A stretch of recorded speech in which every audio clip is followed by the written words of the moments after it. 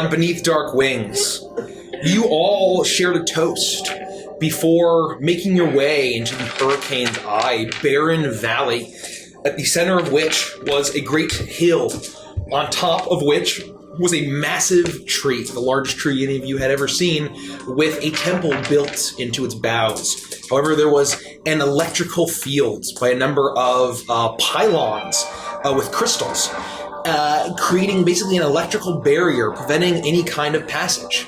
You all managed to kill the Aeromancer and destroy the crystal powering one of these traps, and it actually eliminated the entire field. You made your way across, avoiding the sentry of Tiber, the Silent Death, and however got waylaid by Makutu Flamebender Taiahi, the rival of Toa, and unfortunately the servant of Tikiroa, the evil volcano god that he worships, and then it was in league with the evil Commodus. With a one-on-one battle, Toa barely beat what is his name? Makutu in combat. Cheating. With some cheating. Thank you for Thank you. I'm so puzzled that there are 20 ferrets. And the brochure said there were a few ferrets. Thank you for the result. Thanks so much. And however, he said that it'd be honorable combat. However, when he was defeated, he called on the power of Tikiroa, transformed into a great lava man, and the party brought him to justice, and Toa had the option to letting him live or executing him, and Toa brought down his maul upon his head.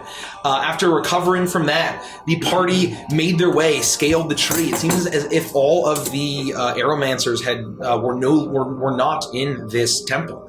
It's almost as if they were waiting for the party. The party made their way up to the tree, to the huge temple of this Elder Tempest, and the cyclones immediately snatched them up, except for Lufty. Thank you for the follow. Oh, thank you for the follow, Honeychu. Much appreciated. Welcome to our family. Welcome to the Avantris fam. And it was there that you had a confrontation with Commodus, Tiber the Silent Death, as well as Alira the Thunder Fury, who you learned was Lufty's mother. Thank you, Sorrow the Necromancer. Oh, thank you, Sorrow the Necromancer. You learn was Lufty's mother, and was bound by Commodus, the evil owl Aarakocra overlord, the grand lord of these nobles, and in order to rip the soul out of Lufty. And however, through some persuasion and showing that she was truly your daughter, Alira broke out, killed Tiber. And with that, that activated Commodus' trap card, his last final-ditch effort to use his dark crystal that he had to rip out strange, angelic-looking forms from Lufty, Alira, and the great wind spirits that were also chained up in the chamber into himself, obliterating his body, but giving him new life as an Elder Tempest that not looked like a serpent like you had been expecting, but a great six-eyed storming owl, before rocketing off south. You now are all standing, the storm raging above you, but far less than it had been. The echoing of that incredibly loud thunderclap, maybe it was even a sonic boom, is finally dissipating as the rain is just gently falling down, as you all stand alone with yourselves and the great Jinn that stands before you. Toa, you are covered in blood and feathers. The dark pulsing crystal in your hand. And you see all of these great beasts chained up. Alira, after her blood, the blood of Tiber soaking her great scimitar, is shaking as she falls to the ground, puts a great fist onto the stone, and closes her eyes, and seemingly recovering from breaking free of whatever horrible magics had been binding her. What do you all do? I immediately rush to the closest wind spirit. The turtle, let's say. The turtle? Yeah. You do that. You rush over, and you see this great ethereal-looking sea turtle with these strange chains, making a number of X's, chaining it to this wall. It seems to be breathing, if spirits can breathe, but it is completely unresponsive. Tonga's at you! And I start I don't know, is it huge? It's huge. It would be the size of a huge creature. It's a turtle? It's a giant sea turtle. So it's not like a spirit, it's like a physical It's turtle. a physical turtle, but it's lightly translucent. You can kind of see that it's a little ethereal, it's wispy, but it is in the form of this turtle. Does it respond to me shouting out? It makes no motion. I want to look to see if there's anything that I can break to free it. Like some kind of... Are there chains? Yeah. Okay, I'm going to just go in on I'll just say, I'm just trying to break the chains. Okay, so Toa, you take your maul and you are smashing and smashing. What are you guys doing? What's happening? I'm running over to Alira, the djinn, and I'm kneeling down in front of her and looking up in her face. Hey, are you okay? Can you speak now? She looks up at you. This huge mane of black hair is cascading over her face. A single eye meets with you through the parting hair, and she looks at you and then just looks back down, her eyes widening. I'm gonna rush to Lufty and just grab her and hold on to her. I'm gonna walk up to where they're embracing and just make sure that Lufty's, okay. I'm not saying anything, I'm just observing. Yeah, I'm basically just there giving you emotional support. I'm going to look for a ledge or something where I can look out and down and see if there's anything coming, or just sort of generally if there's anything coming back on the horizon, that kind of thing. Make a perception check. That would be my pleasure. Ooh! 21. 21. You make your way out through the temple, out to a branch, and you can see the great valley around you. You see now that all of the shocking, arcing crystals of those towers are all now fully diminished. And as you peer out, you see several shapes in the distance, flapping. You see Aarakocra, the Aeromancers, flying up into the air, but not towards you. They're flying away south in the direction that Commodus left. I'm going to whistle and just hold up my finger so Beatrice can come out of my coat pocket and land. And I'm going to say, Beatrice, go. See if you can find him. Go. And I'm going to kind of push her in the direction that we saw that thing fly off. Okay. So she tweets in understanding and takes to the air and flies off. As she's flying off, I'm going to run to the edge of the thing and just be careful, please.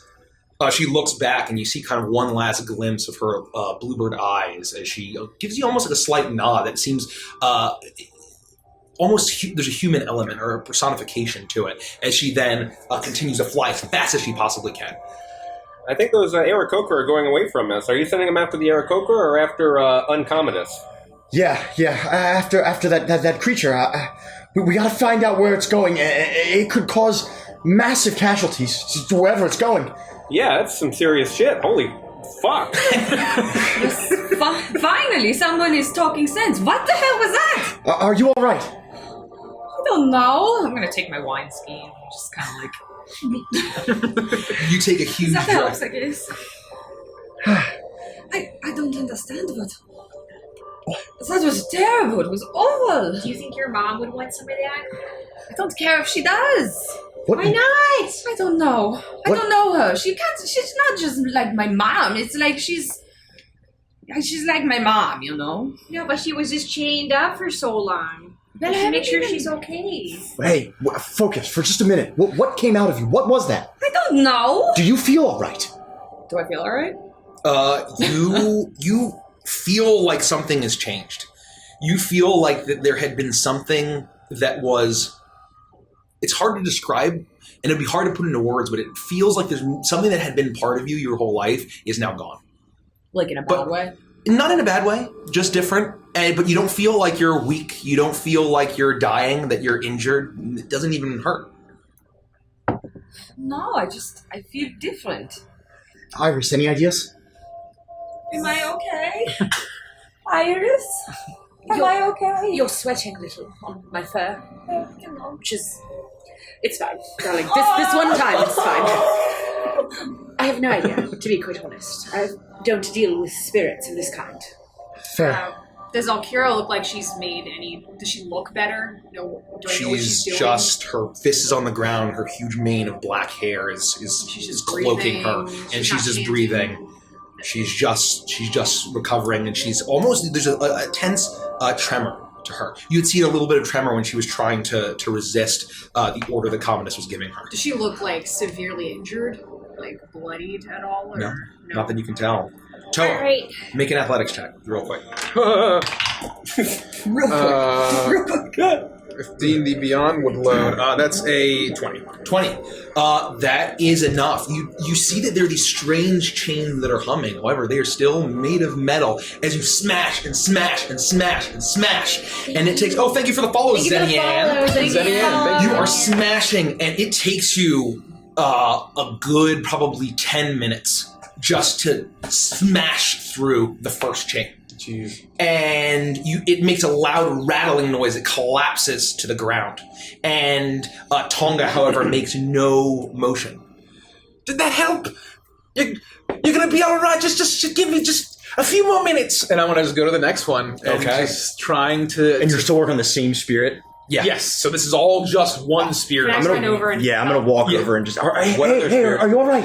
We need to free them somehow. Okay, give me 10 minutes on... Are they made of metal? Yes. Give me 10 minutes and I'll have one of them free. 10 minutes. You go to that one, and I point at the boar, the red boar. Which one can I help with, Tor? I will point to the shark spirit that's all tied up. I don't care for sharks. I'll take the shark. You take the next one. Okay, thank you. So I'll point to a moa, a large flightless bird.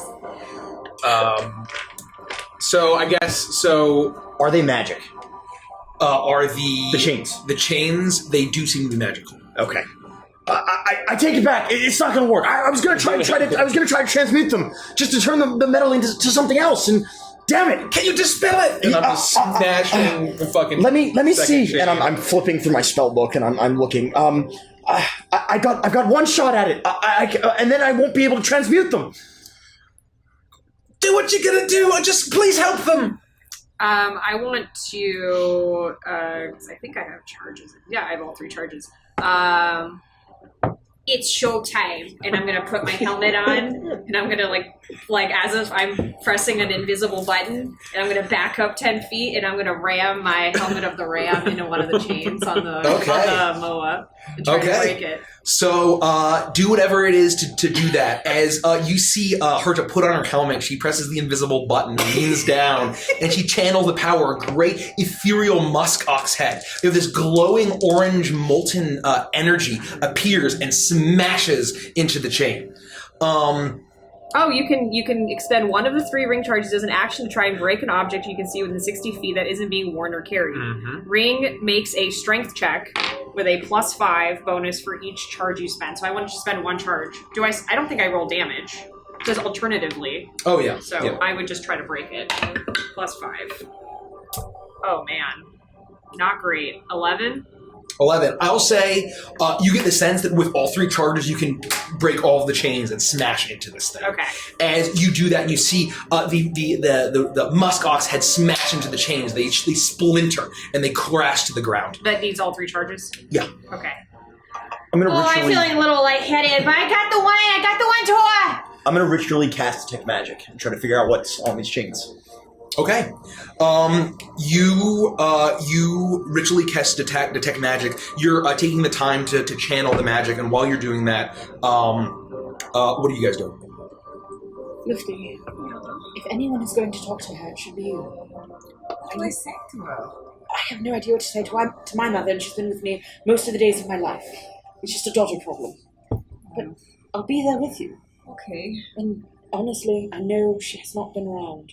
And there's a lot of baggage there, but she saved you.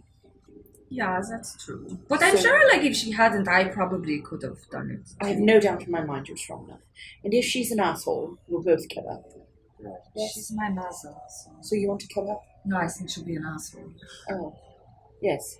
Well, let's go then. Okay. So I'll walk over and kind of peer down. I'll drop my wine skein down. As you drop your wine skein down, the second it makes it past her eye line, you see a huge blue arm reach out and grab the wine, and immediately, and She's my mother.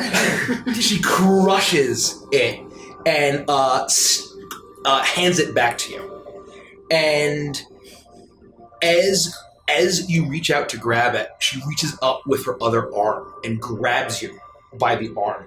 Her hand, you being a small air genasi and this being a massive woman, she's able to, you are just a rag doll in comparison to this woman. As she grabs your arm and pulls you in a little bit. And she looks up at you. And you see that her eyes that almost look like celestial orbs of swirling wind pierce at you. And they stare at you for 10 seconds, 15 seconds, as she finally speaks. You are my child. I think so. You're so much smaller than I thought you would be. What does that mean? And with that, she lets you go, and she heaves herself up as she looks down, and she realizes that she's still gripping the scimitar, bloody and covered in barn owl feathers. As she shakes it off and sheaths it, she stands around and looks at all of you before looking back down. Are you okay? I do not know. Are you okay?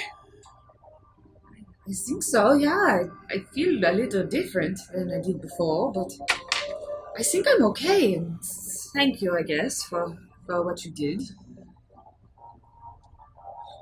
I don't even know what I did. There was so much darkness. So much hatred. And she walks over and she takes her two huge hands and cups your face. How did you find me? Well, we came together with my friends. These are my friends. They helped me. And they were after me, so we were, I don't know. We got here. It was a long journey. How did you get here? Lets you go. And surveys the room. As you finish your detect magic. And you get the sense that... actually, let me actually look up the school here. Abjuration, maybe? I think it's abjuration. Yeah, That would have been my guess. Yeah, it's abjuration magic. And it seems to be a binding... we'll say it's a binding spell. Well, it's definitely some sort of magical binding, but I don't know if dispelling it would release. I mean, it's still metal. We just have to keep working. Then I'll just break them! And I'm just gonna, however long it takes for me to break all 4 chains of Tonga's binds. So you're smashing away. Are these creatures in the air and being bound down, or are they bound down to the They're floor? basically imagine there's a little enclave in each one, and they're basically bound to the wall and to the ground. Okay.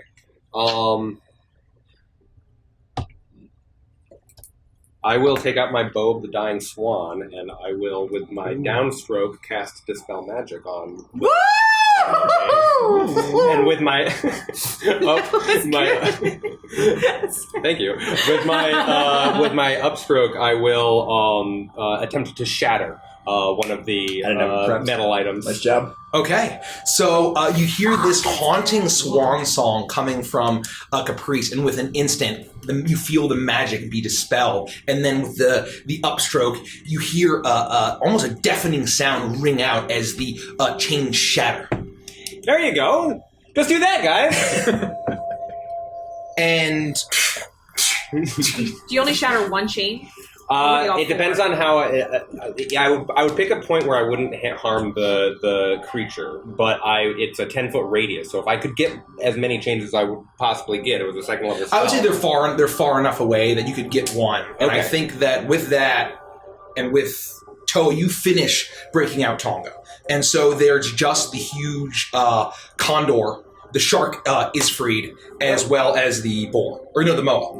So it was just the boar and the huge two-headed condor that you know to be Tamaka left. How does the Moa look? Like, does it slump down? Or So can I go as soon as touch you it? free it, it just continues to be in this strange catatonic state. I try to... Is there like a field around it, or can I reach out and touch it? You can reach out and touch it. And you feel, as you reach out to touch it, your hand gives way, and into the form of this creature, and you feel this light breeze, and it's a cool breeze as it swirls around you. Hey, Moa, wake up! I'm trying to free you! Can you hear me? It does not seem to be making any kind of... And it's just going, and my hand just goes through it? Do I feel like it's an illusion? No, it just seems to be that this It's just spirit is ethereal. made of wind. And Okay. as it gives through, even though it has a shape and a color, and it's made of wind and energy. I'm going to lean down on Tonga and I'll say, Tonga, how can I help you? And I want to pull out my my carved turtle figurine, and I want to try to place, I guess my hand would go through, and I would try to place it down and say, tell me how I can help you. Make a religion check. I think 14. 14. You place it down, and you're praying, and you're praying, and you're praying, and it swirls around. And as it does, Tonga makes no motion at all.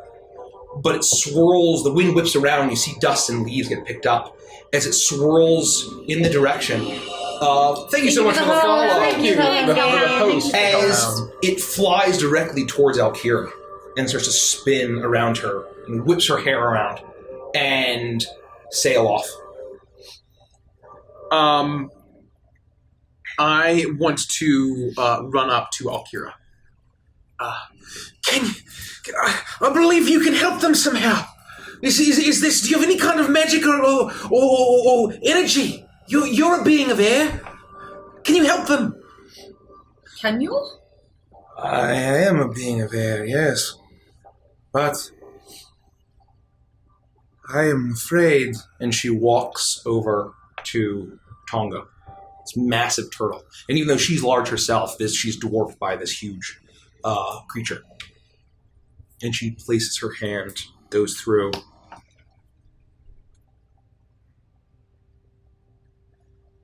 I do not think these creatures will come to themselves until we kill whatever took off. Then we should at least free them and make them comfortable. Their essence is what was used to create that horrible abomination. But that came from me too. So with my essence? What was in you, my child, and what was in me? We helped create that apocalyptic thing. Jeez. But here we stand, because we are stronger than these creatures. Thank you so much, Ray. Good to see you. Ray. Thanks so far. Thanks for hanging out, everybody. Great name. I would like to just run over and start freeing Rocky. Okay, make an athletics check real quick. Can I go over and see if he's trying to do that? Help him? Yeah, break yeah, through make the it good chains? advantage. Thank you.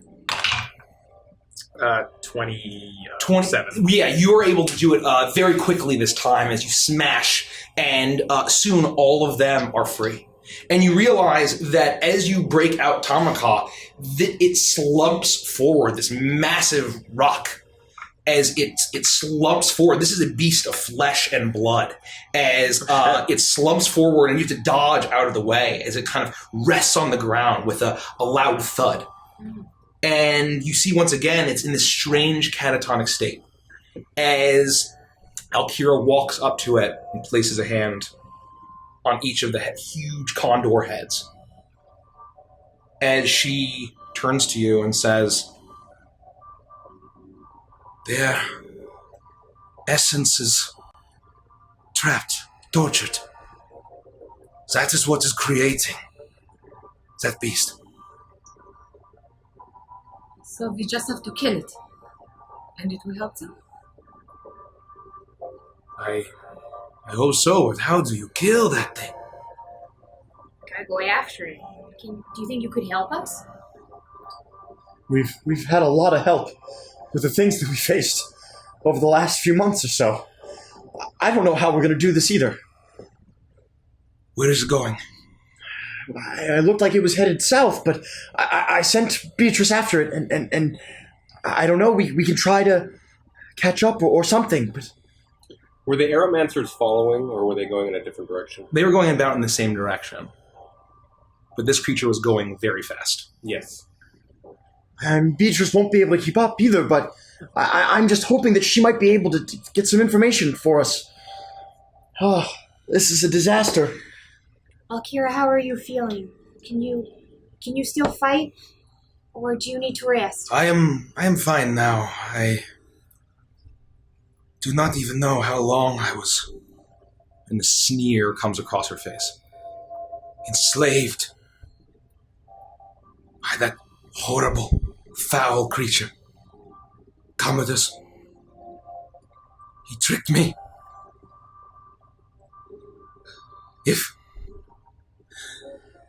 If he is truly going to destroy his own people, I do not care. They all deserve it. How did he trick you exactly? Did he gain your trust and then pull a little switcheroo action? I'm just curious. Sorry, hi, I'm Caprice. Yeah, sorry, these are my friends and... but yeah, how did you get tricked? She hesitates and breathes a little bit. You, Lufti. It was you. I didn't do anything. You were here. You were back in Striga. They have a beacon where I can use my magic to teleport to your world. In Caleri. When I knew you were coming back, I had to see you. See how my little girl had grown. Why? Why do you care?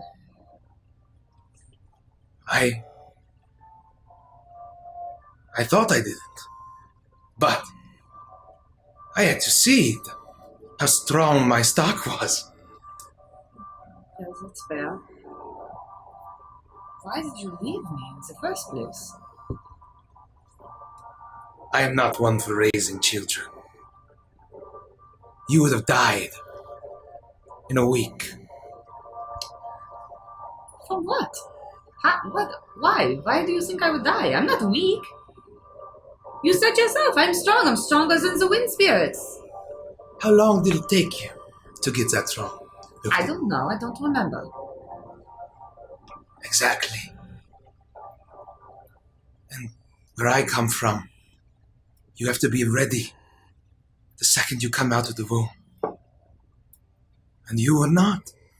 It was too dangerous for you. So why didn't you stay with me? Here.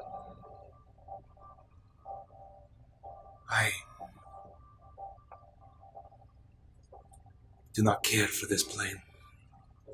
It's not the place for me. She steps over to you and places a huge hand on your head. I am sorry, my child. I truly am. But we are entirely different species.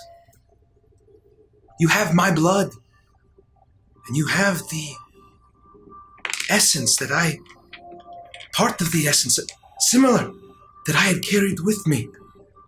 We share that together. Whatever he took from us.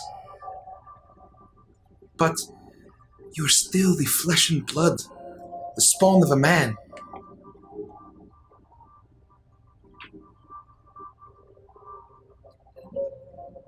I need to get my essence back then. Make it sound if I have that, then I am nothing. We will. Do we...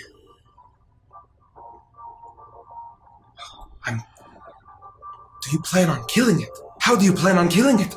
Would I be back from freeing? Yeah, Rocket? you would have been, Okay. you would have taken your time with all of that and freed all of them. We've like I said, we've had a lot of help so far.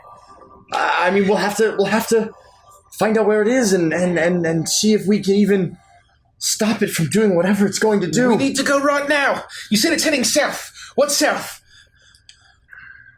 It's the cardinal direction? I'll just point in the direction I sent off Beatrice. I don't know. What, what's down there? Do we know what's to the south of us? Oh. Do we have any kind Make an of intelligence check. Because Toa probably wouldn't know. just straight up int? Yep. It's acceptable money. 19. It's gotta be +5. Yeah, 19. Yeah, 19. Thank you. You think, as you're thinking about the general direction it was flying off in, and from what one more telepathic note from Beatrice as she was flying north out of your range, you get the sense that it was flying in the direction of Keri.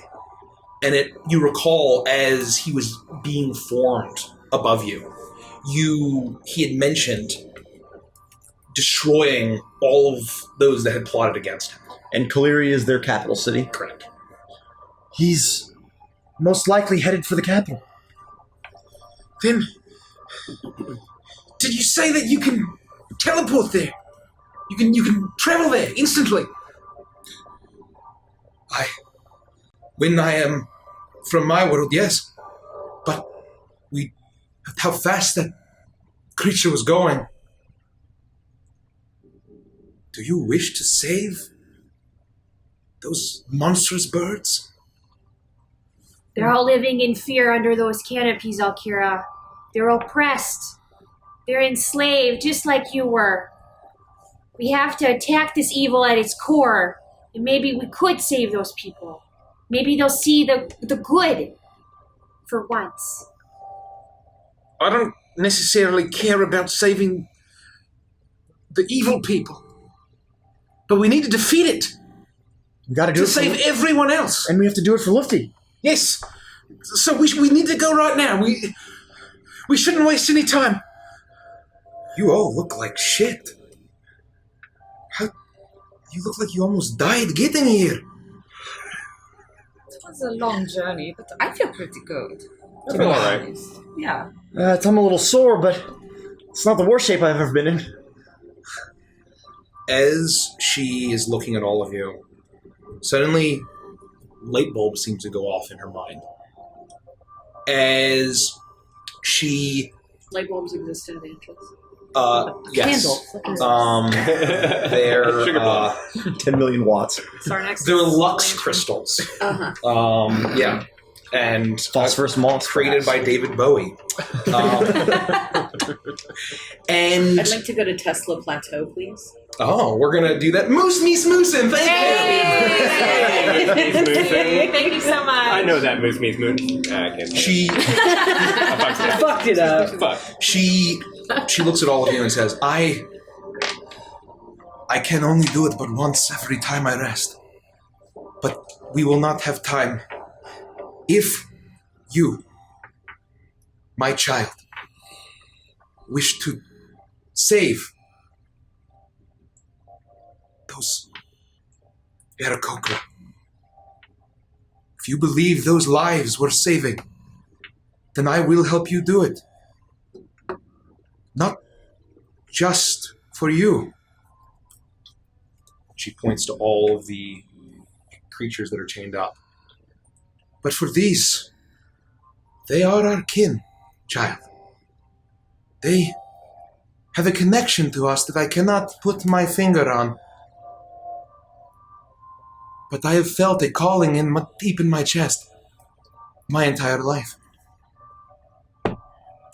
And I will help you save them. But we will not have the time. But if time is the issue, I have an idea. Do you all trust me? Fuck, I mean, there's no one else, I don't right? even know you. We don't have a choice, yes! No, but continue anyway. Ditto. She looks at you and says, this may be our only chance. She steps forward and she points at all of you. Gather around me. Oh, is this happening right now? Yes. Oh, hold on. And I dismiss Peyton. Oh, you channel it and Peyton dismisses. As you all... I thought she was going to rip a fart. I really thought she was like, really cool. oh, I got to get out the nervous gas before we do this. Yeah. And you all crowd around her. And you see her start to move her arms. And her fingernails, long, start to glow. And suddenly these strange runic tattoos all around her body glow as she starts to swirl around and around and around as her eyes flash blue. And suddenly her whole body is glowing as it swirls around. Suddenly wind whips up all around you as it spins around and around and around. And in a moment, a flash of light blue energy almost blinds you as suddenly it envelops you and you feel a pit in your stomach almost get sucked out as suddenly you flash a blinding light and you're looking around and suddenly nothing but wind is whipping all around you. And what had been dark storms at night, suddenly you're in daylight and you realize you're falling.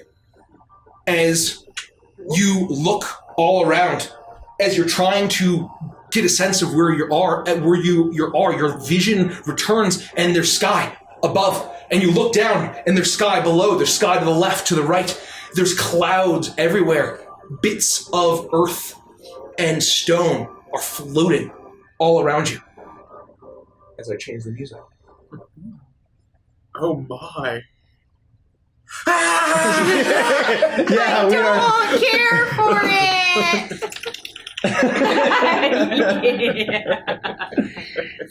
It's for free. Are we like in free fall?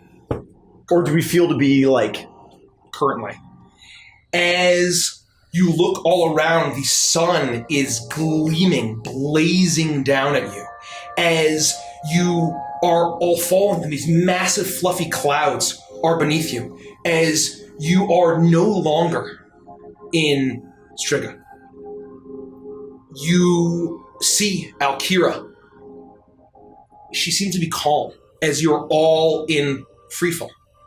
And suddenly with another wave of her hand, you all feel yourselves get caught. And you begin to levitate. Oh. This is awesome. Can I do this? Can I learn? It would not be for a very long time, my child.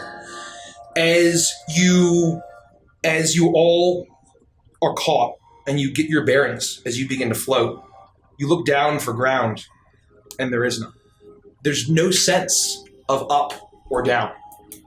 As you look all around and you see Alira look at you and say, maybe it's better if we land. And she points to a cloud. Follow me. And she flies over, and you see as there's a bit of a nimbus cloud that forms around her legs. as she flies and she rockets almost. And her form lands, her legs appear again, and she seems to find firm footing on top of this cloud. Why are you standing on the ceiling? I'm upside down. This is incredible! So we feel as if we have agency of our own bodies and can move You have the in fly this. spell Okay. cast on you. So I'm gonna like attempt to. and like spinning and doing all shit. I'm gonna like really gingerly try to move myself where she went, like towards the cloud, like slowly, because I'm not used to this, and I'm like kind of like flailing a little and like trying to concentrate and get myself over to the cloud. Okay. You get a sense of, I don't think you ever cast the fly spell. I don't know, have any of you in this I campaign? Oh yeah, you have. Oh. And so you get a sense of how it is. It takes all of you that haven't used it a little bit of a sense of getting your... I'm breaststroking down to her like with perfect grace. I'm like a cat being thrown into a bathtub. I keep flipping over. The cat wearing boots. I can't figure it out. I'm not. Have you ever seen a cat in zero G? Oh my god.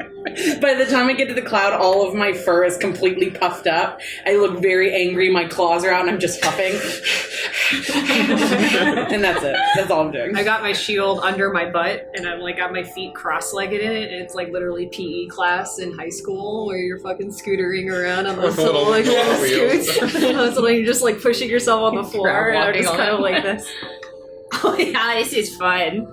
I like this. How did you get us here? Are you able to just return here, or can you teleport anywhere? Can you teach me to do that? I can learn to do that.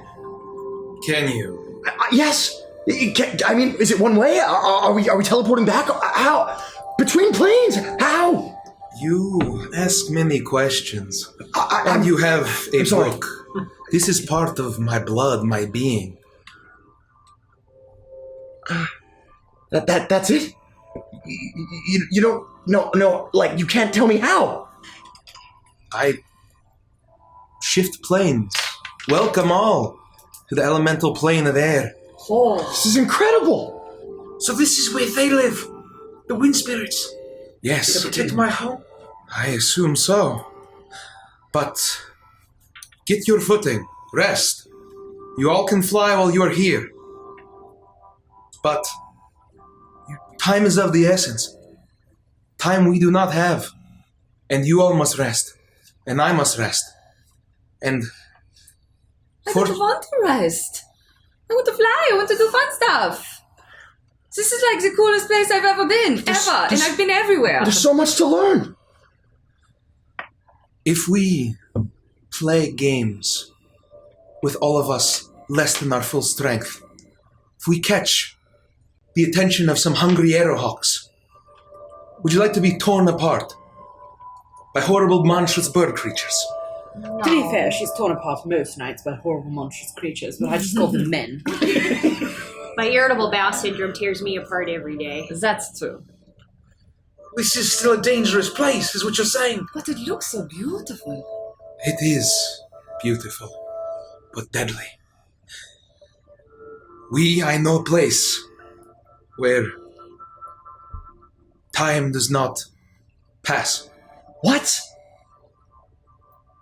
I cannot even shift there, despite my mastery of this plane. Here on the elemental plane of air, there's Yes. a place where time doesn't pass? So we will have time to rest. And time on the material plane will not move. But we'll be moving. Like, we won't walk in and then we're just... No. So we can sleep, we can rest, and then still get there in time.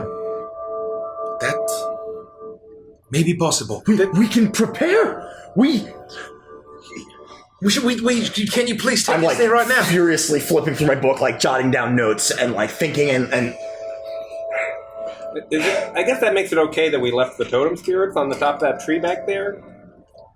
They will not move, or can even be harmed Oh, cool. until we deal with that Elder Tempest. The fact that an Elder Tempest is in the prime material plane is disastrous. It could destroy civilization as you all know it. It matters little to, well, it would have mattered little to me. But I have seen you mortals. I've seen and learned so much. There is something worth saving. And she takes off. Please lead the way. And I'm like right behind her. I'll put my book away in my quill and I'll try to follow. I'll stay in this cloud. If I die, then Anubis take me. So No, long. don't be silly. I'm going to grab her and Oh, no. like No, Peter no, Pan fly no, her. no. And then I'm Sit gonna on my like shield. I'm gonna slowly open my eye. Love the darling. this is the best day of my life. The second star to the right shines with a light for you. I wrap my tail around the both of us, and I'm like burying my head, but occasionally I look out. Oh gosh, look! I'll be falling. I'll be falling. Very gracefully. I guess technically a little bit. But then we go up. Oh God, don't come at us like that. There is no up. There is no I've got a down. hairball. We're I've got a always hairball. both flying, falling and rising.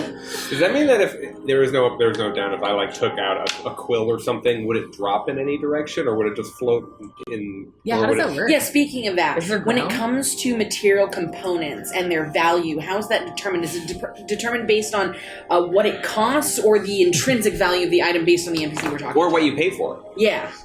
There's definitely the intrinsic value. It's just a very static market. It's like it's the gold standard of Avantris. Okay, great. Good. That's very important. None of this bullshit fiat currency. But I do take out a quill and I try to drop them.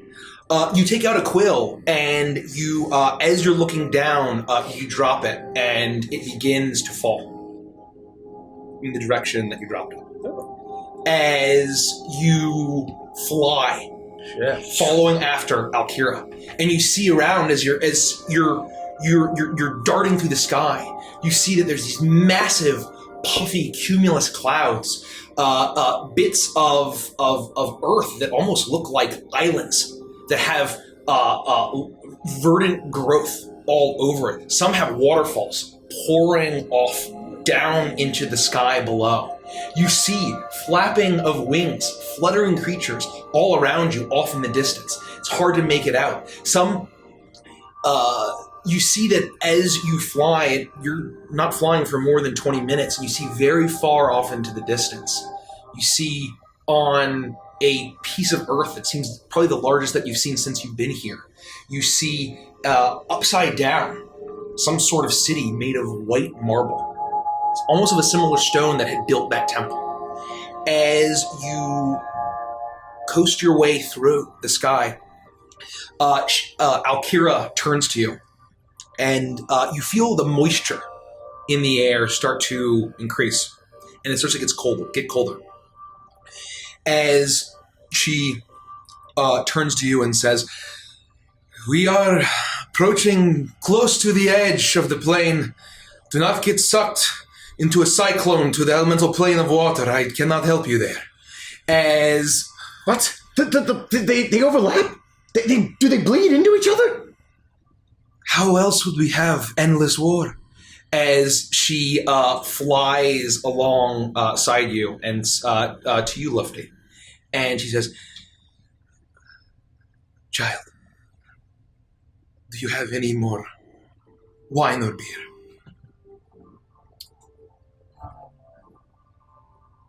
I don't know. I think that was it. It was a pretty long journey. We'll have to hurry then. That is one thing worth saving on that plane. And she picks up the pace as you start to see that that up ahead, the beautiful rays of sun and the clear skies that you had been soaring through start to get more and more and more obscured by mist. As soon there's nothing but just fog and mist all around you as it gets colder and colder. As you begin to follow, as you continue to follow Alira, she flies the cloud beneath her waist, spinning faster and faster. She's trying to push through this mist, and you feel the moisture on your skin, the dew forming, and it is cold. You get a sense it's not painful, but it's definitely not pleasant, as the mist totally obscures your vision. And You hear Alkira's voice call out, "No matter what, keep following me. Follow my direction, follow my voice." Yes, of course. As you push further and further, as the mist suddenly envelops you, you're all flying in tight formation, and you can still barely see your friends and allies. As you get further and further through this mist, and then suddenly, in an instant, almost in a flash of blinding light, you see sun again. And what was once wet and cold is now dry and balmy. It's almost a perfect temperature. As you see a valley beneath you. You see mountains rising up in a ring of a verdant green valley that seems to be sitting on a large piece of floating earth. Water coursing through rivers, marking this land, and you see what looks like a city. You see beautiful silver spires rising up to the sun that and buildings made of white stone and silvered metal, fields, gardens of both plant and stone, seemingly meticulously crafted, and everything is calm and quiet here. As I change the music again. Are Zorbeck and Hart with us? Yes. Okay. Just make sure that's the same. Yeah. They're also here. Is this even real? Did we all die? Yep. Nah, That's I'm a fucking shame. with you. As you hear the chirping of birds, as you see the beautiful multicolored birds flying all around you, and the perfect temperature feels pleasant on your skin as you begin to descend, and you see this massive courtyard pavilion. You see pagodas rising up, and various buildings sprawling as far as you can see. You don't see a single person, however. As you see that there's a small pavilion on a small island in this lake with bridges going deeper into this city. And Alkira flies down and lands. I'm gonna go up to her and say, are we still in the elemental plane of air? Yes. At least, I think this is still in the elemental plane of air.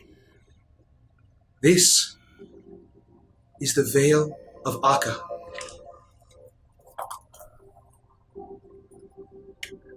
How do you spell Akka? Aaqa. What is this place? It is a place trapped in time. A city perfectly sculpted, but lost. When I was younger, I felt a calling. Something deep in my soul, pulling me here. It seems as if the mist that surrounds this place obscures it from all of the dangers of this plane. And time itself does not even pass. And no matter how far I've searched in this valley, I have not met a single soul. It's like paradise. Who tends to these gardens? These fields? They are eternal. I have not seen a single soul. I've made it a safe haven there. I've set up a camp. But I dare not disturb anything. This place feels holy to me. And I have never worshipped any god. Do you think it was made for you? by your parents? I knew my parents, but they did not tell me anything of this.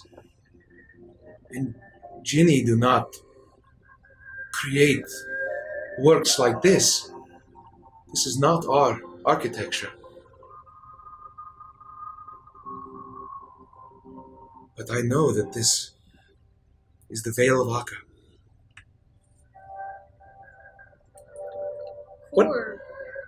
What is Akka? What does it mean? It's this place. This valley, this city. Does that ring a bell to me? Yes. I feel like I've heard the word Akka before. The word Akka it's the Wind Dukes of Akka. The 7 angels are the Wind Dukes of Akka. Okay, and it's spelled this because I thought it was spelled differently. Same way. Okay. A-A-Q-I. Okay. Wait, so the Wind Dukes of Akka, they must be from here. And you haven't found anyone here because they've been trapped. They've been trapped now in that maelstrom. Maybe that's why you heard the calling. Is that one was inside of you. And it knew that this was home. That would explain so much. This is a very holy place. No one should disrespect this land. Why are you looking at me? Caprice, please, be respectful. I'll be respectful. I'm fine. Where can we sleep in your camp? Yeah, where is it? Yes, it is not much. It is right through this garden.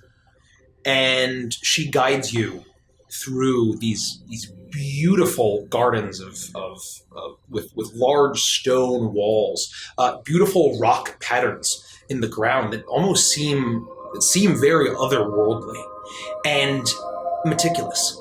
And you realize that every single stone, every single bit of metal in this place seemed to be incredibly deliberate and uniform. As the beautiful birds chirp all around you and dive around, you see as you walk over bridges that there are these strange fish all in the waters that look unrecognizable to you, Toa. Some just absolutely wildly colored and strangely shaped.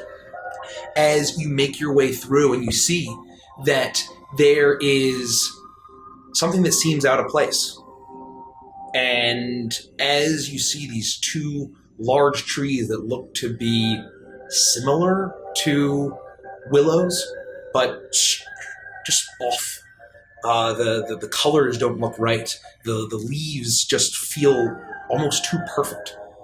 As they drape down and you see on this stretch of perfectly placed stone, there is a small camp set up, a bit of bedroll, and everything's very large. And the make seems to be unlike anything you had seen. Honestly, Lufty and Iris would probably recognize it. Seems almost of a Negbeshan style. You see there's a large number of barrels all stacked up, a number of cups, and some bits and pieces of food here and there placed for fire. And she steps forward and says, "It is not much, but this is a home for a time." I love it. When was the last time you were home? I wish I could tell you. I lost all sense of time while I was bound by Commodus. Thank you for the insight. Thank you so much. Leicester. How long were you with him? Feels like years. I do not know. It's so hazy. Bits and pieces. I know he had me kill. He had me do terrible things. And I did it. Unquestioningly. It's not your fault. You weren't in control of your actions. You shouldn't have any guilt about that. I am stronger than aeromancers. The second I came to your plane, they had these waiting. And she immediately realizes that she still has the shackles, no longer bound or glowing. And she immediately walks up to a stone table and smashes one wrist against it, and then smashes another wrist. And then she takes her sword and smash the bracers around her ankles. And then she takes her hands, massive hands, and reaches it around her collar. And she... And you hear a loud snap as it's shattered. And she throws it to the ground with a clatter.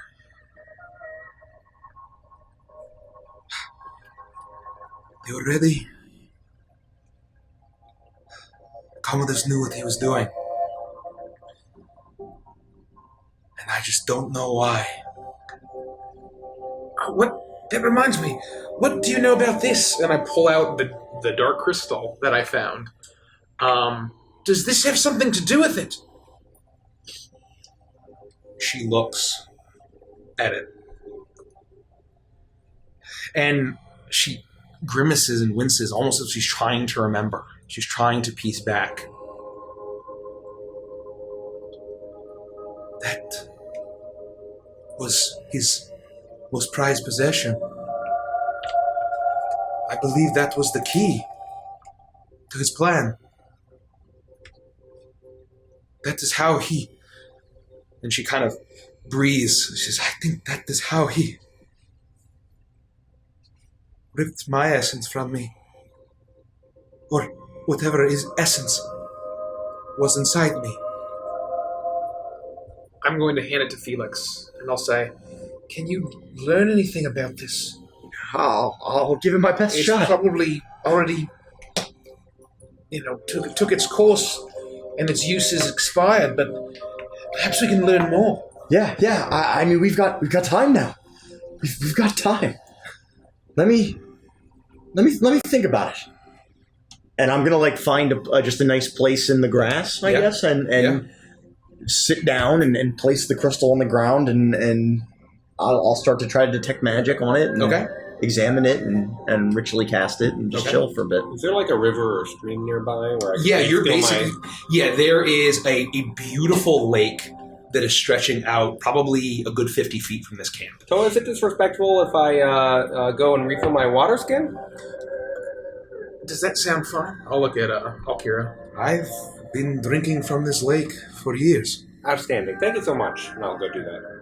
I want to pick up one of the broken shackles that she threw on the ground, and I just want to inspect the metal of it and see if it's anything I've ever worked with before. If there's anything precious about it that could be resmelted. Make a what would that be? Just make an intelligence check and add your proficiency. And Also, hi, Winnie. hey, when Hey, Harry Winnie. ball drop to you. Very, very horrible job to you. Alkira's kind of rubbing her wrists. I got a 13. 13. It doesn't seem like any kind of metal. You're not sure if it's precious or not. You get the sense that what was giving it power was the magics of the aeromancers, and that Commodus's lackeys were the ones that were actually charging it with magic. It doesn't seem to be inherently magical metal. I'll just walk around quietly and gather them all in a heap kind of out of the way just so that it doesn't bother her anymore. You do that, and she immediately walks over to one of the large barrels that still seems to surround this camp, and she turns to you and gestures. Well, if there's one thing that makes this home, it is the selection I have. I've been all over Avantris for the best of the brews, the wines. I have rice wine from Inari. I have the best of the whiskey from Yona. I have... This is going to sound like a long shot, but do you have Budweiser from Galtica? I never made it there. Oh, man. I could have really gone for one of those. You should go there sometime. It's the best city in the world. I will. Follow, thank you for the follow, Pansara. Pansara. Thanks, Pansara. And you, and she goes to one of the particular barrels, and she says, I think in honor of you, Lufty, I'm going to tap some Lapoir's Revelry. And You're joking. why would I joke about ale? Oh my goodness.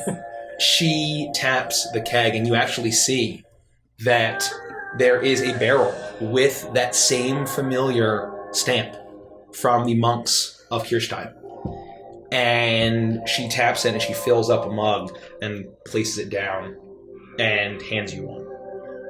You all are in for such a treat. Thank you. Are we all invited? Oh. Thank you, Akira. You all saved me from my eternal hell. This feels like an eternal hell in a way, though. This place of beauty with no one to live here besides me, a squatter. Does not feel right, but I feel like I belong here in a way. We will bring them back. We will free them, and perhaps they can live here again. As long as we draw breath. That's all that matters. Yes. We're still alive, and we're going to keep pressing forward. This place may feel a little off, but if this is what the Nine Hells are like, then I'm not as scared as I, you understand my meaning. It's not like a hellscape. This is a beautiful. It feels empty. It's fine. Thanks for the ale. I'm gonna kind of sheepishly grip the ale and look up at her and Toa and say, If I take off my shoes, is it okay if I take a look around? Are we allowed to go inside? I have wandered the streets, and I have tried. All of the buildings are sealed with magic. You can walk through the streets, nothing but the birds. I think I would like to do that. And I'll take my full ale, whatever she poured in, I'll pass it to Lufty. And I'll say, I think I'll pass on that, so please enjoy. Do you want some of the water? No, I just think I need to think. And I want to stand up, and I want to turn, and I just want to kind of explore, and I want to walk around and just kind of meditate, and just see if I can kind of feel any presence, just like if the wind spirits lived here, or I'm not trying to learn anything, but I just want to sort of meditate to myself and reflect on everything that's happened in the last 24 hours. Okay. Just to try to feel kind of close to the wind spirits. Okay. Did I get anything from the crystal? So, 10 minutes pass, and Alkira just sits down on this small wooden stool, and she drinks, and Hart and Zorbeck, they take some drinks, and they're being very quiet, not really sure what to say. They feel out of their depths for sure. And you hear Hart looking around, or you see her looking around, and she says, I think I don't know how much more I can do here. This is so beyond what I'm capable of. You're a hero, Hart. I am, but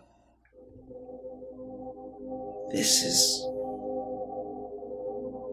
We flew through the sky. Unlimited sky. Well, some of us were carried. I honestly would have liked to have been carried too. This is... You can hold on to my tail next time. Doesn't that hurt? I don't like when people touch my tail. No, it feels good. I don't think I'm going to do that. This is a holy place, please. It's Trying to disgusting. help. Just what? Can't take you anywhere nice. And she just kind of goes over and just nods at all of you and smiles and takes her drink over to the side. Felix, you cast Detect Magic. And I would like you to make an Arcana check for me. Those are my favorite. Oh boy.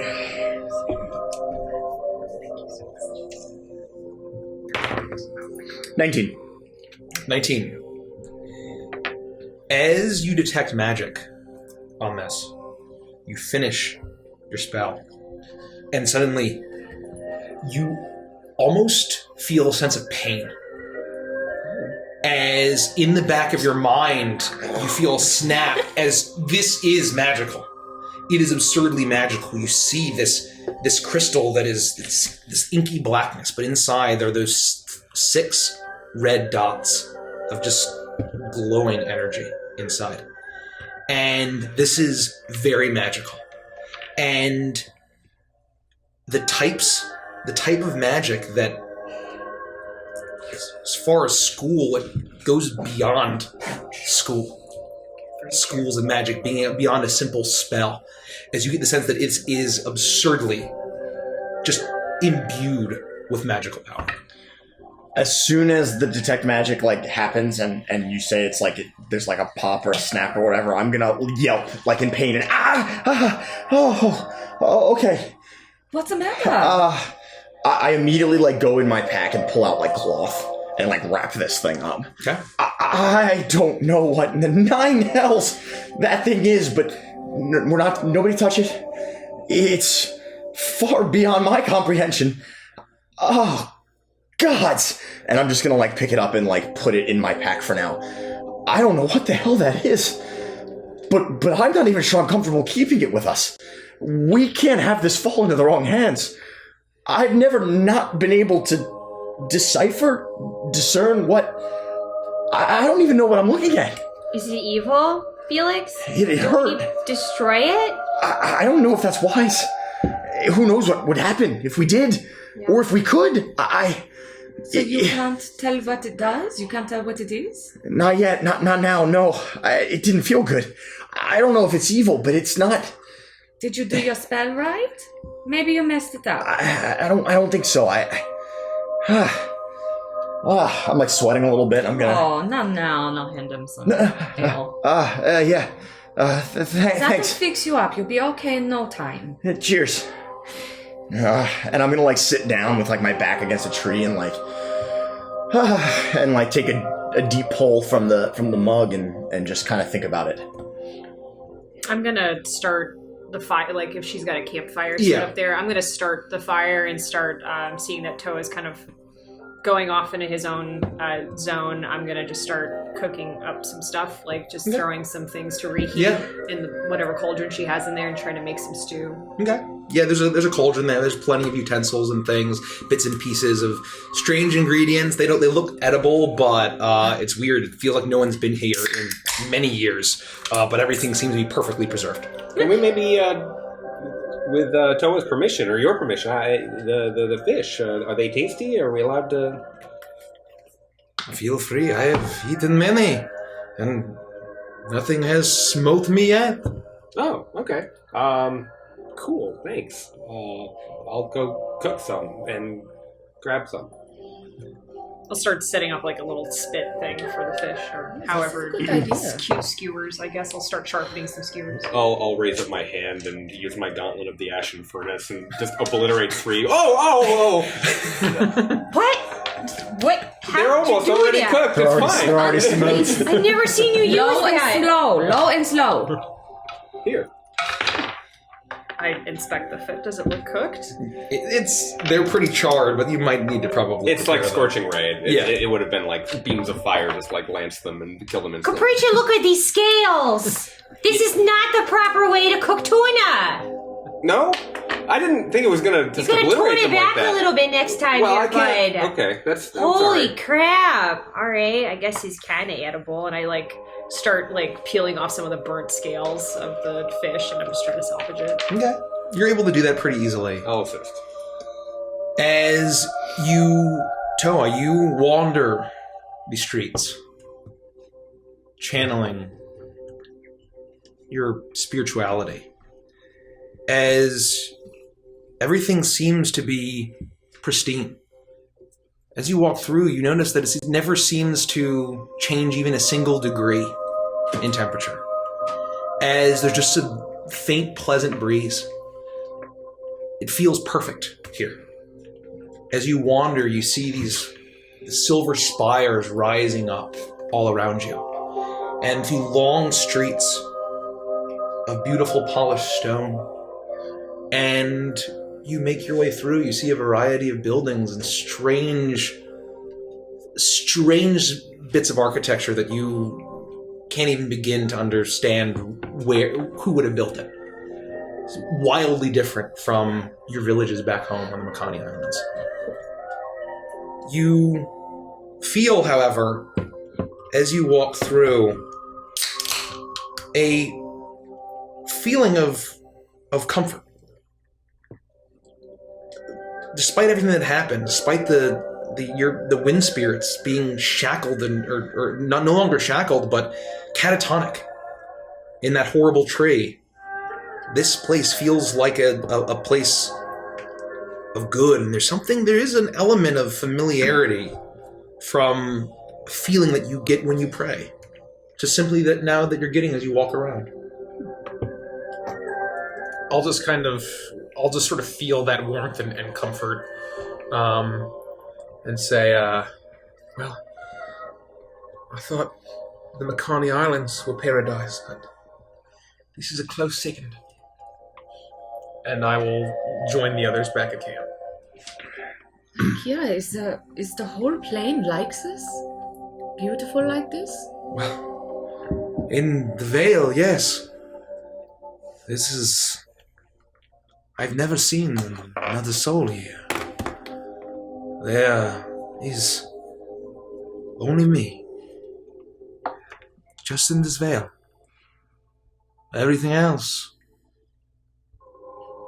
in the plain is what I know. That was home. But here is forever. Nothing changes. But where did you come from in the plane? I came from far away from here, and closer to the plane of fire, desert winds. I don't remember much about it, honestly. I always wondered if I was even born at all.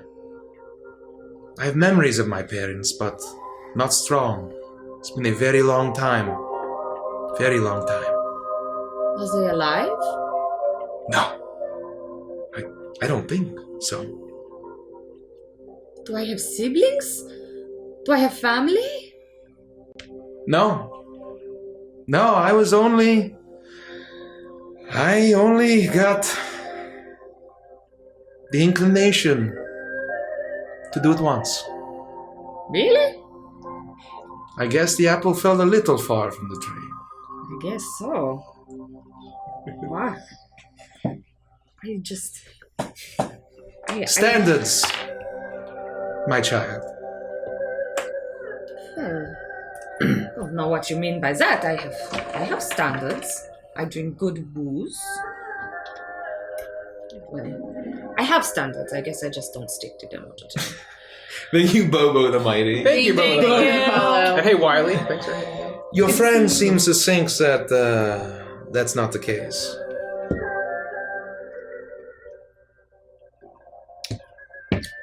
Why are you staring at me? Did you say to her that I don't have standards? Yes, I said it in front of you. Why would you say that in front of her? She's your mother. She should know. She doesn't need to know that. Why not? Because it is my business. If And it was your your business, business, because you have to hear it. if it was your business, it wouldn't be so loud. That's true. I mean, if she's been up here in the sky for hundreds of years, I'm sure she's heard it.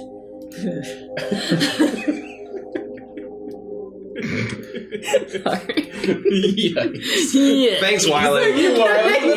That's a twist of fate. Oh, I'll do it. It's a twist and a bit. Did you set this up for? Yeah, sorry. Awesome. So that's from last time. So every 500 bits, we get a re-roll, and we keep track of them with these beautiful coins from Norse Foundry and this little cauldron. So shut the fuck up. Shut the fuck up. Thank you so much. Thank you. Spend that unwisely. I like that. That's the plan. I will absolutely do that. I would like to look around, generally speaking. Yeah. Can I get a sense of what the temperature is, what smells are in the air, that kind of thing?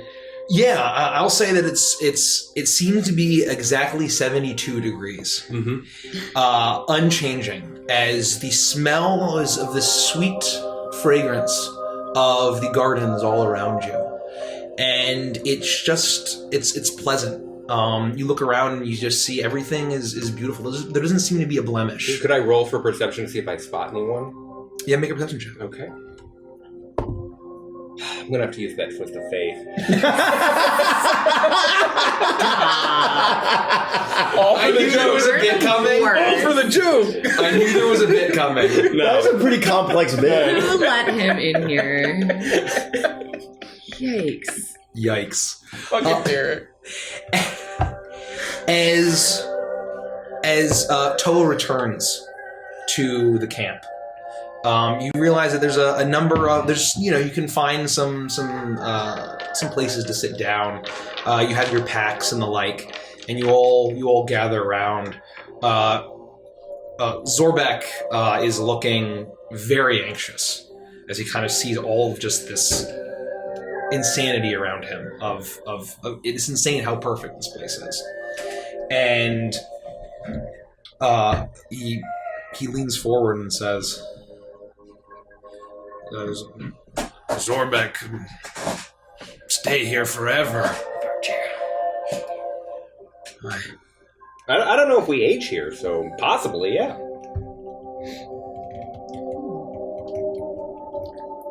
Wouldn't it be lonely to stay here forever? Zorbek wants to be comfortable. But that is cowardly, isn't it?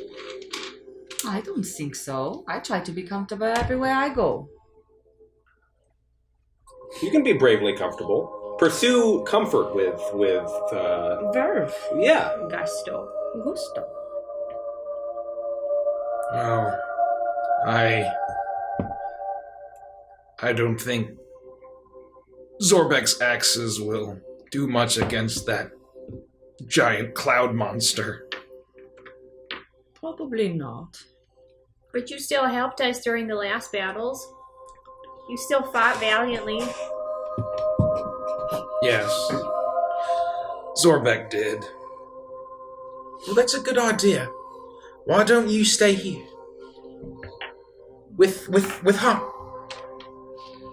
Just the two of them? You could- Forever? No, not forever, but just while we take care of things. Oh. And maybe we can come back, and they can just keep an eye on things, because I don't mean any offense at all, but you may not be well equipped to deal with the level of danger that we're about to go into. Hart looks with her large, not puppy dog, but kitty cat eyes. It's, once again, it's Shrek 2. As she looks all around at you and says, Will that make me a failure? Of course not. No. I want anything to happen to you again, Hart. And honestly, you have to try to fail, and if you stay, you're not trying, so no. I guess that kind of makes sense. Yes, so that should give you comfort. as Should it? Well, yes, as long as she doesn't somehow kill Zorbek, then she will have failed. Someone has to watch him. You've walked him. He can barely walk down the steps without killing himself. That's true. You think we could leave him here alone? This entire place would be destroyed. Who better than you to keep an eye on this entire veil? What a large responsibility to put in the hands of someone with as much heart as you have. That's a great idea. Heart of the Veil. Yes. I like it. But That's if you're really going to great. do it, we do have to spruce you up a bit, yes? So, slumber party with me tonight? I would like that. Lovely. Can I come? Well, I was going to force you to, but since you've asked, yes. Are we doing a slumber party? Not with you. So, we'll meet within a couple of hours, yeah? Yeah, that I was sounds going to teach him fun. how to play nice Monopoly. And you see her kind of walk over, and Zorc just kind of looking down, and then he like looks over, and you see Hart like kind of give him a nod.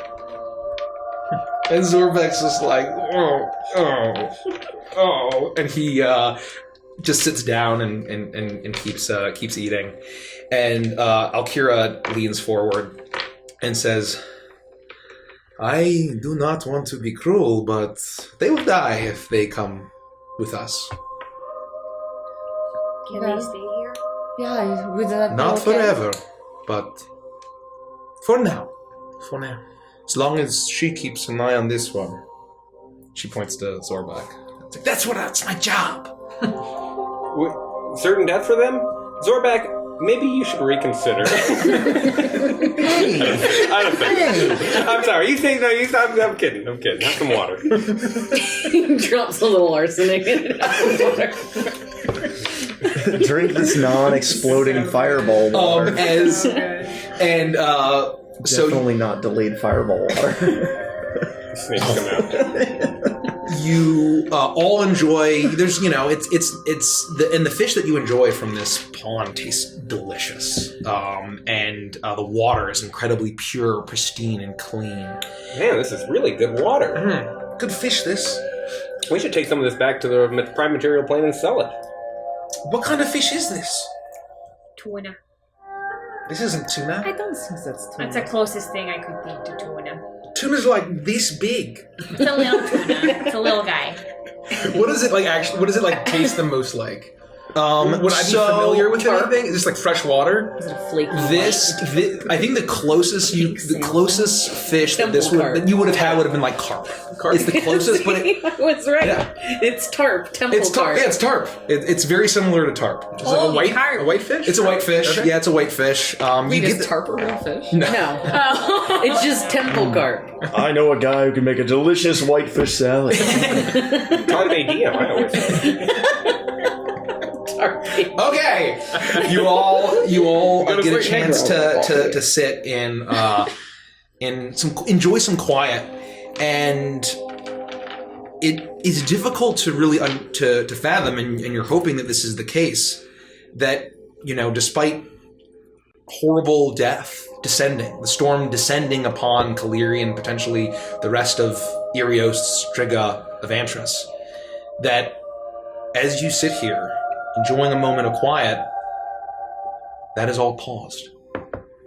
And it's difficult for you to believe, but the more that you spend your time here, you feel like that is the case.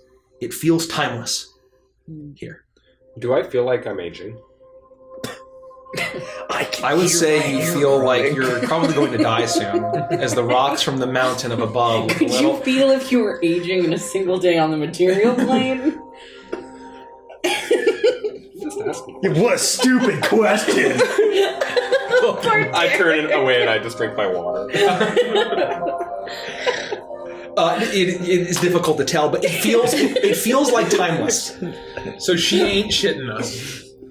At least. Do they have like a sun and a moon system? Like, does it change daylight at all? You look up, and there is the sun, and it's hanging in the sky, and you realize that since you've been here, it hasn't really changed. It seems to be in an eternal near dusk. There's kind of this shimmering glow bathing the entire valley in this beautiful hue that makes it even more like a beautiful paradise lost in time. So what about this this machine, this crystal, this point that you talked about before? How to get back to Striga? Yes. This is something they built? It is their connection to the elemental plane of air. They are Aarakocra.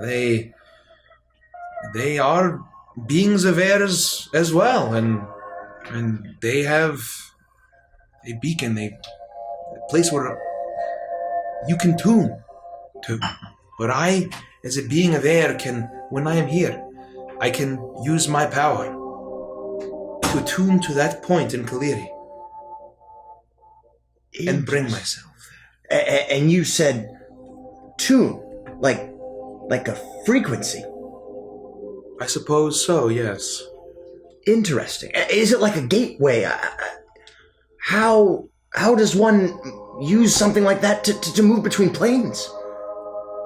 I do not know the intricacies of it. I just know if I have a point I can feel in my mind on the prime material plane,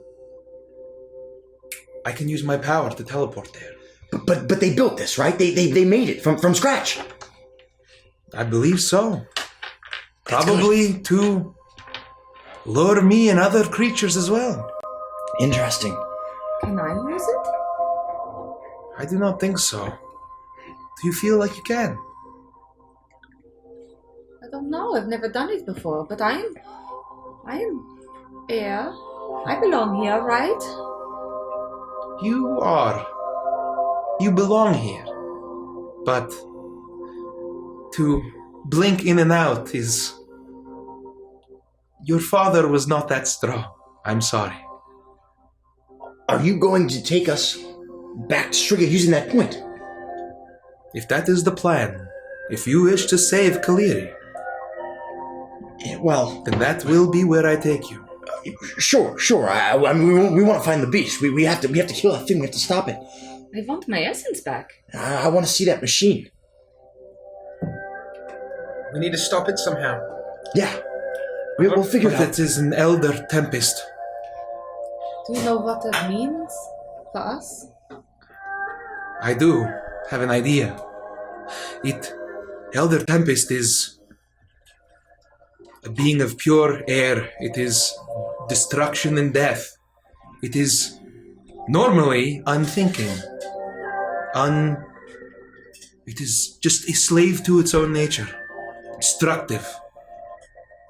But whatever, and she points towards the crystal, whatever he did with that makes it all the more dangerous. Because then it can have malevolent intent. As if it wasn't destructive enough.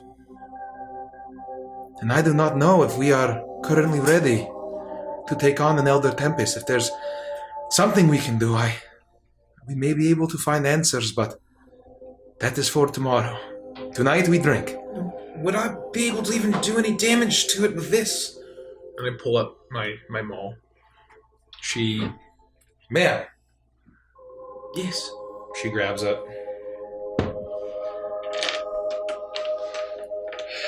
I am not sure. I do not think so.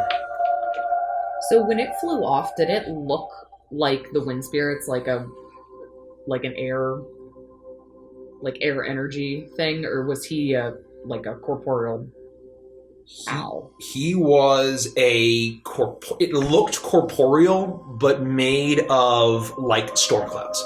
Like heavily condensed storm clouds. Okay. Well, I'm not sure how much use I'm going to be. But we have time. I mean, we can do what we need to. If we can come up with some sort of solution, we have time to enact it. We're not suddenly, wanting for time. We don't have a deadline at the moment. I don't have an idea yet, but in theory, we could take all the time we need to figure out some way to defeat this thing. We can get you ready. I suppose we could. I just don't know how. There's a limit. I mean, assuming we're all still aging here, I would say we can only stay here for, I probably got another 60, 70 years left. Whatever it takes. Whatever it takes. I'm okay. All right, that's fine. Okay. What about in there? And I point to the castle. You said it was sealed. Yes. I feel like I was so close to opening the main chamber, but I was not able to. It's very powerful magic. There's gotta be something in there. A library, records, information of some kind. Perhaps the peoples of this area. I didn't even think of that. What if they're trapped inside? And that's why you haven't seen anyone. What's it made out of? It is made out of, in combination, this beautiful white polished marble, almost. And then, as it rises up, plated in even more brilliant silver. As there's these strange alien-looking silver spires that rise What are up. the doors? Like wood? The doors They're like were iron, silver. of silver and stone. You know that there's wood and like the bridges going over it, and there's this beautiful polished light wood as well. And but it seems like the core, especially, you see that there is a central spire, and that is almost entirely that marble and silver. I'm gonna walk up to it, cast meld with stone, and try and walk through the wall. Oh, okay. And how does that wall work? I just meld into stone if it's near me, and I can exit it wherever I want as long as I'm walking through stone. Okay. So as you make your way through. I'm not gonna say anything. I'm just gonna get up and walk straight towards it and try and walk straight through. Okay. Yeah. Not expecting it to work, but giving it a shot. You make your way through, and you leave the camp, and you know that this place is into the city. You walk alone. You feel that same level of comfort. And as you make your way through, you see that large central spire rising up. You walk up to the stone doors, and you place a paw on the heavy marble door, and you channel the spell. Hold on. Oh. I just want to make sure. If you could just read the whole thing, I guess. Yeah, I just want to make sure I can actually like come out on the other side, or if I just meld into it. Because Iris becomes door. No, you can use your movement to leave the stone where you entered it. So I was actually, yeah. I was thinking about that because I was going to do that as Gricko in the pig tower. That was my thing. Yeah. If he showed up, I would zip back. Oh, so it's like just a hide. Yeah, You like so you get can him. meld into it. That's pretty cool. but If I you still can't want to go use through it, I can. I mean, it's a ritual, so I can cast it Okay, as a so ritual. you ritual it, and as you meld into the stone, you disappear into the marble, and as the stone shifts, you hear something as you're melded. Your whole form has changed, and you feel that not far beyond you, you hear the echoing of the shifting stone echoing through the chamber on the other side within. And as you listen for the vibrations and the echoes, you hear the sound of chimes. It sounds musical as it then settles and quiet returns. And then you're able to leave whenever you pop back out. Yeah, I'll just pop back out and head back to camp. I'm gonna walk over with my ale and sit down next to Hart and kind of pull her in for a side hug. How are you feeling? I'm feeling better, but still weak. But it just means I have to get stronger, right? Yeah, you're getting stronger every day, friend. Thank you. Are you going to be at the slumber party too? Probably not. I didn't hear an invitation extended my way. So that's okay. I'll probably just hang out with the guys. That's fine. Yeah. Well, You'll have to tell me about it in the morning. yeah, I'll give you a full report. I'm so sad. It's okay. That kind of stuff doesn't bother me. I stay up pretty late anyway. You're hanging out with the boys? Sure, yeah. Great, we're learning knife Monopoly. That sounds like fun, actually. I'd be down to play. All right. What's knife monopoly? You're going to find out. I keep saying those words, and I don't know if I want to learn this game. I'm gonna turn to her more seriously and say, I know I joke all the time, and us short gals gotta kind of stick together, but you've done a lot so far for us, Hart. You should be proud. And I know it's really sucks being this far away from your friends. And geez, I feel like I'm way too far away from home. I feel like I've kind of lost myself along the way, but friends are really what keep you guided and keep you together. So just know that you got to do what's best for you, and if staying here means being safe, I say do it. Don't feel bad about it. Okay. We won't leave you here. We'll come back. Well, thank you. Don't feel like we're forgetting about you. Even if you do, it's okay. Oh, we never would. Honestly, that picking you up from this, as you were falling from the sky in my arms, was probably the most unforgettable thing that's happened so far since meeting you. I'm still very shook from that. I give her a big squeeze. Peyton and I would never do anything to hurt you. I know. Thank you. Thank you, Hersha. And I spend the next 10 minutes re-summoning Peyton.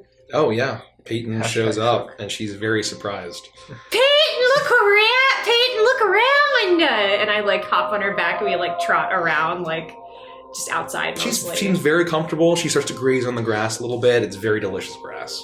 I'll, guide her over to Alira at some point, just introduce her and let her pet her and stuff, and say, This is my noble steed. This is my Peyton, my muskox. And I give her a slap on the butt. She's really friendly if you want to pet her. But she's really cuddly, too. A steed looks noble, maybe not. Well, she's pretty loyal. I guess loyal steed might be better. Oh, she eats a ton, though, for something that I guess magically summoned? That's crazy, right? Magic, man. And I just walk away shaking my head. Aliens. You mortals never cease to amaze me.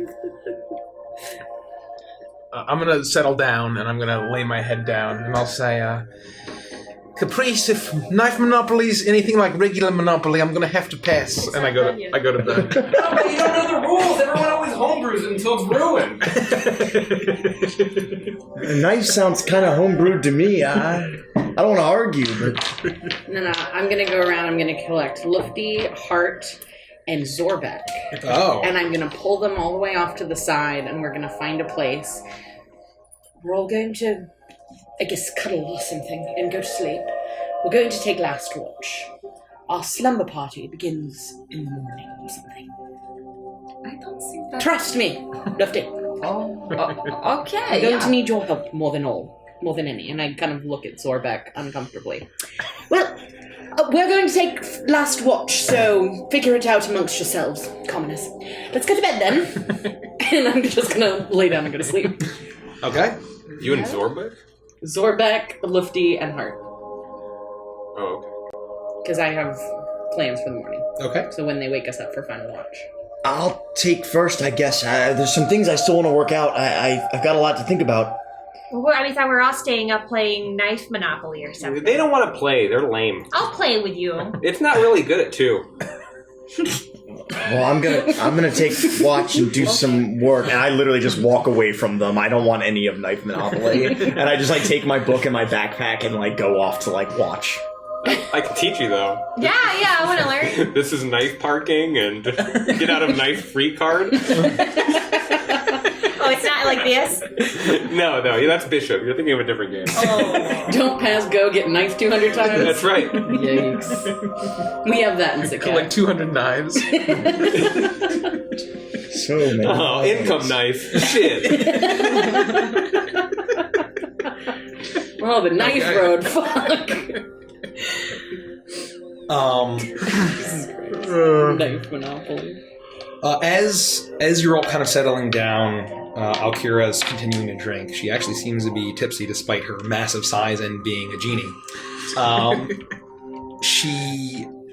As everyone's kind of settling in, she beckons you, Lufty. I'll kind of roll away. I'll do the old roll away. Lofty, are you going to get me a beverage? It's really late. Yeah. Okay, make sure that it's crisp and icy. Darling. Yeah. Darling, Crisp did you hear cider. me? Yes, Coming up. crisp and icy. Yes. I heard I've you. got a cough. Lofty. Yeah. Lofty, where's my mask? The sun is still in the sky, Lofty. I'll just flip her tail over her eyes. Thank you, darling. Thank you. And then I just start snoring. I love my mask, darling. Oh my god, that's great. I have never realized it's my tail. As that happens, my Hart kind of notices that, and then she takes her tail and kind of pulls it over. I can't believe I never thought of this before. And she passes out. She's so sweet. Yeah, that's genius. Ow! Anybody have an eye patch? Oh, Derek.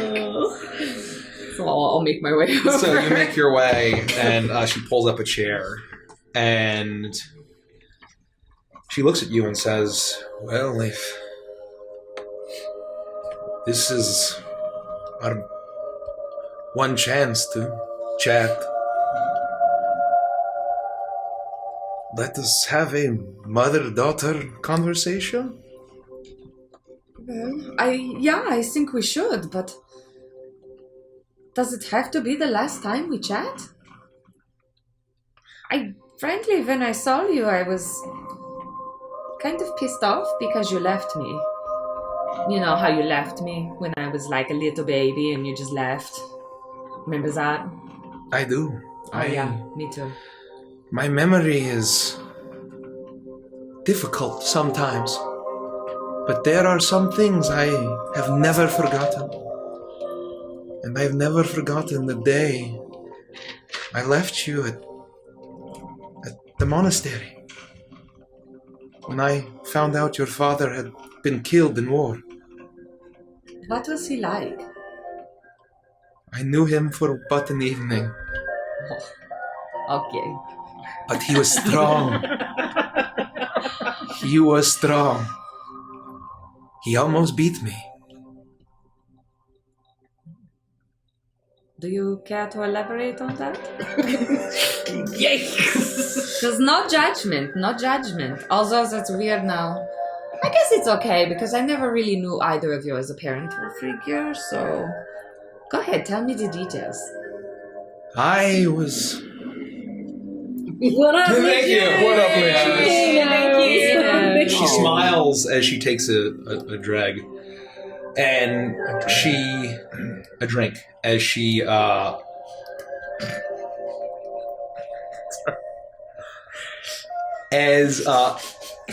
okay. She leans forward and she kind of has this wistful look to her. And says, "I had been all over Avantris and the plane of air. And I had heard tales, even here in this plane, of the Festival of La Poirde in Kierstad, and the monks that only serve their beer one day a year. One day to all outsiders. Otherwise, you all kept it for yourselves. And so, I traveled. It was not far from Irios to get there. And I crushed every competition. The drinking competition. And the eating competition. And the martial arts. All of those drunken masters think that they are so tricksy. It was a tournament. And I destroyed every single one of those lads that tried to beat me. They had no idea what they were getting themselves into. And then your father. He was my final opponent. He actually drew blood. I did not expect that. He had a fire in his heart and his soul that I hadn't seen from humans. Ever. a lust for life, and beer, and fighting. That sounds just like my perfect daddy. It was a good night. It was the first and last time I want to say tricked by a human, but I knew what I was doing. I think he didn't know what he was getting into. It was amazing.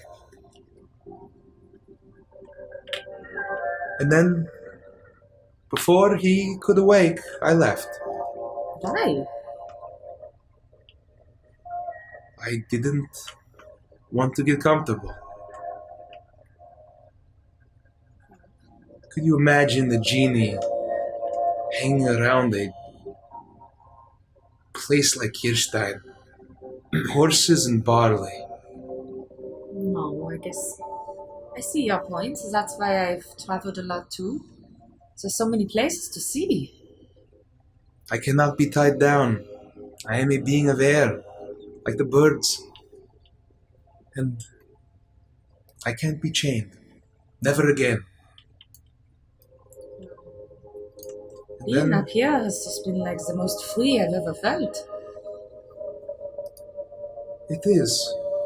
But you will have to go back. But that's a conversation for another day. And I'm sorry you never got to know your father, but I hope the monks were acceptable. They were wonderful. Good.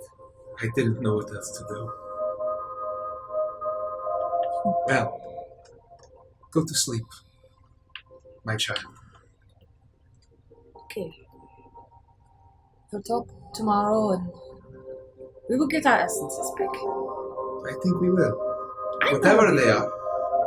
Whatever they are. We will learn. Oh, thank you so very much.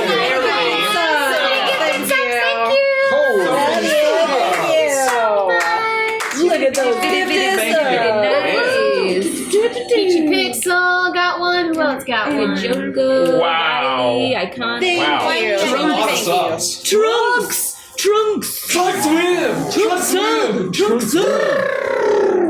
Sleep. I'm an elephant. See my trunk? No. Gross.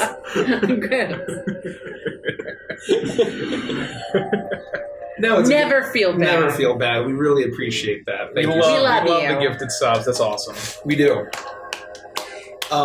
As you make you settle into bed, and you assign a watch. And is there anything else that anyone would like to do before sleep? I'm just learning how to play Knife Monopoly from Caprice. Yeah, I'm just describing it. I don't have the board or anything. Theoretical knife monopoly. This is way less exciting than I thought it would be. You got any other games? Rock, paper, shears. I mean, I know a lot of games, but it really not many that work best at two. You know, there aren't many heads up games that really. Oh shit! All right, take note of that, and then I go to sleep. Like in the most uncomfortable position against a rock, like just slumped. Anyone else? Anything else before sleep? Okay. Oh, I'll take second watch. So first, second, third. And so then you'll wake me up. For the first time ever in this campaign, Iris is taking a watch. Wow. Yeah. So I'm a noble. you all go to sleep, I'm lazy. and as you all settle into sleep, Toa, you dream. I've never got a dream before. You know it, Ren. You feel the sea breeze on your face, and you feel your bare feet in sand. The crystal water laps at your ankles as you stare up at your home, the Makani Islands. It's beautiful. You see Goliaths, your friends, your family, going about their business. You see the market. You see all of the docks, the fishermen out on the sea. You hear the cry of gulls, and you see the jungles sprawling up the huge volcano that is the center of your island.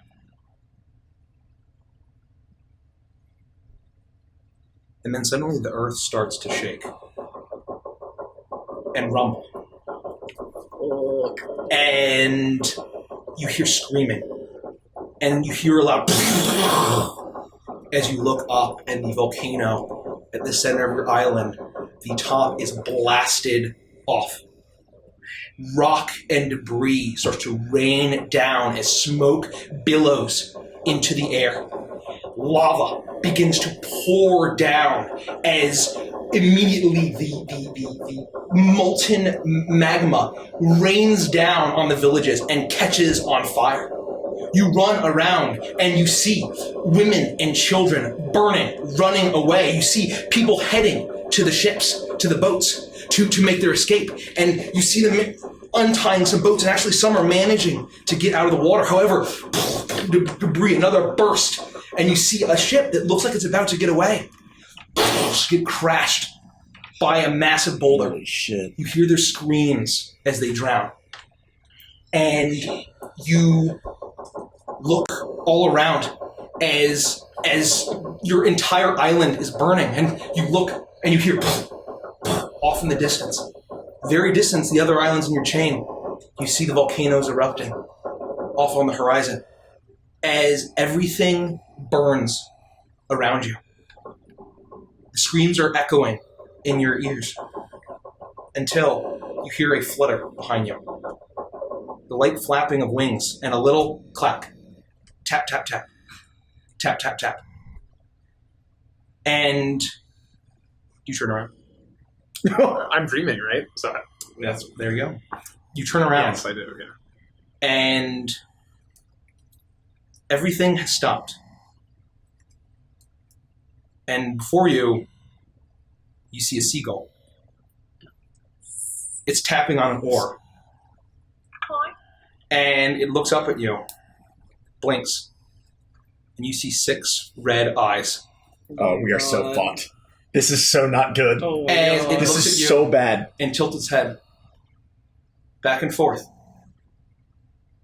And then it tilts its head straight and opens its beak. Do you seek help? Do you wish to save them? And you suddenly feel like you can respond. Yes! Yes, please! Save them! In your hour of need, call on my name thrice. What is your name? Darkness descends, and you continue to sleep. Holy shit. I'm all goosebumpy. I was waiting for your nose to start bleeding like you're channeling a I grab it by the neck and I smash it. Bang, bang, bang, bang, bang, bang. Persia, Oh no. Oh boy. What? you dream. Holy shit. What? You are back home. You are back at the base of the Grizzlepole Mountains. You're at your mother's anvil and alms shop. You are watching your mother finishing up for the day, cleaning up. It's been a rough day. There was a number of green dragon-born trappers that had lost a lot of their supplies out in the wild. And they had come in seeking food and help. And your mother graciously let them in, gave them a place to stay for the evening. And she's finishing up, and you see the bustling town. You hear the you hear the calls of the muskox, and you hear the creaking of the axles of carts, and it feels great. You smell your mother's cooking. You see the dwarf bustling around, and as she's finishing up locking the last bits of the alms box, she doesn't notice the blade as it sinks into her side. A green dragon born behind her moves it around right to her neck, slits it. She attempts to make a call to you and your father. No one's there. She's alone. She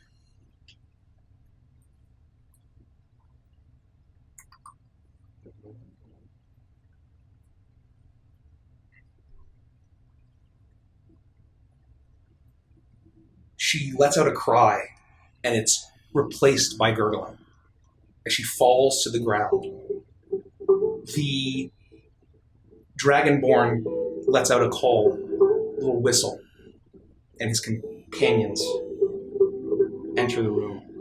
They case the place, and your mother, still alive, is looking up, raising a hand up, betrayed by those she had let in and helped. As she bleeds out on the floor, she attempts to make one more gurgling cry for help.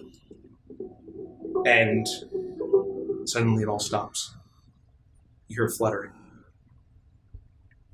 And you hear a rapping on the window. You turn around. And you see on the windowsill as it creaks open, a goose.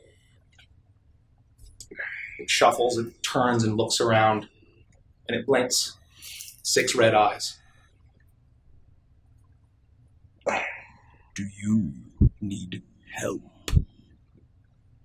Do you wish to save her? Is this a dream? Is this real? Who are you? If you seek my aid, call my name thrice. What is your name? Darkness descends, and you continue to sleep. Caprice.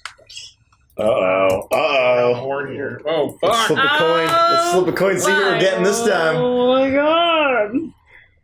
Da-da-da. Sexy shit.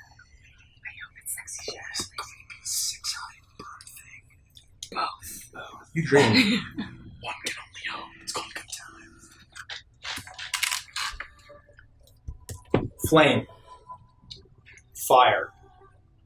Screams. All around you. You see a sea of flame, of hellfire, as shrieking you see forms. Dozens, hundreds, thousands of bodies, writhing in agony, silhouettes, burning. You look closer. You see your father, your grandfather, your great-grandfather, your mother, all your cousins, your uncle. Every single face, you see a Decesto, raising their hands up, shrieking in agony as the flesh burns. It's boiling and popping. As you recognize every single face. And then you look in, and you see your face, right below you, shrieking in agony. And beside you, the face of a woman. She is beautiful, the wife you had always dreamed of. And the face of a beautiful child, not a tiefling, screaming in pain as you hear the cackling of a feminine voice as a shape, curvaceous, almost slithering, slithers around as two large fingers writhe over the sea of flames. And behind her, a black silhouette rises, tall and thin with spiraling horns out, white lanterns for eyes, and the screams all around you echo until darkness. And suddenly you hear a fluttering, and you feel something land on your shoulder. And you feel a peck at your head. And you look, and you see something that you've seen millions of in your lifetime. A pigeon. Blinks 6 red eyes as it tilts its head, and then suddenly looks at you directly. Do you need help? Do you wish to save them and yourself? Every fucking day of my life. Call for me thrice. Darkness returns.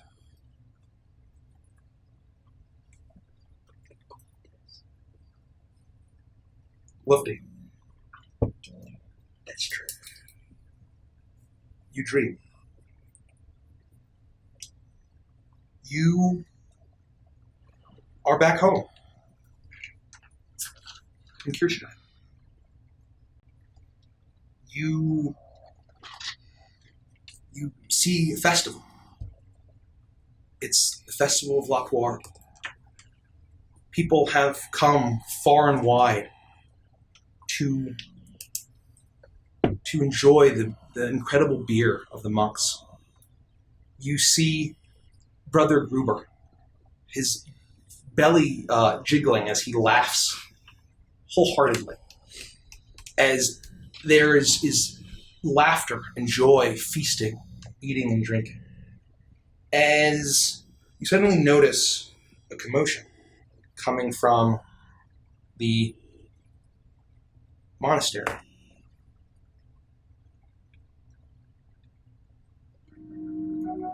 As the doors burst into splinters and figures rush out of it. They're humanoid, but they are wild-eyed, shaggy black hair, horned with claws and hooves. You see many monks that you know, and some that taught you, bursting forth and charging down, slavering, screaming, as they begin to tear into all the villagers. And you see a face that you remember in that horde of beasts, Amos. As the horde gets larger and larger, every single person that they tear into is suddenly turned into a goat monstrosity. As the screams of all of the humans and other races being completely torn apart, until you see Brother Gruber. He's fighting it off. He's a powerful monk. He's using his brews. He is using martial arts, and he is killing many of them. But there are too many. He gets slashed across the face. You see his eye get completely eviscerated as he lets out a scream as another one disembowels him with another claw. And with a gurgling scream, he cries out as he is eaten alive. And suddenly it all stops. You hear fluttering and a tapping. Something clack on a barrel behind you as you watch. You turn and you see a golden eagle as it stands proudly. It blinks 6 red eyes at you, opens its beak and speaks. Do you need help? Do you wish to save all of them? Yeah. Yes. Call, Help them. call to me thrice. What do I call? Darkness returns. Iris. You see the beautiful palace of Saket, the throne of the pharaoh, regal-looking tabaxis walking about proudly. The sun, the brilliant Negbeshan sun, radiating in. It's the glory of your family. Suddenly the sky, however, is darkened as in this room bursts millions of locusts. They burst and swarm. You hear screams down every hallway.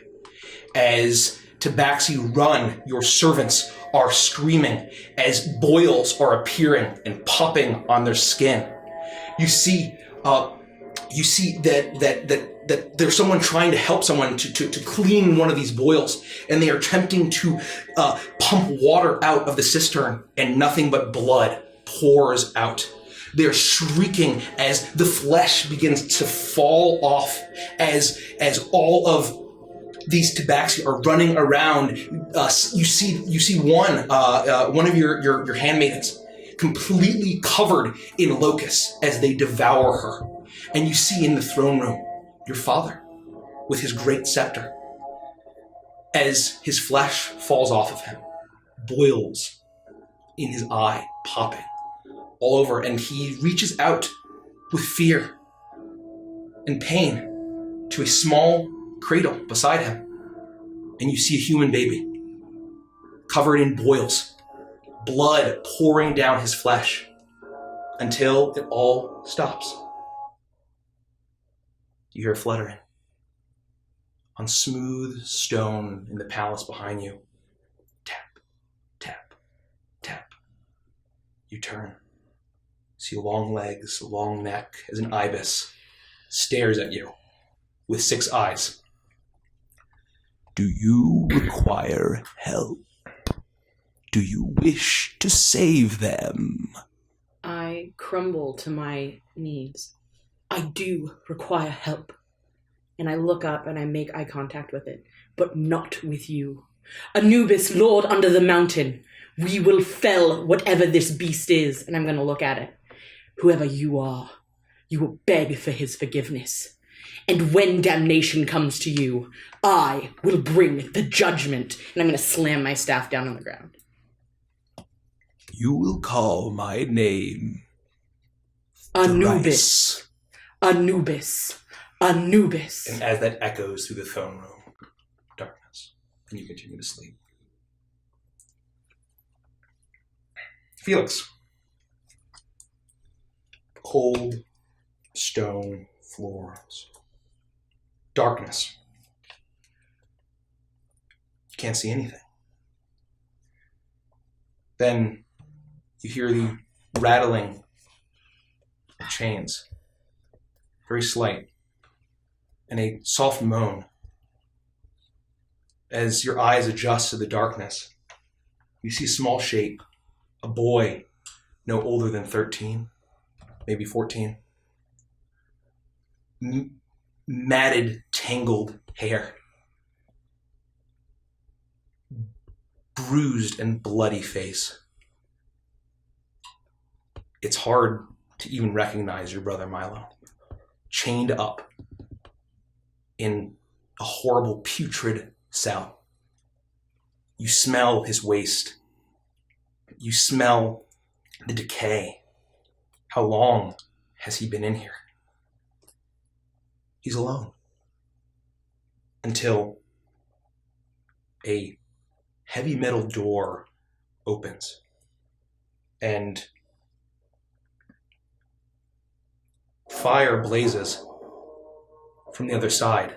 You hear drums and you hear the roaring of beasts a call, Baphomet, Baphomet, Baphomet, as hooded figures enter the room, and you see Milo look up, eyes wide with fear.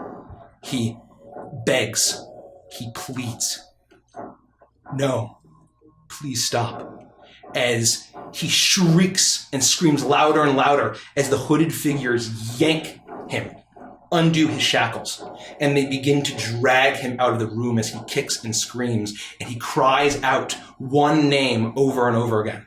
Felix. Why? Why did you give me to them? Why did you do this? Help me, please. And you see them dragging Milo to a large stone slab where a hooded figure in a bull headdress with a bloody dagger awaits as he shrieks one last time, and it all stops. You hear fluttering. You feel something land on your head. Small, clawed feet. As it moves around, walks, steps forward, and then jumps off. You see a flash of blue as a small bluebird looks up at you with 6 red eyes. It looks like Beatrice. Tilts its head and then stops. Opens its tiny beak. Do you want help? Do you wish to save him? I've been trying. What do you think I've been doing? This is off to save him. Say my name thrice. I don't know who you are. Darkness returns. As you all enjoy a long rest. Hey! Holy... What does it mean? Everyone has had this. People are having their watch. And we'll say it's just, after the watch, and then Iris, right as this dream happens, you're awoken from your watch, before your watch. Well, thank you, Toa. To bed with you, then. Yeah, yes. And I will roll over and try to. Well, we're far away. We moved out of camp. Yeah, so I'll go back to where I was sleeping. I just want to make sure you weren't sleeping with us. Gross. Yep. Gross. And so I wake everybody else up. That's Hart, Zorbeck, and Lufty. Yeah. And just for the sake of brevity with all of this, essentially I am dressing up Lufty and Hart. I'm pulling extra robes and things out. Lufty, I'm putting a Horus headdress on her. Oh, damn. Hart, I'm putting a Bastet headdress on her. I'm putting them in my extra bangles and jewels. Your mother is a bit of an asshole, to be quite honest, and she needs to know how important you are. So, when you wake up in the morning, you will be able to walk towards her and be like, look at me, I'm gorgeous and powerful and not actually noble, but pretend like you are.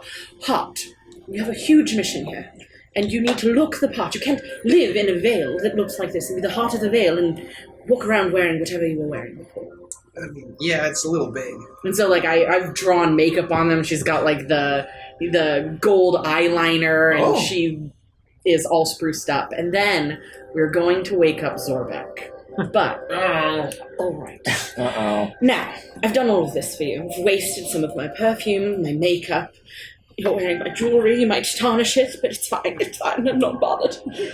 Oh, get yourself together. But we're going to do something for Herja. Zorbeck, in his current state, is not worth her. Well, he kind of is with all of her flatulence. But that aside, he's a disgusting, foul creature. Look at the way he breathes there. We're going to shape his chest. We're going to braid his hair. We're going to make him look glorious. And I pull out the headdress of Talaret, the hippo goddess. This is my least favorite. Slightly more tarnished. And it's large enough, I think it will fit on his gargantuan head, and we're going to literally braid his hair. I'm going to put makeup on him. We're going to shave just his chest, but not his arms or legs. I'm going to put him in a robe and belt, and I'm going to like get him fancy, pick a bouquet of flowers, and I'm going to sit down with him. Zorbek, now that we have cleaned you up and you don't smell as horrible. Can you just make a persuasion check at advantage just to see how well you're pitching it as like being good for Herja? Is that how you're pitching it? Yeah. Okay, advantage then. Persuasion. Yeah. 15 plus something else. Yeah, that's She's all that in. Yeah, that's about right. Now, I know how much. I know how much you like Herja, and I think that you can make a great couple. You both have strange oxen feature. Oh wait, no, that's her pet. But you both are akin to strange oxen-like creatures, and that thing smells kind of like you do, and I think in that she could find comfort. You are kind, and you could protect her maybe, if you weren't so weak and pathetic and afraid of everything. But I'm trying to do this properly, Lufty. You can help a little bit too, darling. Well, it's always very nice when you appreciate Herja and her Herjaness. Oh, I appreciate Herja. Yes, we know. We've seen it. Yeah. So hard to miss, really. Yeah, it's uncomfortable for everyone. So, and I give him a bouquet of flowers. Oh. You're going to walk up to her with your chest held high. Ow! Yes. And you're going to present these flowers to her as you kneel down and tell her how beautiful she is. Talk about the lustrous reds that tinge her hair in the sunlight. The way her eyes glow with the fire of love or something. And tell her that you will be waiting for her when she returns. If she rejects you, you walk away gracefully. Do you understand? Yes. Do not kill yourself while we're gone. Because there is probably a 90-10 chance that does not go well for you. Have you spicked my spam?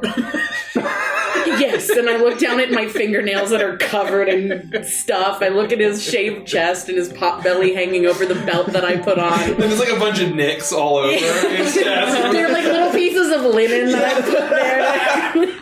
But his like hair under his chin is like braided and has like little gold. Yeah, and he looks much better than he did before. Oh my god, what am I gonna do? What am I gonna do with all this?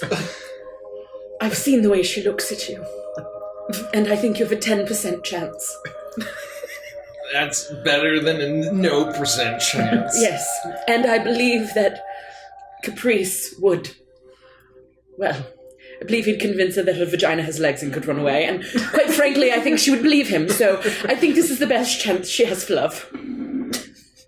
Thank you. Thanks for the follow, Mallory Fullhead. Thank you for the follow. So, do you think I could find love for a lifetime? No, but I think you could find love for at least a short amount of time. I'll take it. And he awkwardly grips it. I also rolled an intelligence check for him to see how well he remembered all of that. Yeah, it's gonna be. I can't wait. With his negative modifier, I rolled a natural 5. Jeez! So perfect. He's like, okay. Whenever you're ready, we'll go wake her. Oh, okay. Should I wake her? Or I'll wake her. And I'm going to move over to her, and I'm in my full Anubis headdress this morning. And I shake her. Herja, darling. Oh, God, your breath. Sweet I know. thing.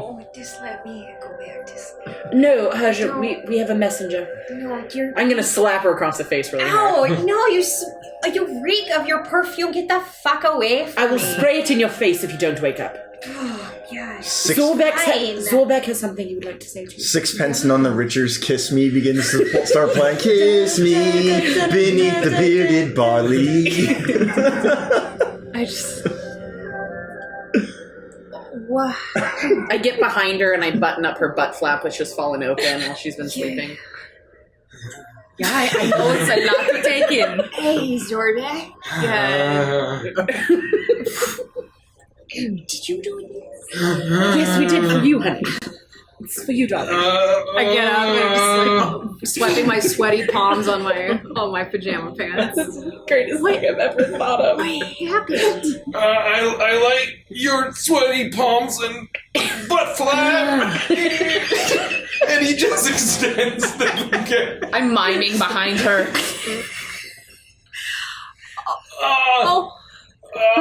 My eyeballs hurt. And he does have makeup on. My chest also hurts. I put a hand on his chest and I'm like petting it backwards, like against the grain. What happened? Did you get accosted in the middle of the night like Iris did by that dwarf that was probably my dad? No, my span got spicked. Your what? Your span? Spam?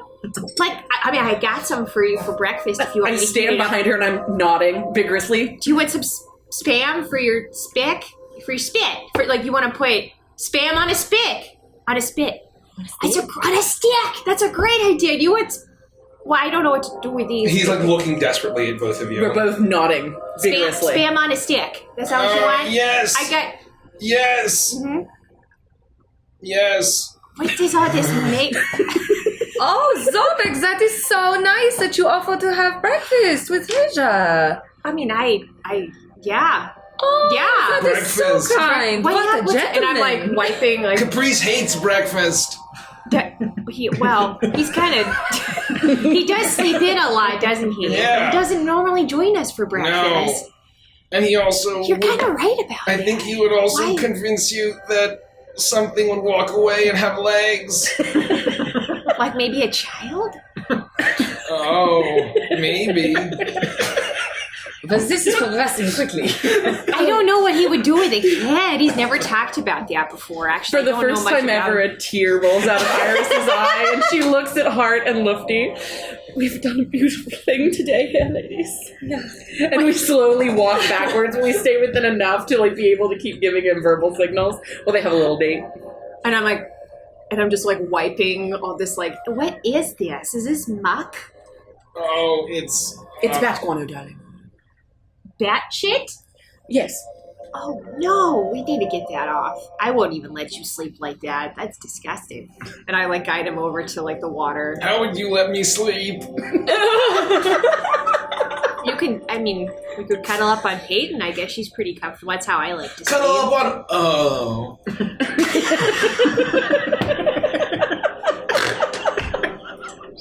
I'm just gonna guide him over to the river and just like splash. I'm just gonna rinse off the makeup. It's just like the mascara is running down his It's face. running down. It's getting into Oh, his is chest. your wound. neck? Oh, Oh, no. And I'm just like lapping it onto his chest. He's looking over his shoulder, like, desperately at you. I have the flowers next to me, Thumbs up! and then I just like thumbs up, and I just keep wiping stuff off of his face. Oh. Ow. Ow. Wait, who put you up to this, Zorbeck? Are you feeling okay? What happened to your chest, for fuck's sake? I've never seen it so barren before. What is Do you that? like A it? wart? Oh, is that your nipple? How I many think all nipples wart- do you have? 2 nipples? Do all bugbears have 2 nipples? Just like I think so. Can you milk up? I'm like, do I see triangles? No. well, they're very Milk me. they're very perky, I guess. Is that why you shaved your chest? You put on a show? You're trying to put on a show. I look like a hippo. Oh yeah, there is that. I forgot about that. This is a really odd helmet, but you know what? That's fine. There's no wrong fun. And I take out my ram helmet and I put it on. See? It's kind of like yours. Mine's from Borden, but yours is who do you worship? More of a question of what, but we don't have to talk about that. And this continues on. And everyone wakes up. They finish their watch. And... I'm basically just bathing him without like taking his clothes off. You boys look pretty tired.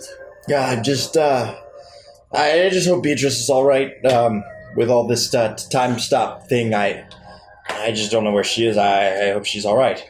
I'm sure she's fine. Yeah, I'm sure you're right. Well, I must tell you something because I require all of you to feel sorry for me. I had a horrible night, man. I couldn't sleep very well. Wait, you had a horrible nightmare? Yeah, I'm talking about myself, too. All right. I'm at the river. Yes, bathing. I had a horrible nightmare last night. I did not sleep very well, and then I got up and I set up Persia with her new boyfriend. Oh, she's dating Zorc now. I don't know if you knew. Oh, that's fine. They might even be engaged to be married. I'm not sure. Does Caprice know? Well, I'm sure he'll be fine. I'm standing right here. You're like literally always sleeping. Fuck yourself. I'm almost certainly asleep. Fuck yourself. If I had turned you and said, "Hey, Caprice, how do you think about this?" You'd have been like, "Oh, I'm sleeping." Caprice is a superposition. Oh my god. So, as I was saying, I require that I do none of the heavy lifting today, and that any time anyone has a free moment, they massage my back. We may proceed. Oh, all right. And then I walk up behind Iris and I start massaging her back. Oh, tell us. I had a terrible dream as well. Oh, well, What did you Fine. dream of? that's a little prying, don't you think? But I'll tell you because it's about me. It was horrible, actually. My entire family was murdered by a swarm of locusts and a foul plague. And then I don't think that what's his name, the Raven Man from that one village and that place we've been staying in, the hovel of the country. With Raven, the one with the 6 eyes. Zorc. Yes, sure, whatever. I don't think that he's a good man, and the reason I say this is a strange, red-eyed, 6-eyed ibis appeared in front of me and told me to ask it for help. And why would I ever ask a raven for help, let alone one with 6... Well, not a raven, an ibis. One with 6 eyes when I have Anubis on my side. It was all very creepy. Well, what did you dream? I had the same dream, but it was different. You saw my family it was killed. the same but different. My entire family, my islands, everyone, all the Goliaths, they all died from the volcanoes. It was a massacre. And then I turned around and there was a 6-eyed seagull there on the beach. And he said he could save them. That he could save everyone. I just needed to say his name thrice. I guess his name was Thrice? Oh, I don't know if he said... Well, no, he did, because he said I needed to say his name, and I wanted to cut him off, because how dare he try to talk over me when I'm speaking in my own dream. So I said Anubis, and then I think I heard the word thrice, because, or maybe it's twice, because I said it 2 more times. Irrelevant. This isn't good. Wait, so thrice means 3 times? Yes. That doesn't matter. I had the same dream. You had a dream about my father? The same but different, like he said. Oh. I dreamt of Brother Gruber and the monastery. Herja, come over here. This is important. Herja and Caprice wakes up from this, and Herja comes back. Zorc, you just need to take one of these every 12 hours. Congratulations, Herja. And your hair will grow back. Clap for okay? her. Oh. And also, thanks for these flowers. Opposite time. And Why are you I'm gonna. laughing? Well, if you... Oh, you've been sleeping. Yes. Herja and Zorc are affianced. They're going to be wed. No, that I just I'm sorry, bathed what? a bunch of makeup off of him that I'm assuming was yours. It looks a lot like yours. Oh, yes, You of course. okay? It didn't really suit him all Yeah, that well, so sure. we just washed all that off. Great. We're not Once engaged. Herja returns from whatever it is we plan on doing, they will be wed. No, I'm pretty sure that's not. I'm sorry if there's any sort of misunderstanding. And I walk over to Peyton as I'm like apologizing to him, and I feed her the flowers. So as I was saying, I think there's been a massive misunderstanding. But I think you'll feel better if you just take these twice a day. You see, My dad took these for you his ears. see as Zorbeck, his face goes totally stone still, as it's like in an anime when they get like the dark lines under their eyes, like ooh, and he just like,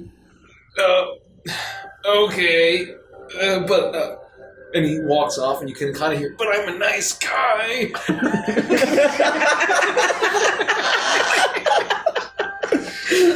As he walks off, and he hangs his head dejectedly. I'm so proud. I can't Of believe what? it. I'm He honored. looks awful.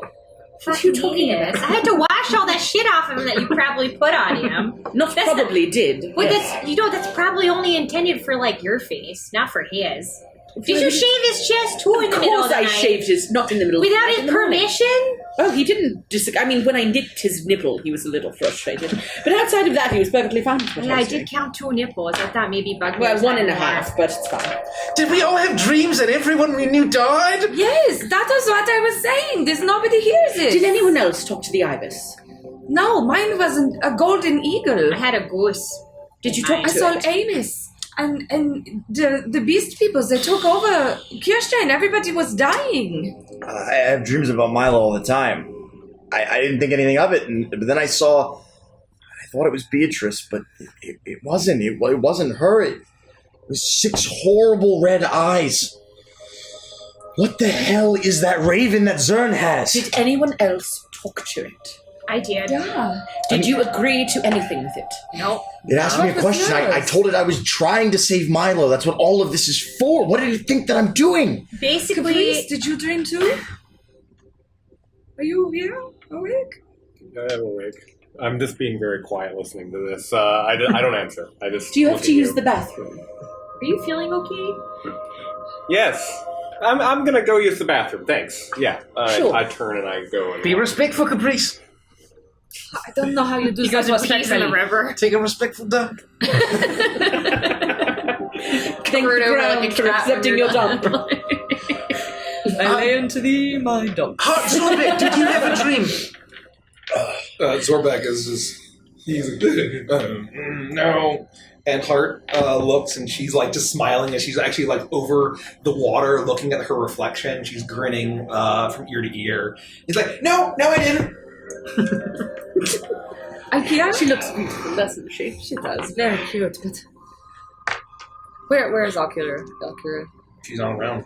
Not around. Where did she go? Maybe she went to also take a respectable dump. Do you think they weren't dreams at all? If we all had the same one? What if it was the future? What if sleeping here shows you? It gives you time to see the future and to make changes. What if it's the past or the present? What if it is a trick, and this creature is simply showing us what we most fear? I think that's And what I it is suspected. trying to convince us to make a pact or a deal with it. Yeah, it's not real. I agree. it. It's not real. I asked it if it was an illusion, and I just ignored me completely. Well, that is what an illusion would do. In my own damn home too. Very disrespectful. It slit my ma's throat.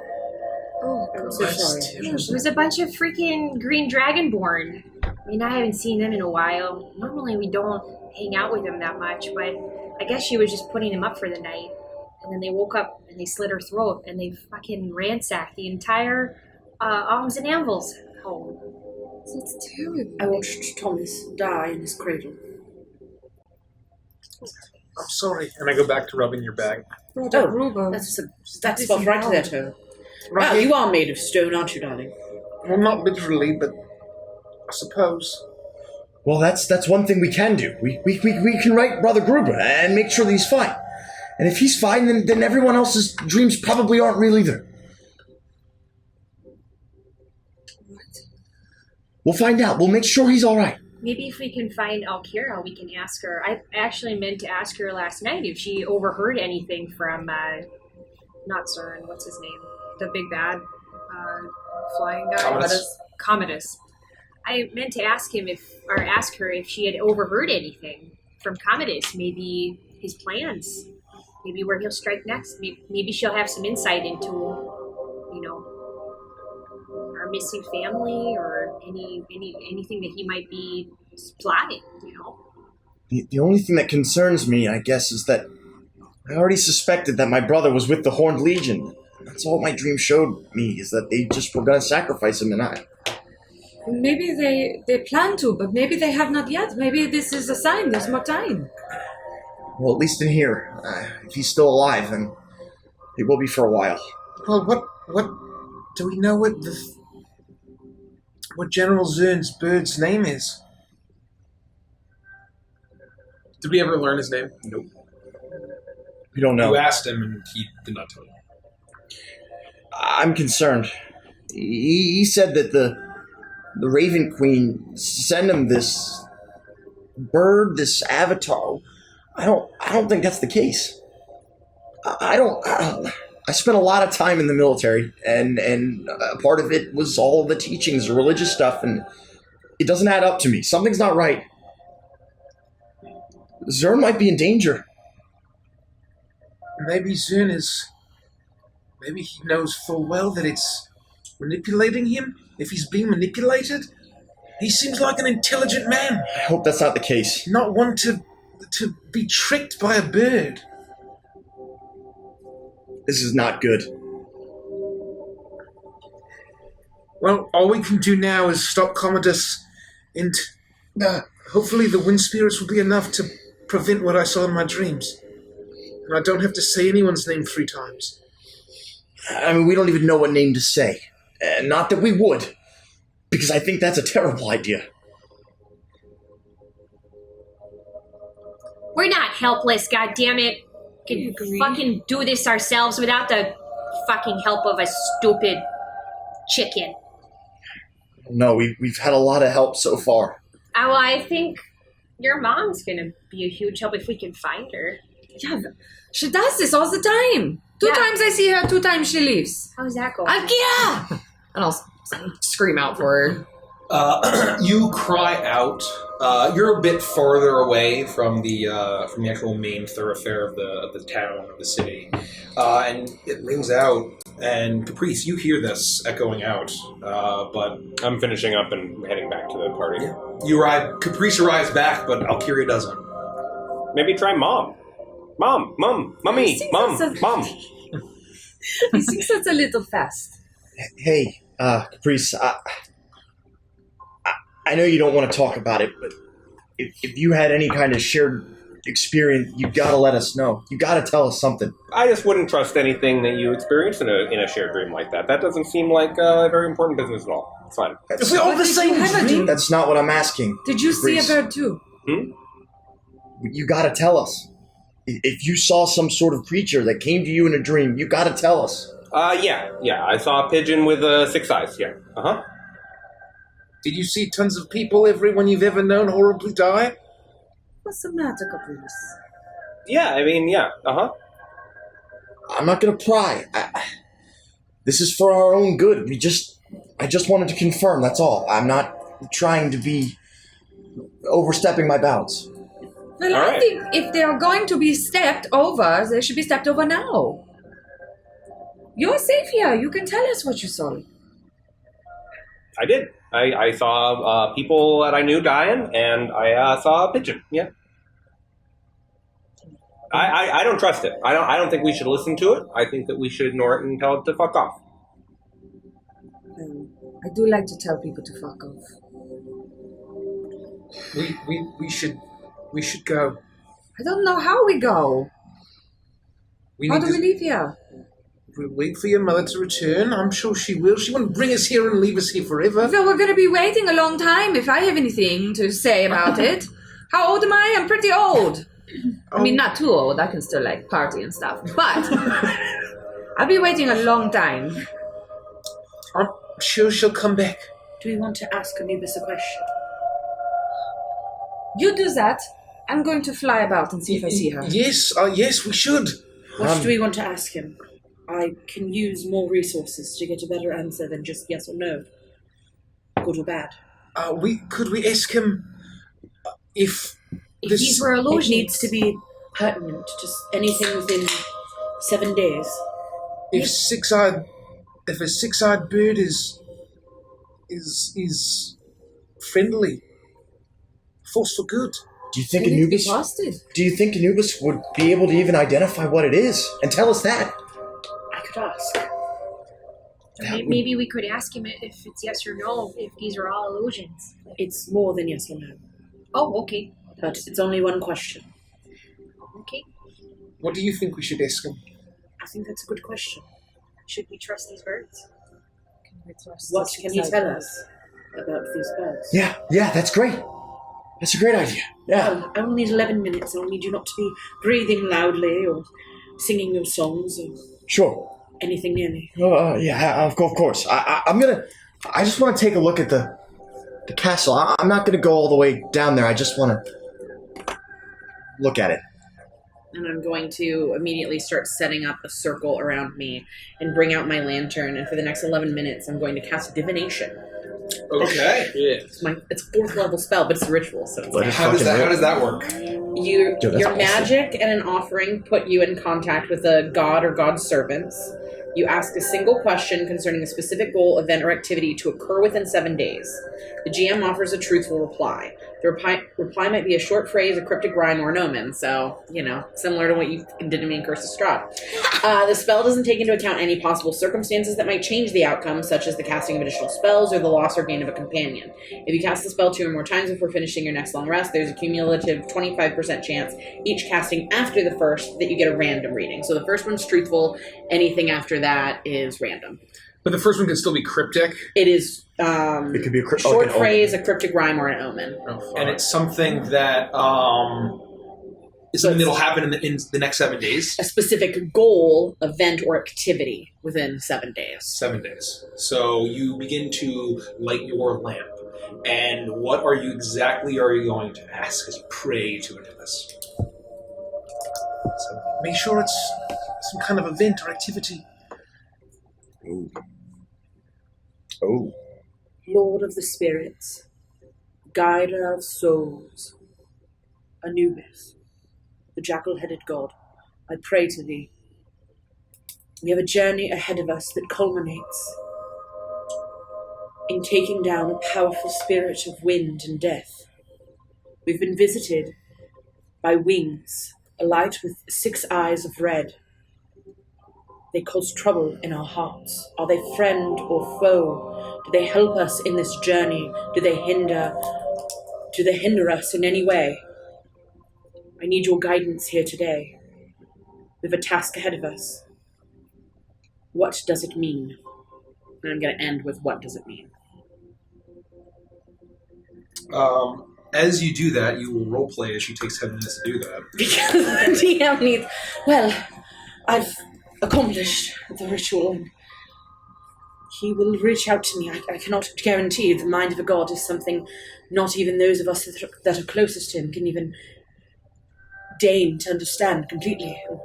I can't guarantee his message will be clear, but there should be something in it to help guide us one step further. Thank you. Oh, I'm exhausted. I think we need to go in that castle. If we can get in there. My back. How are we supposed to do that? I don't know, but I think we have to try. I melded into the wall yesterday. I walked away, you were talking about things. And I walked away and I melded into the wall.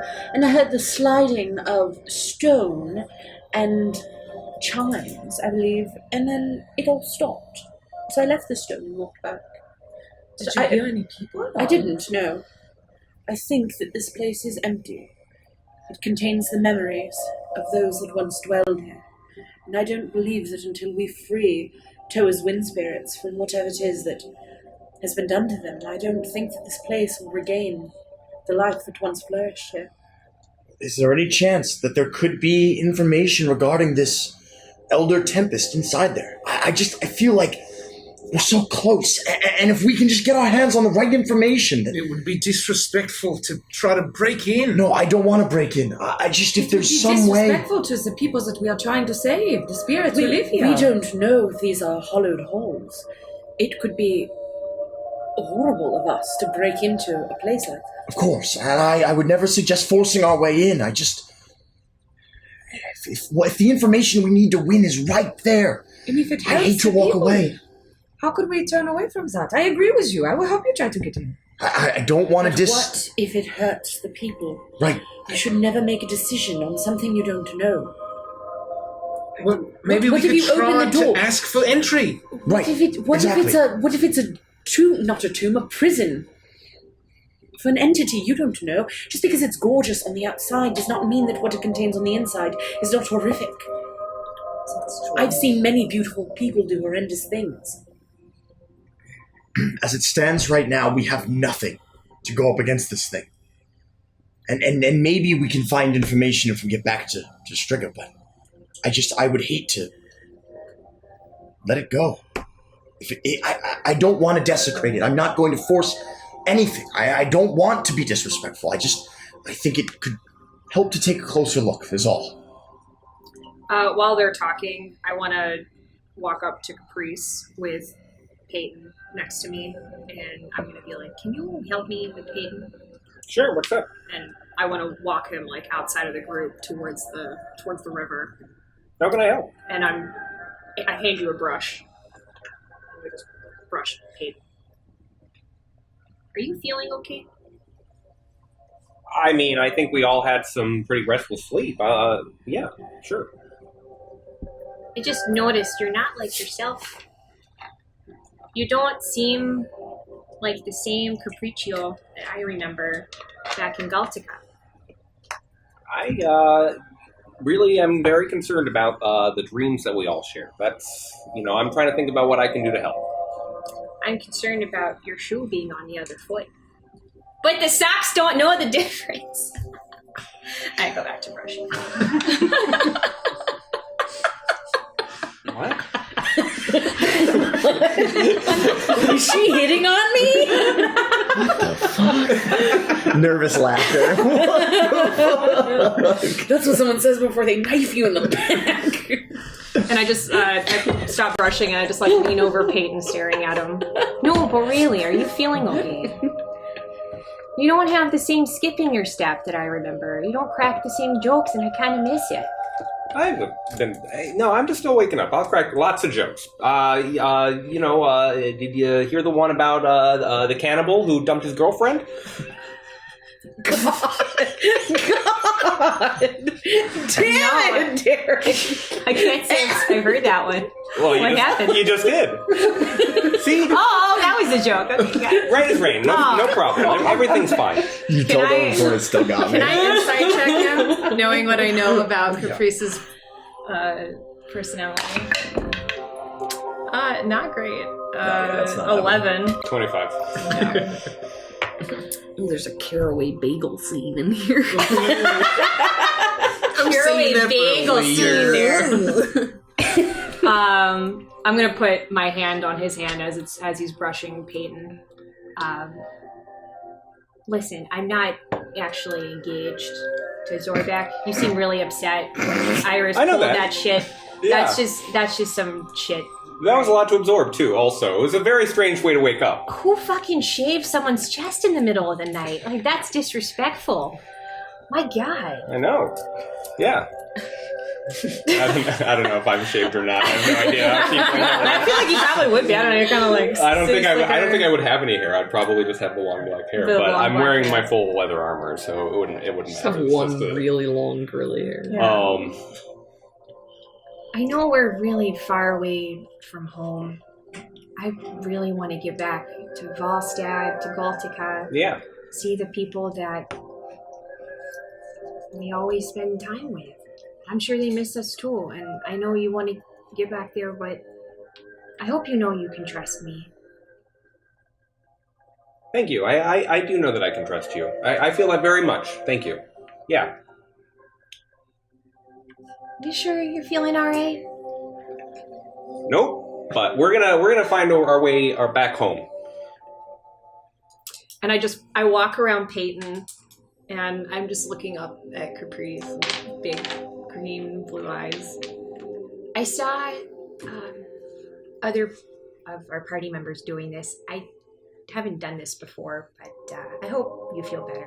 And I just like slowly put my hand on his left butt cheek, and I just leave it there, and I just stare up at him. I think this is supposed to be encouraging. I saw them fooling around and doing it before, so. When in Galtica, I'll reach down and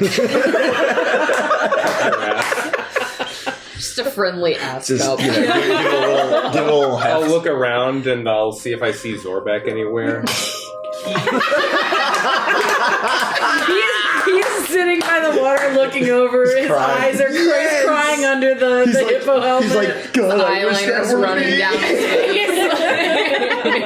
No, you literally hear, God, I wish that were me. Yeah. I'm trying to like hide this with Peyton Zorback. Yeah, I'm blocking sure there'd be a basically Peyton everyone else. shield. Peyton shield. No, that feels That feels good. I don't think I've ever had anyone pat my butt before. Well, it's always a good time to start. I just don't understand why she would want to put me up with Zorbeck, you know? Like, Well, Zorbeck's really into you. I don't know if you've noticed. I'm a raging virgin. Mm-hmm. And so the rest of us, sometimes the things Why that would come you have out of any your interest in mouth. that? God, I've never had a boyfriend. I don't even know where to begin with that, honestly. And I'm just like thinking to myself with my hand still on his ass. Mm-hmm. Yeah, I mean, neither do I. I'm right there with you. I also have never really, that sort of thing. Do I smell as bad as Iris says I do? Yes, darling, you do. I will. She wasn't supposed to hear. I'll lean down and I'll smell the top of your head. I don't know what you would smell like, to be honest. Probably like earth, like kind of earth, not like musky, but I mean, I don't remember the last time we took a bath. I don't think I would smell like shit, but I'd probably smell. You crap yourself all the time. Well, It was one time! it was one time, and I was in bird form. I didn't know I was wearing pants in bird form. The nickname flatulence. I thought I shit pellets, and apparently not. I'm not. I have very bad understanding of bird physiology. Don't understand. One time I don't understand. Your nickname is flatulence. You smell fine. You smell fine. Yeah, I'd probably don't smell let Iris get you. I probably smell like that kind of like not like the bad sweat, like that it's been sitting for a while, but just like this like Not the bad it's just sweat, but the earthy. good sweat. like earthy, Yeah. sweaty, Like like Matthew after soccer McConaughey. practice kind of sweat. So like kind of like freshly mown grass and sweat, Okay. like soccer. Okay. Think of like soccer players. Like soccer. Like soccer. It's not unpleasant. You smell good to me. I fluff my side bangs a little bit more. Well, thanks. I appreciate that. I capriciate that, and I elbow him in the ribs. Oh, thanks. That hurt Just a lot. like old times. More than I thought it would. Meanwhile, So this continues. Iris, you stare into the flame and you pray for 10 minutes.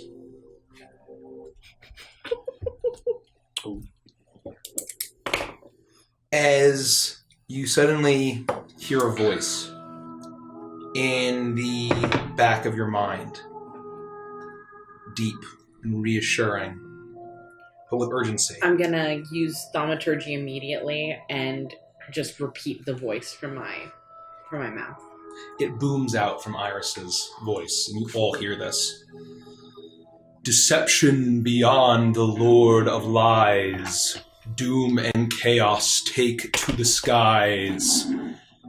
Corruption from abyss he brings. Your path now lies beneath dark wings.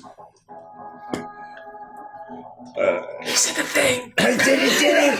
He said the name of the show! Did you hear that? Thank you, Fusion. Thank you, Fusion. Let's go keep this more. I lead you I back. gave that guy Peyton back. Well, Wait. Can I hear that one more time? sure. And I open up my mouth and I do the thing again. Deception beyond the Lord of Lies. Doom and chaos take to the skies. Corruption from abyss he brings. Your path now lies beneath dark wings. So, okay. So are we getting the sense that the bird itself is the Lord of Lies? We don't know. Anubis did not clarify that. I have a question. Yep.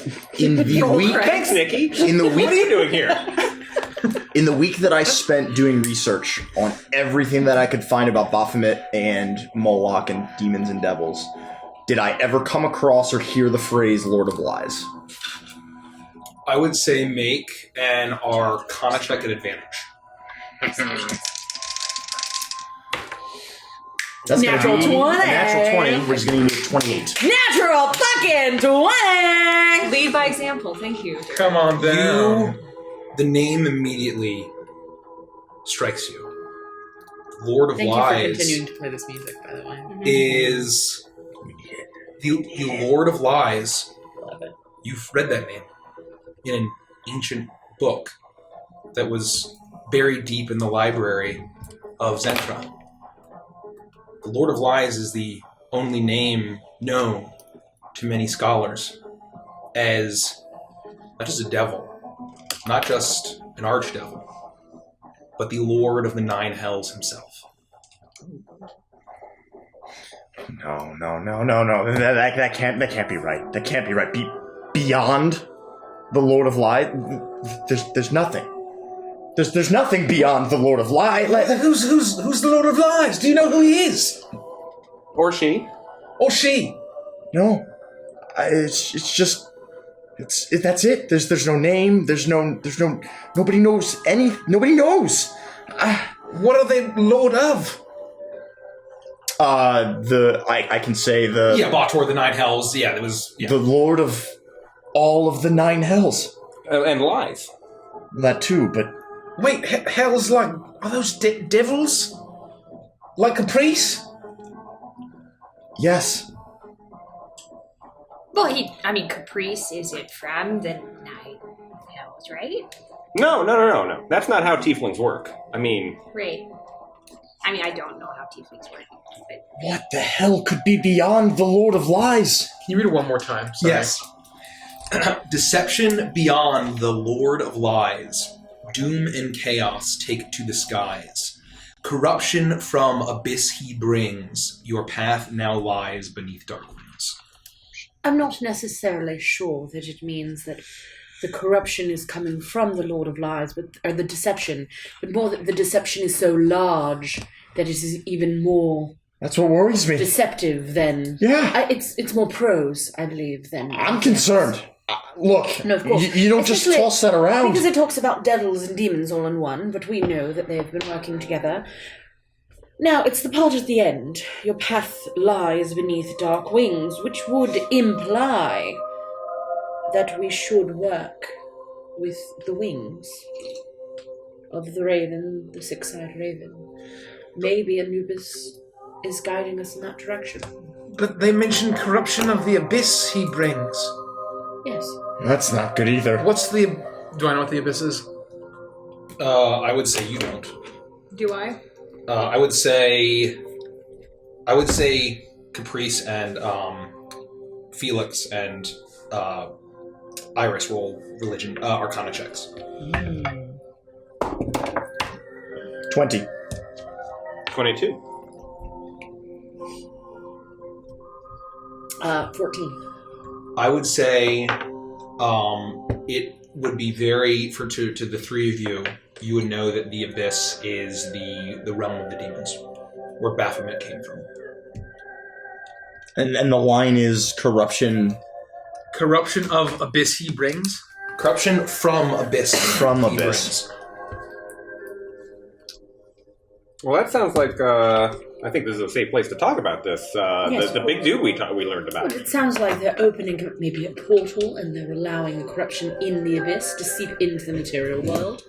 It's a possibility. We know that the Aarakocra have a way of connecting directly to the plane of air. So what's to say that there are entities that don't have the ability to connect directly to the abyss, or therefore also the Nine Hells? So, wait, the abyss is where Baphomet is from. Yes. So maybe that's the corruption that Anubis was referring to. It could be. In that our path lies beneath dark wings, and the birds are actually good birds. Yes, it's possible. And is he talking about a shadow, or is he talking about dark-colored wings, like raven wings? Or maybe he's referring to the Raven Queen. And this is from... I do feel more comfortable with the god or goddess of death. This is from your god? He wrote From this? Anubis, yes. I feel very confused, if I'm being honest. Yeah, me too. Yes, talking to him has almost made it worse. It's better than nothing. I appreciate it. Anything. We'll pour over the words a little bit. It's not very long. As I mentioned, with gods, you can never... Their minds do not work the way ours do. Sure. And deemed to be smart enough to decipher their messages. Well, he's a pretty At least good not poet. on the first go. Do I see any sign of Alira? Even if we wanted to get help from these dreams, these creatures. We don't even know. Well, we Their would need names. to figure out his name. Assuming they all have the same name, I guess. Well, I think that the place to start is to talk to Zern. He has one of these birds. If anyone You're knows right. the name of this creature, it would be him. That's true. We need to go back to Zintra. After we deal with this storm herald thing. Can I look around the campsite to see if she might have left anything? It's just as you left it. It's like she didn't pack up and leave. She just isn't at the campsite. So her stuff is Her stuff's still there. Still there. I don't know what to do. Where do you think your mom went? I don't know. I screamed and yelled and I didn't see her anywhere. She didn't come. Well, I guess since time doesn't pass here, we have all the time we need. I just don't. I still feel like I'm kind of waiting. I don't know. But I guess I could just have another drink. I'll peruse. I'll see if there's any kind of ale or wine that I There's a haven't lot of tried varieties yet. all over Avantris that you haven't tried. Did anyone I've want been to around. go look around at the? I'm gonna fill my stein up and Yeah. walk around. Did anyone want to hop on Peyton with me and go take a look around for her mom? Yeah, I'll go. If we can. Yeah, I'd like to look Head out around, and- but and- I'm going to fly because I might not get to. Can I still fly? All of you can still fly. Oh. Let's fly. Can Peyton still fly? Well, I would make Or sure that containing flying you general? don't leave the veil. Oh yeah, I wouldn't be able to Alira get back. As mentioned soon as that- I left, time would be frozen for me. You guys would be like, where the fuck is Caprice? Well, it's not only that, but Alira specifically let us know of the dangers that lurked in the skies outside of this veil. Stepping 1 foot out of it would be your inevitable doom, and then I'd have to bury you. Well, I don't know. Okay, would you like to try it? She just seems like maybe she's being overprotective because she loves me because I'm her daughter. I'd like to stay grounded. She probably just fell That's in my love the preference. moment she saw me. I'll wait Because here I'm just so in case lovable. she comes back. You are very lovable, Lifty. Let's So protect yourself. let's search Don't toward go the for city. veil. Okay. Okay, and we'll see if we can find her. I'll let anyone hop on Peyton. I think I could probably fit like 2 more people. Maybe. You can probably fit 2 more people. Yeah. I'm gonna try to get up pretty high and see if I can get a good vista and look down into streets, down alleys, that sort of thing, on top of roofs. I feel like the greater I can elevate myself with the flight without crossing that Villier threshold, then I'll do that and see if that gives me any special information. Okay. You do that. So you're flying as well? I am. Okay. I am flying in spectacular fashion. Okay. So you ride around and you make your way into the city. You wind the streets, looking around, and Lufty and Caprice, you take to the sky. And as you fly up, it is not hard to find her. You see her at the center of the city, at the massive silver spire. And she is standing at the door looking at something closely. And you'd easily be able to fly down to her, and it'd be at this point where you probably would all be able to, you turn around the corner and you would just find her. As soon as that happens, I'll go with Teletoa. I turn around and I get Toa. So you all fly down, and if you want to go to and find her as well, if you want to stay at the camp, you can do whatever you'd like.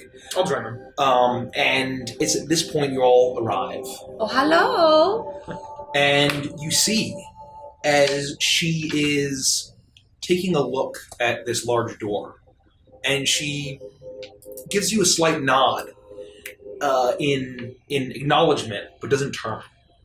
As you see that on the door, there is a very faint, subtle square on either side. And Alira reaches up and she places her hand on it. And it glows blue as she holds her hand on it. And she takes it off. And she turns to silence. How did you all sleep? Well, pretty terrible. We to all be had honest. horrific nightmares. Did you have a crazy-ass nightmare where everyone you knew died? Yeah. I had pleasant dreams. Oh, Well, Pleasant memories. I did not. That is strange for a place like this. Well, we all had a dream, and it was very similar. you're a creature of air. Do you know of anything that has 6 eyes? Red eyes? Birds? A flight? 6 red eyes. Anything whose name you would call 3 times for its assistance, by any chance? No, 4 eyes. The arrowhawk. It's 4 eyes. 6 eyes. No. Well, it was worth a shot. It's the 6 eyes of beyond what that madman talked about. The 6-eyed owl that visited him. Yes. But that was not. That was not air. Pure, clean air. So this 6-eyed owl that visited him, it was telling him to do horrible things. I told him of the plan, so he says. I see. But I do not trust his lies. He lied to me. Do you remember other things that were conveyed to Commodus, or things you might have heard in private? The owl only spoke to him, he said. Saved his life from an assassination attempt, and told him of a path for greatness and glory. The owl came to him and said, "Do you need help?" And he that said, sounds "Yeah." very Zerny. That's Zern what happened told to us. Zern, right? So, knowing what I know about the 9 hells, would I know that that devils make deals? I would say that that was something that the 3 of you would also know, that devils and demons make deals. Oh, demons do too. Yeah. I knew They're there was just like not as structured. I knew it was like a devil thing. I didn't know that it was. It's not like a contract, Right. but like it can manifest in any way, right? Right. How it's like very law Yes. and paperwork for a devil, but for a demon, it could be like, hey, I'd really like to do X, Y, and Z, or I want to say this, or It's much more like a Fey pact, Yes, where it's like it is similar. It's chaotic, you got to be careful what you say. 'cause but they're twisting deals that shit. are Just for give me your both. soul. For both. Okay, got it. Well, maybe the owl came in the middle of the night to Commodus and said the same thing he said to us. Hey, do you need some fucking help? You got a whole bunch of people that are plotting against you. And he was like, yeah, I do actually need some help. And then He said his name 3 times to be saved. Yes. But how did he know what to say? He must have learned the name to say. But why would it go through all the trouble of doing this to us and not telling us its name? I have this faint recollection of saying a name 3 times. I was a young girl, I was drinking scarab beetle juice, and my nanny was telling me something about it, but I don't remember the specifics. Sounds like a dead end. It was. Keri, you were saying something. So Zern probably survived his wound the same way. Either way, could there be any secrets in this place that could help us? I don't want to break in anywhere, but perhaps there's some kind of rite of passage. information or something that we could use to harness against this creature. But before we do anything else, I want to know what did he lie to you about? What did he say to you? He said I had friends. A place of free passage, in and out. I could come and go as I pleased. It is very difficult to exactly pinpoint a location on the prime material plane. And I wanted to be close to you. So even in these shackles, he promised you someplace safe? Before, aeromancers, they communicate, they have traveled, rarely. Were you summoned into this world? Or did No, you come on I your own? cannot be summoned, like some monkey pup. Fuck you, I like. I was just thinking that. I beat you to it. I plane shifted here. To find Wolfie? I plane shifted in and out. Can never be certain where I will end up if I come to this plane. They were offering me a place close to my child. That is what I agreed to. So they tricked you and then captured you and put you in shackles. And they know where you were going to be. Yes, Keri. Well, can we learn anything else from here, or should we go? Well, I realize that this place feels important to me. I remember feeling called here. And I always thought, And she places her hand on the stone. that I would be able to open the door. But I never could, despite it reacting to my skin. I'm just staring at Lufty. Hey, Lufty. Bad. A lot of things react to your skin. Why don't you try the door? Wait. Why are you looking at me nervously? I don't know. Why doesn't she just put her as a hand up there? Because she said she couldn't, darling. She's trying. But you're like part her and then part some small, measly human man. Maybe it just takes a double action. I don't know that. Okay. I'll try. Move out of the way. No, I want to do it. What if you're more powerful? She steps away, Yeah. and I bet you I am. see that so you approach. What do you do?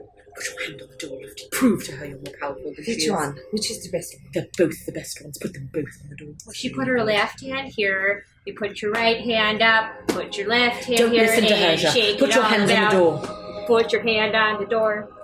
So I'll put my hands. Are they like? No, it's way. It's way far Yeah. apart. Okay. Okay, let's cut one of your arms off. I will take it to the other Stop side. that. I like these. I I've been can- a I long can- time. Look, I can come off. sew it back on there. my daughter, Yeah. put your hand on the stone. I'll reach up. I'll go to the right one. So you reach the right one, you place your tiny hand, and there's a flash of blue as your outline He likes me. reacts, outlines your hand in blue light. Does it tingle? And Alira looks, and her eyes widen, and she steps over immediately and places her left hand on the left side. Her massive blue hand, and as soon as it touches, you hear as it flashes in blue, as the door bursts with this blue light, and then dims. And as the doors open, and the rumbling of stone, you hear what sound like chimes reverberating this beautiful music as a chamber that is filled with light is presented to you. Beautiful high ceilings, silver gleaming everywhere. And you see that it's a incredibly tall ceilinged antechamber with another door lying directly ahead of you in this massive chamber. And you see that there is written a sentence etched in the stone. And as you all enter, you look around, and you see that this chamber is filled with chimes hanging from the ceiling. And pane that are made of this beautiful silver and glass that refract the light and bathe the entire place in this beautiful color. As you step forward and you see another door, and the way that the light refracts, a beam of light, circular, is directly in front of the door. And you see that in Oren, and in Celestial, written twice. You see I don't know if you can read a Celestial. I can. Felix, you can read both. You read, or can you only speak Orin?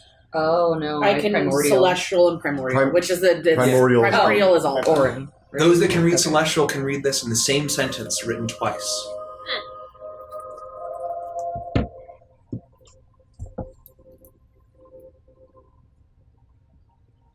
Prove commitment to the law.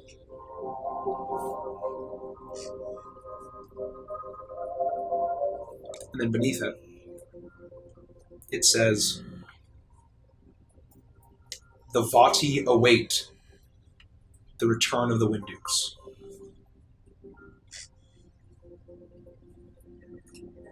Does any of that sound familiar to any of us? The word, what? Like Vati, does that ring a bell? Nope. Vaati is how that would be pronounced in common. I don't know what any of that means. I can just read it. Kira, do the Vadi sound familiar to you? They... familiar? It sounds familiar to me. And Lifty, it sounds familiar to you too. But you're certain you've never heard it before in anything you've ever studied. It's so weird. It's like on the tip of my tongue for some reason. And Alkira steps forward and looks. How do we prove our commitment to law? What is the law of the Plain Veil? There is no law. Perhaps we just need to respect this. And I'm going to walk into the light and, like, kneel down. You walk into the light. Just like, you know. You're here with 100 d10 of radiant damage. Let's see what happens. You step into the light and you kneel down. And as you kneel, you feel a comforting sensation. And you all see Toa begin to glow with a faint hue of We should kill astral him. blue. He's turning into a creature. No, wait. And I you hold up my hear scorching ray blast. Toa, do you feel all right? He's digivolving. I hear something. you hear a voice. It doesn't sound masculine or feminine. It sounds distant, alien, but calming. How will you banish the chaos? Just me. That's all you hear. That as you are bathed. Do we hear anything? You hear nothing. You see him glowing. So we don't hear anything. We will kill it. We will destroy it. We will stop it. Oh yes, he's definitely turning into a creature. Kill him What now. is he talking about? Hold on. It said, how will we banish the chaos? You don't banish chaos. You manage it. We will manage it. And as you say that, there's a pause and a hesitation as the beam around you intensifies. It switches from gold to blue to gold to blue as it swirls around you, and you feel a sense of grace come over you. Some grace under the pressure of everything that's going on, and power. And you feel the need to arise and step up. I do so. And you see Toa kind of glowing in this faint hue. Have you ascended? What is I want happening? to step out of the light and see if I'm still glowing. You are. There's a very faint glow around you. And you're I don't know sure what happened to me, but you feel all right? I don't feel any different. All right. You're glowing, dude. I know I'm glowing. It's kind of neat. I want to glow too. Maybe we can all do it. I don't know if that's supposed to happen, but Anything change with the door after he walks out of the light? Do I feel more powerful, or You feel like there is a blessing of some kind upon you. I feel like I've been blessed. No, I didn't cast that spell this morning. Can you open the door at all, or? You push, and it feels like it gives a little bit of gives away a little bit, but it's not enough. I'll walk in and kneel down in the light. You step into the light, and the same thing happens to Iris. You start to glow, I love gold. and you kneel. With this beautiful glow, and it is almost emanating off every single hair of your fur. And you hear the same voice. How will you banish the chaos? You do not banish chaos. You learn to control it. Hesitation. And then you feel that same feeling as the light intensifies. And the air starts to swirl around you. And you glow the same way that Toad did. I'm gorgeous. I feel great. I didn't die, so... Come on, let's go. Let's all have golden showers today. I was in until you said that. I think I'll just end myself. You're fine. I'll push you into the light. I will attempt to push you into the light. I'll take that as it's your turn, and I'll willingly stumble forward and just stand there. You glow. And it's not unlike the light that comes from Beatrice when you summon her. Unbelievable. And you feel that androgynous voice in the back of your mind. How will you banish the chaos?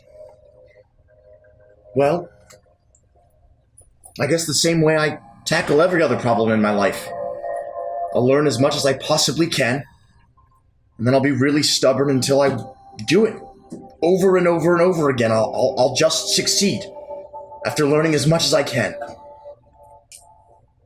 And you feel that sense of power as you begin to glow. Huh. Look at that. Just when you think you've seen it all.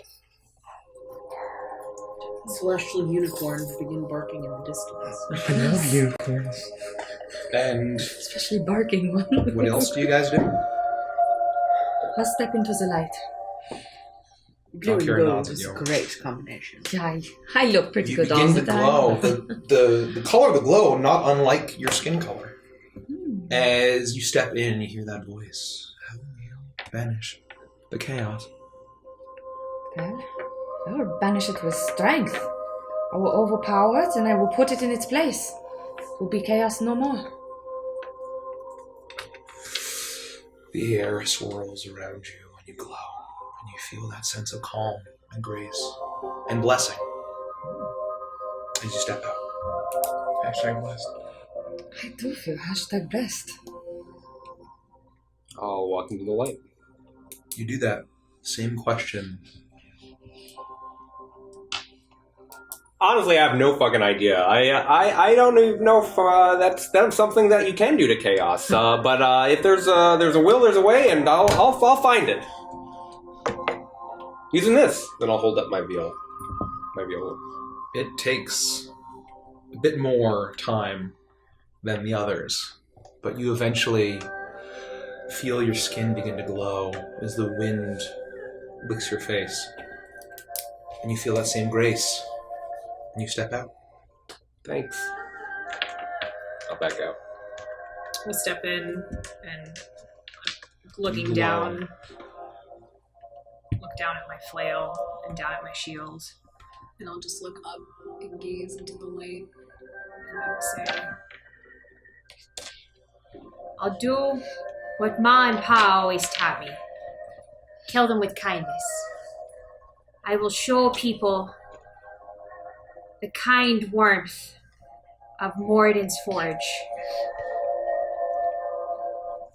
And I will free people from their oppressors. Everyone deserves a second chance.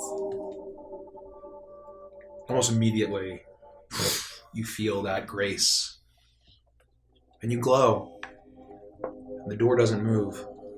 And then Alira looks at all of you. I step out. And she steps forward. The light barely consuming her whole form as she kneels down. She hesitates. And she begins to glow, a lighter blue than her deep skin.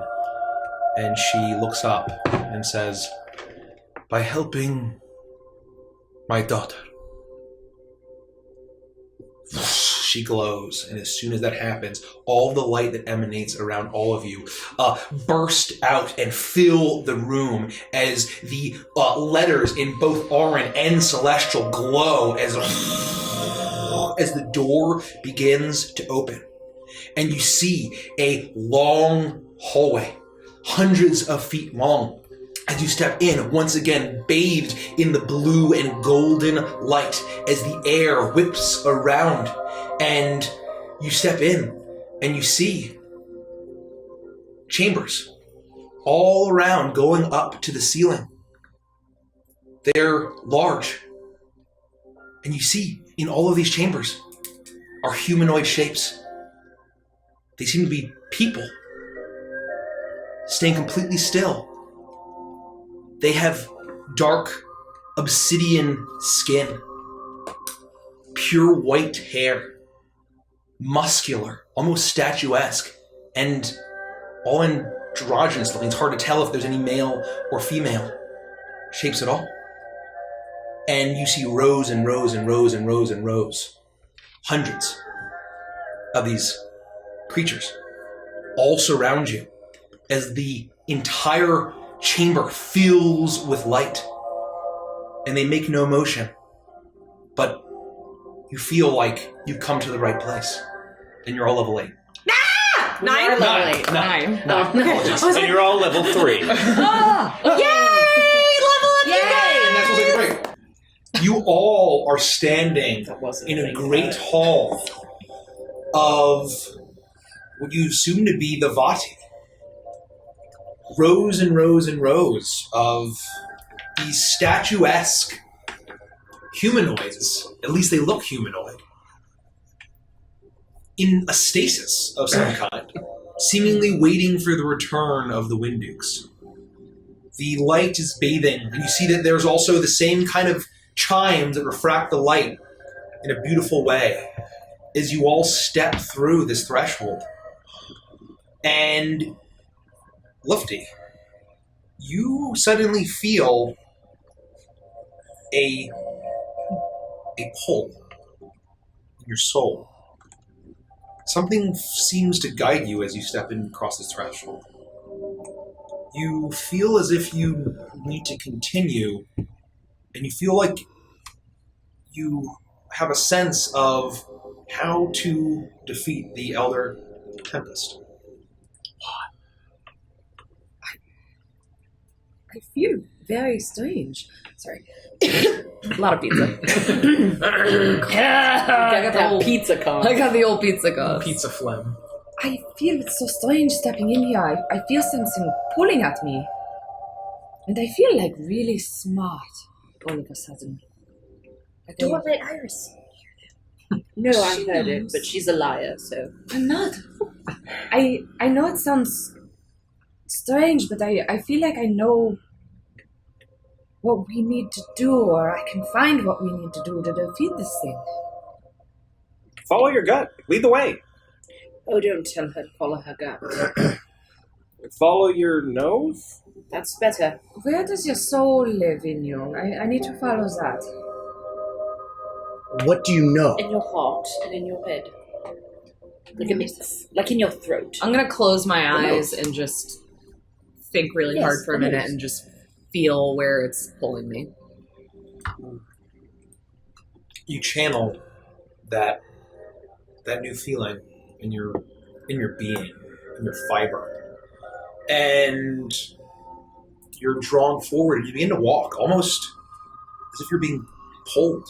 You feel yourself moving your own legs, but it's almost as if there's something calling you. You lead your party down this massive hallway, and you just see the closed eyes the sleeping figures of these large statuesque humanoids, waiting for the day that they'll return to their city. And you arrive at another chamber, large and circular, similar to the antechamber that you had entered. And you see that there are a number of doors. And you see that inscribed in each one, above each one, is a picture. The figure of a creature. And you see that one of the doors is calling to you. You step forward and you see that the creature above is this large feathered serpent slithering above the doorway. You feel drawn to it. And you step forward, and as soon as you step onto a large square stone in front of the door, the glowing color around you, the floor glows in the same color, and you hear this sliding of stone, the rumbling once again sending the chimes into a beautiful song along with the whipping wind. And you feel like you need to step through this threshold. It's this one. I can feel it. And I will... It's open. Yep. I'll step through. Okay. Is there light beyond it? It seems to be filled with the same glow. This one is a bit darker than everything else that you experienced. I scoot up behind her, just protectively. You do that. And as you step in, the wind whips around, and you look up, and you see the form of the great feathered serpent wrapping all around with markings of Orin and Celestial. And you see that there is a story to be told. And it tells of the cycle of the Elder Tempest, where the conflicts within the elemental planes, the constant war, the elemental plane of air bordering the plane of fire and the plane of earth, or plane of water, pardon me, as well as the portals that are opened up from the plane of earth. All of the planes within this greater elemental plane, constantly at war, whips up storms. And when conflict is more brutal, the darker the storm. And over millennia of battle, it can whip it all in together until it coalesces and forms into a creature called the Elder Tempest, the prime Elder Elemental,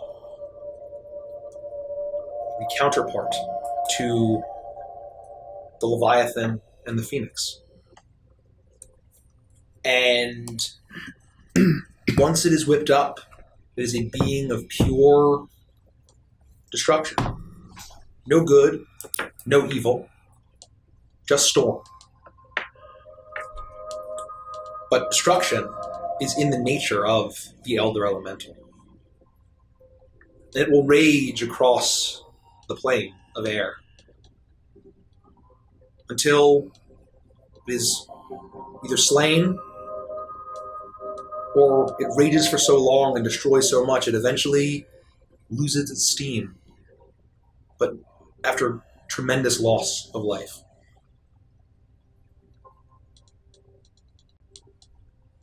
It mentions that the last time an Elder Tempest had made its way through to the material plane,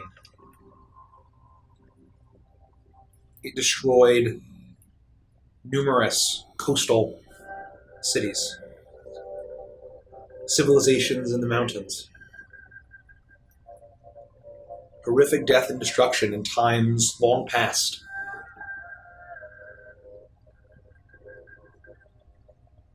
But that there were weapons forged by the Jinni to battle these creatures.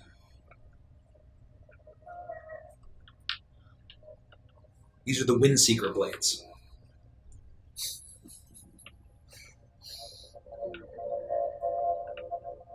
And it's from a metallurgy and a blacksmithing practice that is long forgotten, borrowed from the work of the Friti, but using the power of air to forge these blades that can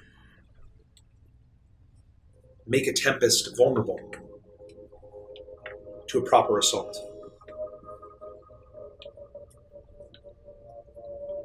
But these blades were scattered and since lost. And woe to those that must face an Elder Tempest without one.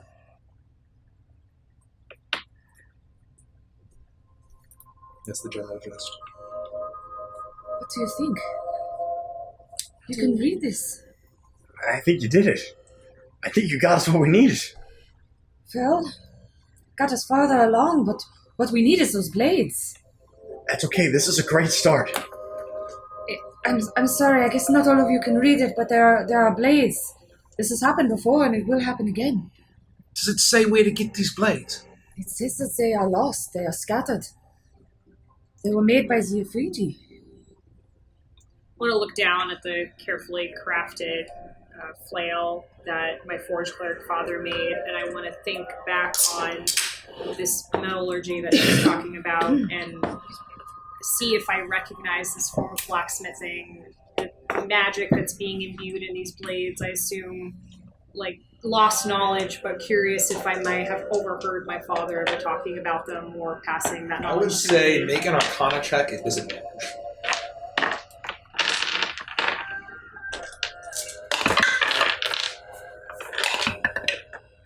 A 19 and a 13, not bad. 14. 14. You are familiar with Afriti. Mm-hmm.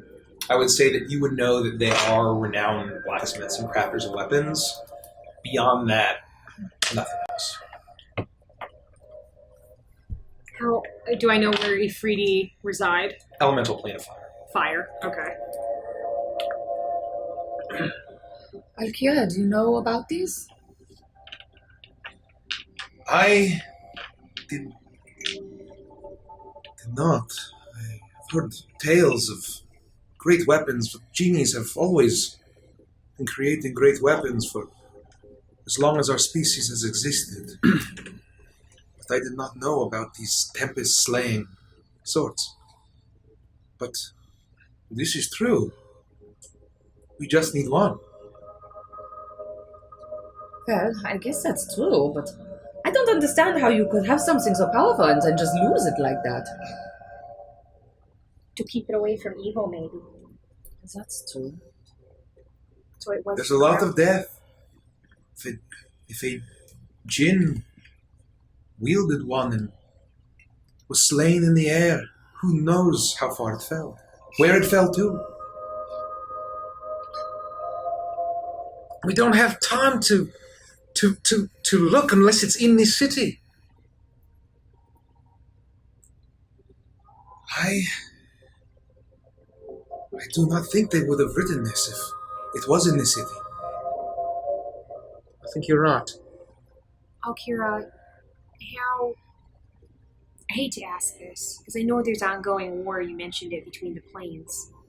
But let's say, hypothetically, if we meet an Ifriti that would be capable of passing on the knowledge of crafting one of these blades, Could someone like me learn that from them if we visited the elemental plane of fire, or would that be too dangerous?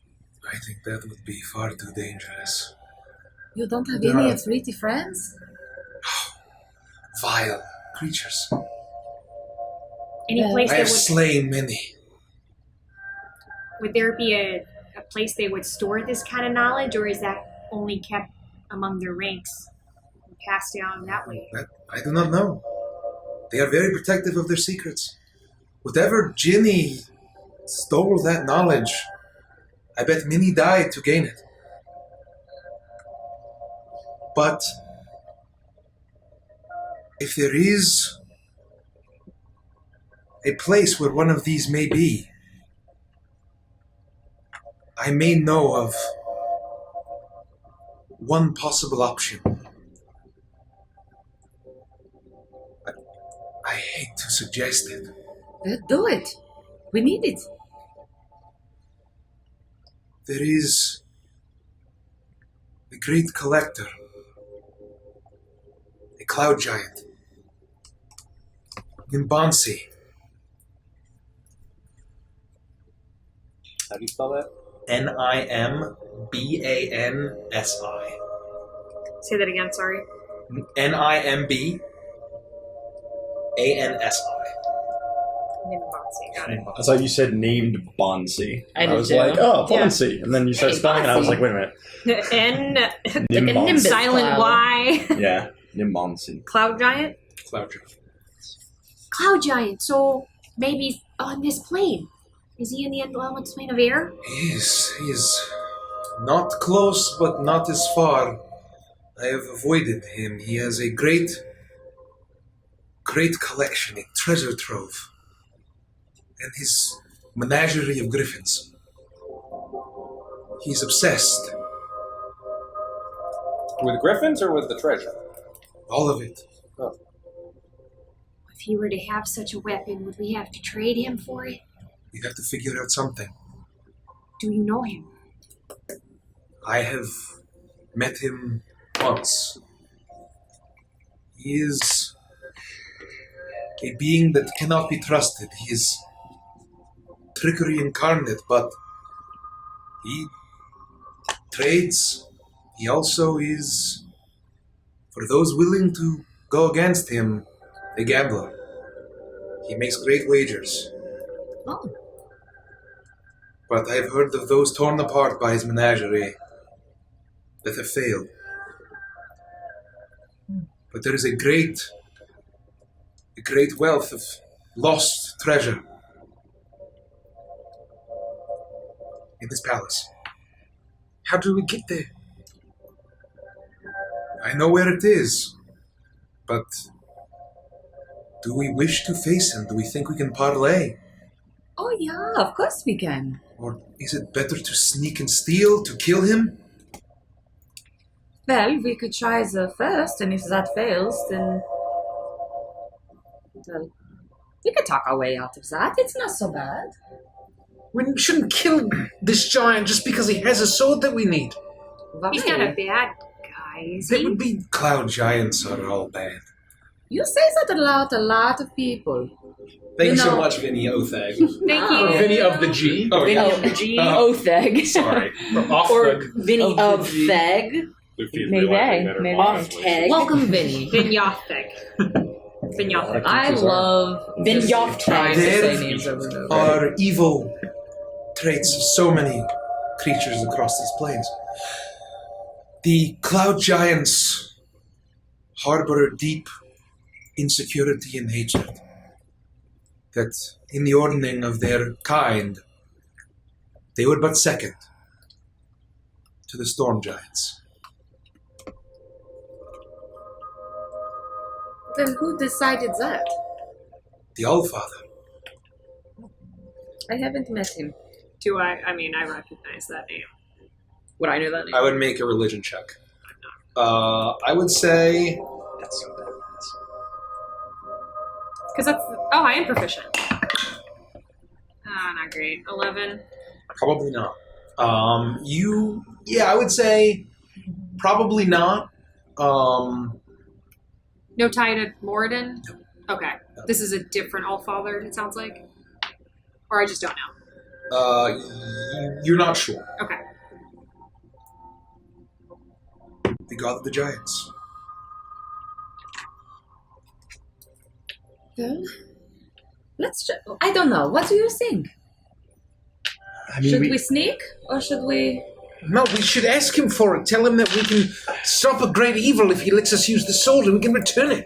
We're going to want something more valuable. We could totally return it. I mean, I don't think that should stay in our hands. I just don't think that he's going to want to do that, and we don't really have anything of value to trade. I agree with you.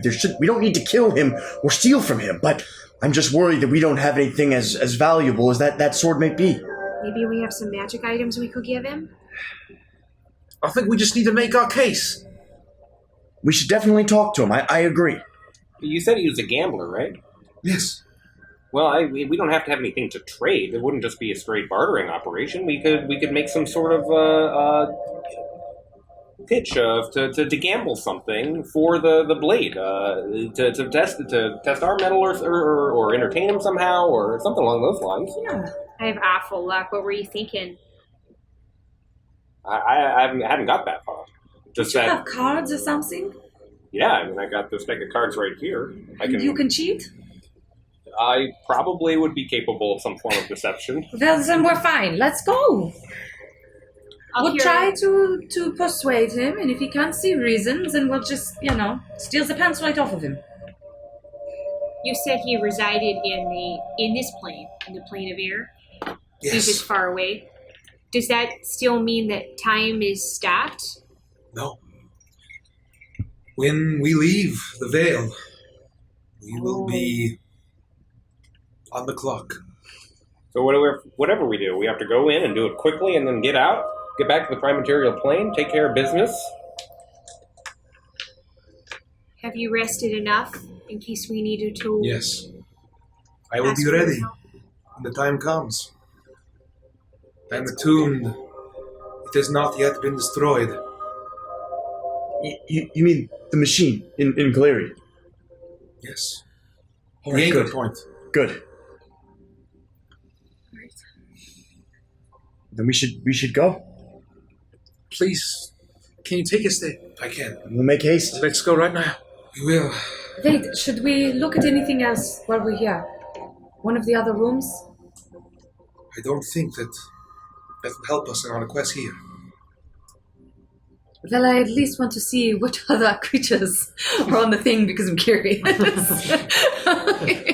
You're more than welcome to. Yeah, I'm gonna walk back out. I just want to see what else is on the doors. You look up and you see one of the doors is. Thanks so much. Thank you. Vinny of the G. Thank you so You much. see a large two-headed vulture monstrosity. You see a wispy humanoid silhouette.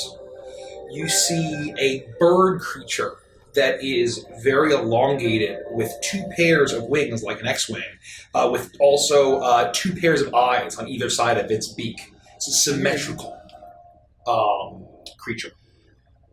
You also see a picture that looks familiar. It looks to be the image of a djinn. And you see a picture of what looks like a griffin. What looks like a large but thin humanoid creature with a large morning star weapon. Wispy hair. Cloud beneath the feet. Tattoos all over. Wearing a mask. And that appears to be a cloud giant. Are you sure we can just go in a couple of these? Some of them look very useful. Are you similarly compelled to walk through any of these doors? What do you see? I am, yes. Well, I'm following you. Why don't we take a look at one, and if it's just more of these statue people thing, then we should I just was go. always told that curiosity killed the tabaxi, so I will refrain from entering any other rooms, I think. Lefty, I water? just have so many questions, and I'm afraid if I leave here, I'll never come back. Let's go, for fuck's sake. And I drag her into the next room. Or next door. I want this one, and I'll point stay to the with cloud giant. Iris. Holy fuck. Oh, you said in our spare time we should... And then I start massaging Iris's back again. Thank you, Tova. Should I go with them? If you want, unless you want to massage Iris's back, just no one was doing it. And she I'll said be back. I'm gonna step up to the door. And I'm gonna like literally walk away as he continues Yeah, they this. spare time, she told us. I'm gonna like hustle up to the ladies and say, are you sure you want to pick this one? Well, we're going to see a cloud giant. Why wouldn't I pick this one? Okay. Stop being so nervous. It's just a door. Yeah, I'm trusting you, Lofty. Okay. Just stay close to me so Yep. I can protect you guys in case anything happens. You Sure. step forward, and as soon as you get to directly in front of the door, nothing happens. Stomp my feet a little. You stomp your feet. Stomp. Open! It doesn't No? glow. And you realize, you look around to you and all your friends, and the glow that had bathed you has now just dissipated. Oh. Maybe we used our key. I should have gone in the other one first. Oh, no, I guess not. I'm just... Oh. Do we go bathe in sunlight again and then come back? I don't think it's gonna work. I've never been this high up. I've never been here. I feel like I belong here, and I'm gonna leave and never come back. Try knocking. You walk up Hello? and your knuckles rap on the stone door, and it is immobile. But it's like in that beautiful polished white marble. And no sound is made, no response.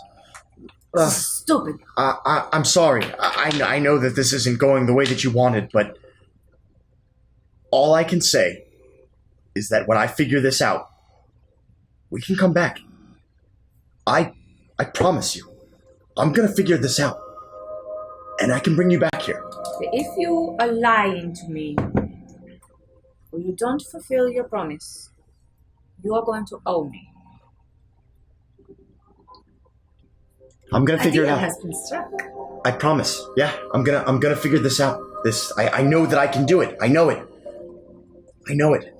Okay, let's go. Remember, we're coming back here. Because we gotta leave Zor back in I guess you're right. I do get to come back. right?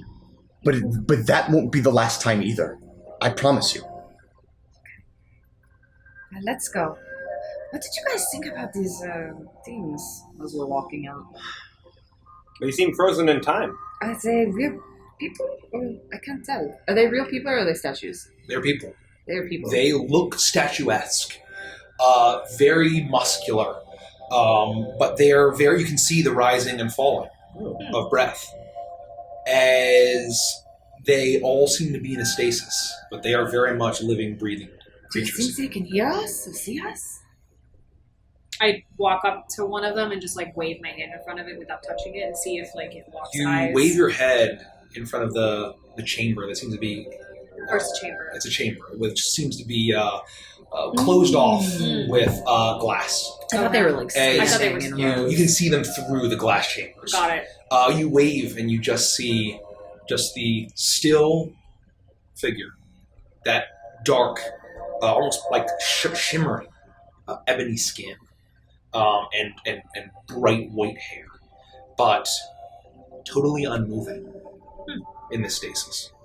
Do we know what these are? You could presume that those are likely the Vati. Oh, that's right. Oh shit. So you know what they're called? We don't know like anything about them. Correct. They are awaiting the return of the Windukes. So they're in a stasis until they come back. And the Windukes being all the ones that are trapped right now. Like they're on stasis. That's what you can Essence. presume. Okay. We should, if you guys are back, You'll definitely be back. we should go. We gotta free them. Yes, and Alira turns to you. My child, if we survive this, this will be where our rescued essences will come. I feel it. Okay. We will be back. Okay. And I believe you all make your way to the entrance. And you see the clouds start to swirl up and engulf the legs of Alira as she flies up a little bit. Do you wish to say goodbye to your friends? I do. Yeah. I will be flying overhead. Take your time. We have eternity here. She flies up. I really hope she's right about that, because if she's, I mean, not lying, but if she's incorrect and time's just been progressing, we've been wasting a lot of this time while the storm tempest is just killing. Yeah, it's probably not. It's probably fine. It's okay. We didn't have a choice. I think we can trust her. I really pictured her like big, and she's pretty big, but mean and just evil and nasty, and she's very sweet, actually. I don't know. I hop back on Peyton and await anyone else that wants to join me, and then I ride back. You all ride with back. Alira. You fly up to Alira, and she just gives you a nod as you ride back to camp. You see Zorbeck. He has a flower that he plucked from the garden, and he's looking sadly and just throwing petals. And Hart is walking around and like setting up a perimeter. I'll walk up to... Is he sitting or standing? He's sitting at the edge of the lake. Okay. And he's dangling his long bugbear feet into the water. I'll like take off my plaid boots and I'll plop down next to him and just kind of like solemnly watch him plucking his flower. I'll put a hand on his shoulder and give it a squeeze. Hey, I'm really sorry about earlier. No hard feelings. I'm sorry if I offended you. I mean, I'm sure I offended you. I'm sorry for hurting your feelings. I'm sorry Iris put you up to this. Shaved your chest. Like I said, just, take one pill of those every 12 hours. It's what my pod did to grow out his beard. It'll grow back soon. He looks at you with his nearly feline-like eyes, and he looks back. And he says, At least Zorbeck tried. You are a good guy, Zorbeck. And I think there's a bad rep against bugbears. But you're the exception, not the rule, and I want you to know that. You fought valiantly with us. You've taken down great evil. You've got so many stories to tell when you go back home. I just can't be your bride. That's fine. I don't even understand the concept of being in a relationship. I've never been in one before, I had a very sheltered upbringing. That's okay. Zorbeck wasn't ready to settle down anyway. there's another petal. I hope you survive. Oh, I hope so too. And if I do, I'll be back. And we'll go home once we've purged this land of its evil Aarakocra. And then you can tell people of the great things you did. And your people don't have to have this bad stigma against them. Except,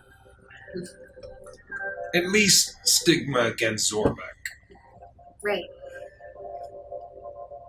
Okay.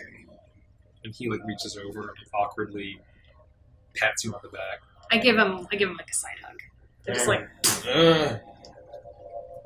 I give him big He's still wearing the hippo headdress, nothing else. He just has the headdress on. He's taking everything else off. Do you wanna I should probably return this to Iris, and I go for it, see if he's okay with it. Oh, Do you wanna keep it? You can keep it. I don't like need it. Okay, you can keep it.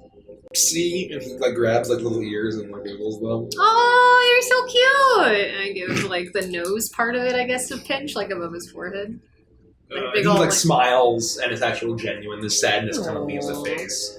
And he just nods and says, Be safe, please. You too. I mean, if you want to. It's not a big deal if you don't.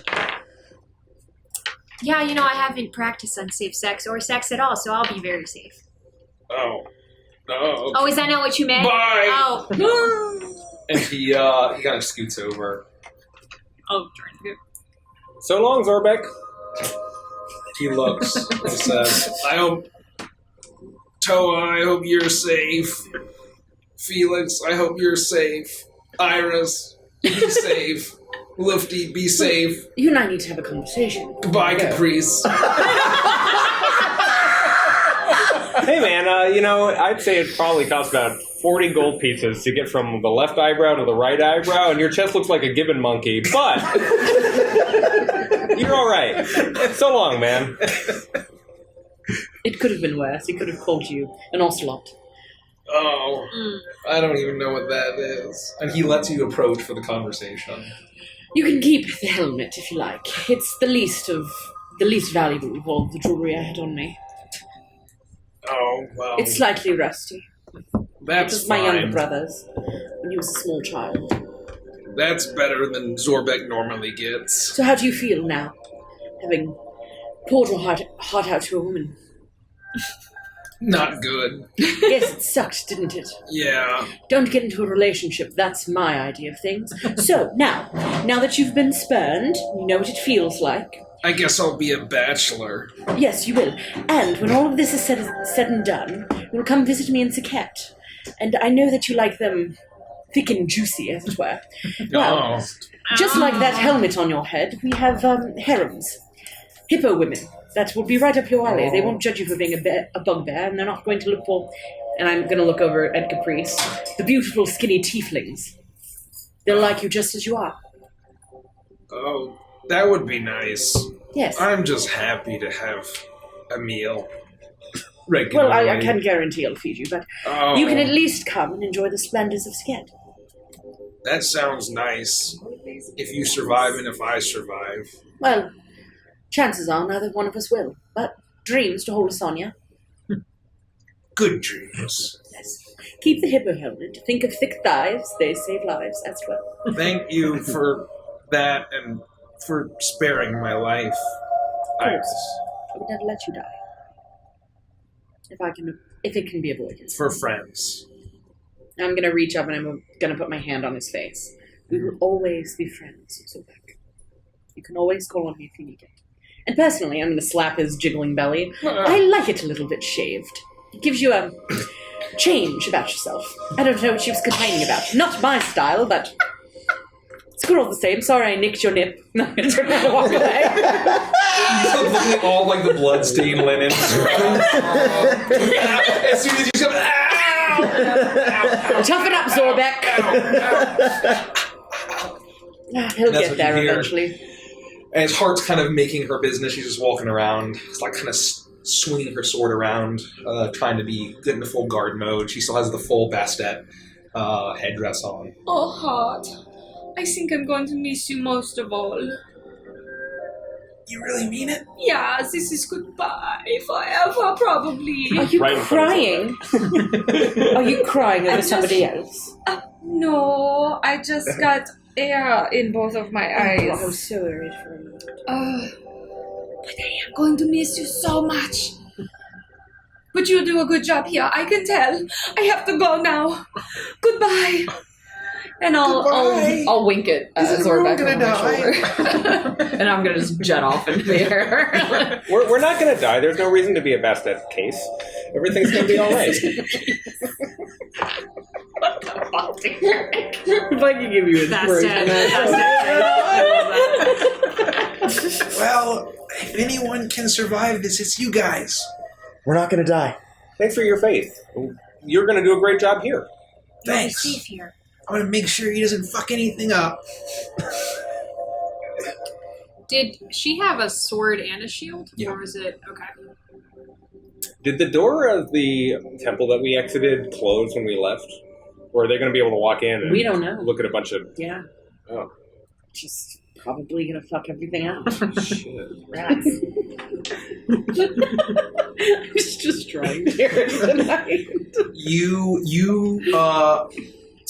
You remembered as you left that the door seemed to close behind you. It was a good question, though. I want to take out my smithing tools and get like a pair of pliers. And I'm laying Dakota out on my lap, and for the first time visibly to the party, there are these little charms that are hanging off of the flail. One of them looks like a baguette. Another one looks like an anvil. There's another one that looks like a muskox. There's two more, and I'm prying off the one that's a shield. You easily get it. And I hoist Dakota over my shoulder, and I walk over to Hart, and I open her palm, and I place the charm, the shield charm, in her hand. What is this? These are charms that were forged by my ma, actually, back home. Every 5 years for my birthday, she makes me a new one. I've got 4 more here. This one is special to me, and I want you to have it. Oh, We're both shield masters, and you've been strong of heart. And I know I have great faith in you, Hart, that you'll take care of Zorbeck, and you'll take care of this place, and you'll guard it against all evils. I'll do my best. Thank you. She takes it. This is a promise that I'll be back. Thank you. I'll do my best. And I just ruffle her head. She shivers and her fur stands up. Well, I guess this is a goodbye. Until next time. We'll see you again. We'll see you soon. I'll miss you guys. We'll miss you too. I'll never forget about you. And she looks at you, Iris, as you're getting ready to leave. He says, I don't think I'm going to ever get as tall as you. Sit here with me on this stone step thing. Oh, I okay. was going to wait till everyone left. They like to eavesdrop, but they'll stay. You. Yes. You're small. Scrawny. Oh. You look weak. That's You're not. Oh. In any way. You know what it's like to be a tabaxi. You get strange looks. People don't fully understand you. Especially not where I come from. No, especially not. I'd like you to think of that. And think about what it must be like for Zorbeck. He doesn't fit in anywhere. Even where he's supposed to reside. So, you will rule this place for now, and guard over it. But I'm counting on you to help him to learn how to be the man he can be. With your heart and your inner strength, you can help him discover who he's supposed to rise to. There's potential there, and I'm trusting you with that. Can you do that for me, Hart? her eyes get wide. It's like, Oh, I could teach him to be a knight? Good. You understand a small fraction of what he goes through on a day-to-day basis. You can help him. And then all of us will go to Saket and enjoy what it's like to be around Tabaxi, where you can relax. You'll still be the smallest of all of them, of course. I've accepted that. Not sure what kind of Tabaxi you are, actually. I'm orange. Yes, I know. I've seen many orange Tabaxi, but they're so much larger than you. Starts to feel like it's raining on you guys from above. But you know, crying. you're so young. I can see you standing with the best of them. Well, I guess I have all the time in the world to train. I'm going to try to get better here. Now I'm gonna pinch your cheek and practice that roar. It's not quite where it needs to be. No, darling. Show me again when I see you again. Okay, yeah. I'm gonna lean down and I'm gonna embrace her. she hugs you back. Thank you, Iris. I love you, darling. I love you too. I'll see you soon. See you soon. Now I have to fly. Wish me luck. It's not so bad. No, it is. I'm gonna start spinning through the air trying to get her.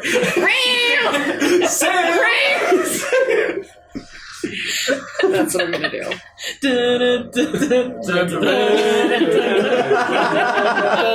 I miss that name.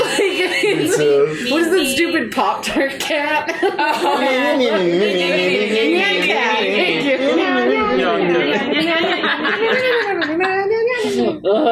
Perfect.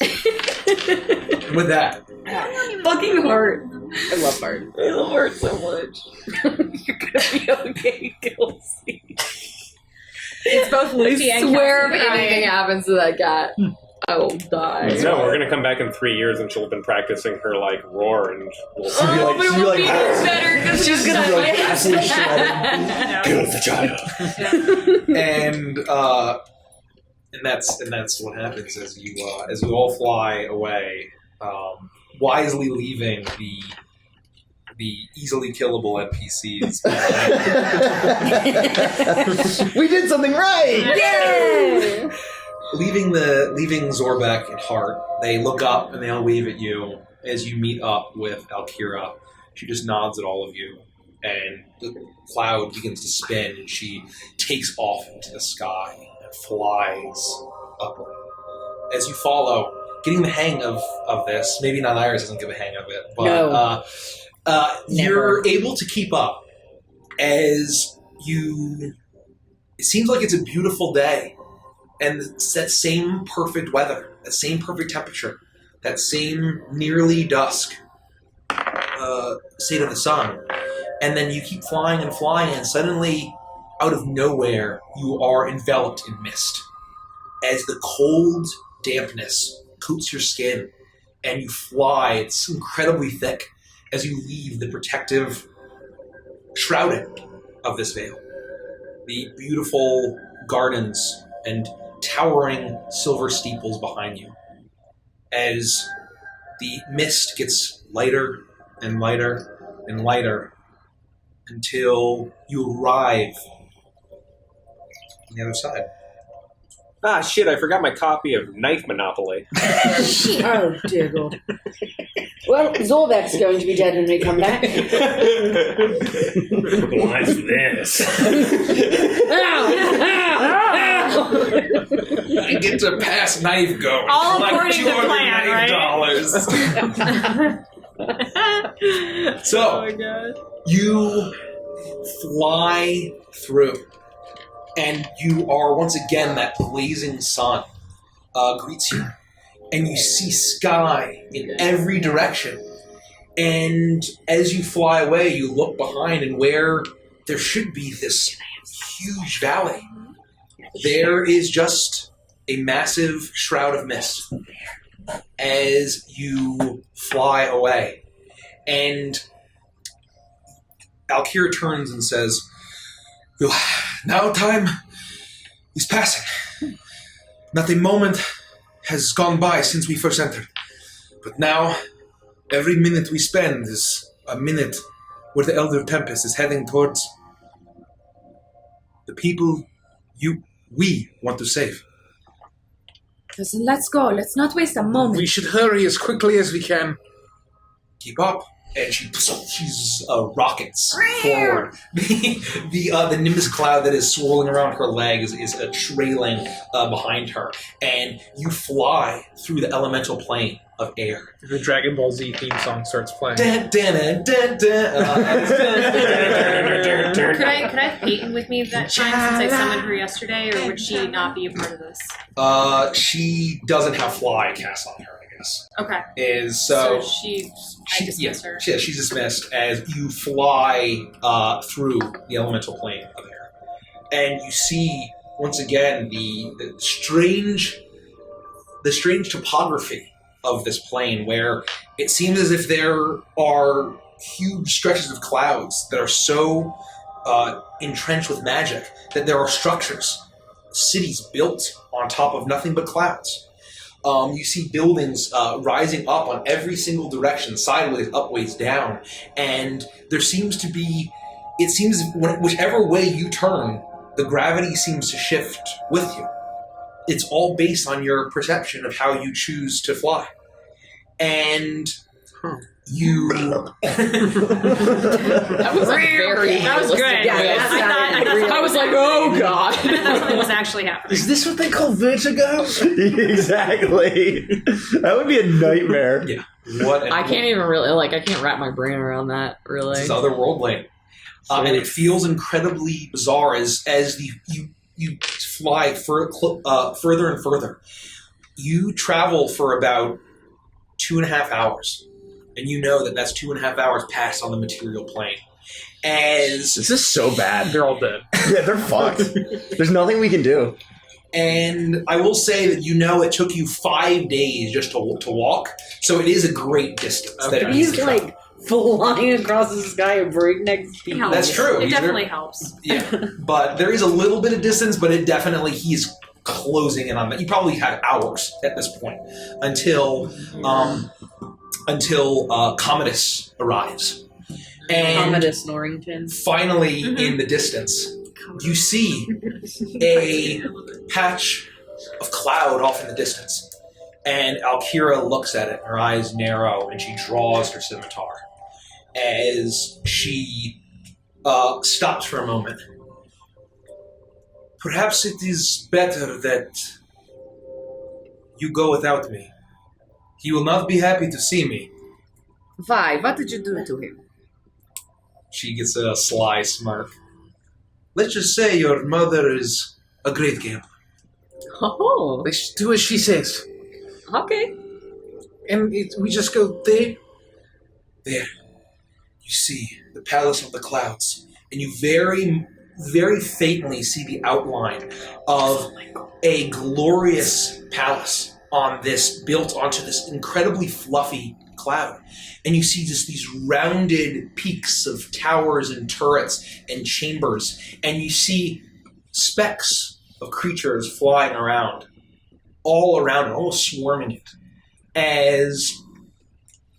As Alira says, those would be his griffins. I hope you do not all get torn apart. I will follow, but I will stay out of sight. Just know I am behind you. And she touches herself Oh, fuck. and immediately goes invisible. Oh, That's fuck. really Oh, is that what that looked like? Crazy. When I think of Oh, her, fuck, she I was wants gonna to ask her. herself. I was going to ask her what she lost in that gambling.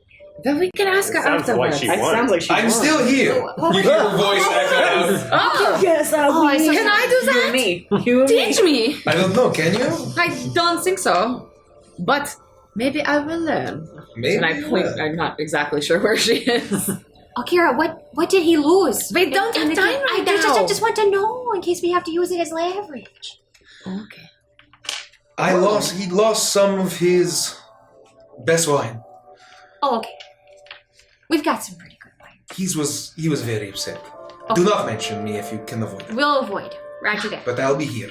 Okay, And let's you all go. fly off. You feel the size of Alira flying alongside of you. You feel the wind disrupt the air disrupted as the wind the air has been getting warmer as you've been traveling further into the plane, away from the plane of water. As you see this grand palace emerge. You see there is a large central building with these great towers with bulbed tops. All of this beautiful white and blue stone and metal. And you see there are great gardens with vines wrapping all around. The tops of what look like vegetables or fruits, but just absolutely massive. And you see a great aviary and roost. And as you get closer, you now see the shape, and it looks like a rainbow. You see reds and blues and pinks and greens of griffins, of every single color you can imagine. Holy moly. That's cool. As they all soar around and fly around and you approach. That's like a winged lion, right? It is a griffin is a creature that the front half is of an eagle and the back half is of a lion. Okay, got it. So But it's they like have 4 paws, right? yes. So So they have 2 eagle claws in the front, 2 eagle And then talons in the two front. big Two paws lion in the paws. back. Two But they lion they like walk on their. Yeah, they can walk with their eagle talons, yeah. Got it. I show you. and you begin to approach. And as you approach, you start to see the griffins that are all swarming around, flying, begin to notice you, and they start to soar in your direction. Let's not be hostile. No, yeah. Be very nice. You think they can talk? I don't know. I've never met one before. Neither have I. Would you just assume because it's a pot animal that it doesn't know how to talk? No, We're you talking can talk. to like, thank you, that was my point. And that's why I'm asking. Oh, I don't know. I've never seen that before. Sure, we'll find out. And I have like my hands up as I'm like soaring. Yeah, I closer. don't. But make sure your weapons are away. Let's do a group Then animal you should put handling your check. hands in your pockets. Ooh, a group Animal animal handling check. handling. That's the rarest of rare. After you, my dear. Oh, thank you. I'm gonna roll a Hot dice. damn. Natural fucking 20! Thank you, Hard Limiters. I don't know if they were. Yikes. Natural Did you roll a one. natural one? Literally right up. You I got- sucked up all the good juju out of the worm. Fuck, that's gonna keep I blame Maya. 21. 21. 21. 21. 18? 21. 21? Perfect, what do you get? Animal handling 21. 21. Lefty. Should I do it? 3. Let's twist it. Okay, I'm gonna. We got him. Let's fucking twist it. Where's the? Yeah, thank you. I got a 4. So 7. I got a 7. All right, I got a 7. No, 6. 6. I got a 6. That only lowers Six. the average a little bit. We're good. So Lifty you walks up. see... Hi, it's nice to meet you. How Easy. are you? Can you understand? You see as in this great menagerie of what would assume to be like they look like parrots almost, but vicious, bloodthirsty griffins fly in your direction.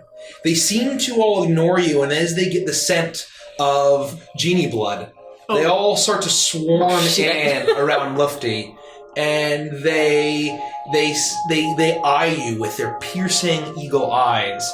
And they linger for just a minute before they glance over all of you, and you're able to kind of raise your hands, and Hey, Macarena. they then fly out and begin to flank you and surround you and follow you as you head towards the palace. And you see one of the griffins in the lead, a purple griffin, fly off towards the grand entrance. And you see, as you approach, a massive door. A massive door that is probably 40 feet tall. That is closed. As you see that in the top of this palace there are large porticos with large roosts on either side, and you see that the griffins are flying in and out of this palace. As you approach, you see this great number of structures on these palace grounds. You see the great aviary, where the griffins are able to fly freely. You see what looks to be a library, a great chamber that seems to almost be, it looks militaristic. It looks potentially like an armory. And you see all surrounding gardens. Massive gardens of the largest vegetables and fruits that you've ever seen. Carrots bigger than Toa, growing. That's a big carrot. Is it like big googly eyes on the front? An onion and a cauliflower. Yeah. You see a bear and a bird is rolling into it, and this destroys it. Vegemite. Battlestar Vegemite. Galactica somewhere? There is some large beats. As you begin to fly in, you hear the loud rattling of chains and the creaking of wood as the doors begin to open as you arrive. And the griffins all kind of give you a look, and then they point forward to the doors. They all fan out and land on the ground. Have I ever Where did he go? Have I ever seen a griffin before? You've probably seen one griffin. Yeah. Or like know anything about them in terms of like the animal handling side of things? I mean, you know that they're monsters. They're monstrosities. You know that they probably are in like the canyons and the mountains flying around. They're relatively rare. That you need to kind of keep an eye on your livestock to make sure they don't get that they swoop and take care of them. But they're just basically predators to your livestock, I would say. Do I know if they're intelligent enough to speak? They're not. They They're don't know common? monstrosities. Yeah. Okay, got it. I will land on the landing pad. Is there You a see landing that there's pad? actually a large circular pad that seems to be this beautiful, smooth stone with massive steps that go up to the huge door that is now open before you. And you actually see that on either side of the steps, however, which would be massive for you to, you'd have to climb up, you see that there's ramps on either side that you'd be able to walk up. Hey guys, Go in. Who's doing the talking? watch this. And I'm gonna just run up the stairs like really, really fast. Well, What the hell was that? she's very. Look what I very can energetic. do. That's cool. She gets on like a ball of wind and rides it. What do your arms do when you're running up? There's only one option. There's only one option. No! Naruto! Naruto run. I'm not doing that. She decided to dab you see instead. Lufty sprint up. I'm and really more of a effortlessly- spider monk is what Yes. I'm going for. Yes, you do that, and the rest of you either enjoy the ramps or you kind of fly up, hop up. I will walk up the ramp, feeling that would be the most respectful way. Yeah. I'm just gonna follow Toe. I don't see the ramp, so I'm just struggling to. You can fly, you know. Just like. Well, okay. And then I just like clamber up the stairs stupidly. You do I'll that. bounce upstairs there. Or bounce, yeah. And you see through these massive doors, a large hallway that leads towards a beautiful chamber that's glittering in golds and gems and jewels of every color. It looks, and the light catching is refracting it looks like a prism is just blasting, bathing the light, and you see the griffins flying around, just as multicolored as the lights that are bathing this chamber. And as you make your way through, you hear the screeches of the griffin, the low roaring screeches, as there are perches built into every single facet of this stone this stone palace seems to have places for griffins. It seems as if there was like a crazy cat person, but for griffins, this would be like the kind of palace that they would have. Okay. You continue to make your way through, and finally you see, bathed in the light, a shape sitting on a huge, looks like a throne, built of this massive white and gray marble. You see, elegantly robed in purple, a light blue skin, completely bald head. You see at the side of this throne a massive weapon that it seems to be a bludgeoning weapon that is a ball with wispy metal spikes that looks like it could probably flatten you, pulverize you in one hit. As you approach, you see that you see it's robed in purple, but then you don't see a face. It's masked. A mask that is half black and half white, half grinning and half snarling. Which side is the white side? Smiling or smiling? White side is smiling. As you see that this cloud giant, and it is a massive creature about 20 feet tall. Holy shit. Sitting in its throne, is resting its cheek on its fist as he is tapping his fingers lazily on one side of his throne. And as you enter the chamber, you hear a voice, booming voice, call out, "Well, y'all must have known I was feeling bored. I don't see an Aarakocra. Were you expecting one? Y'all are a human. What are you all doing here? I would not expect this."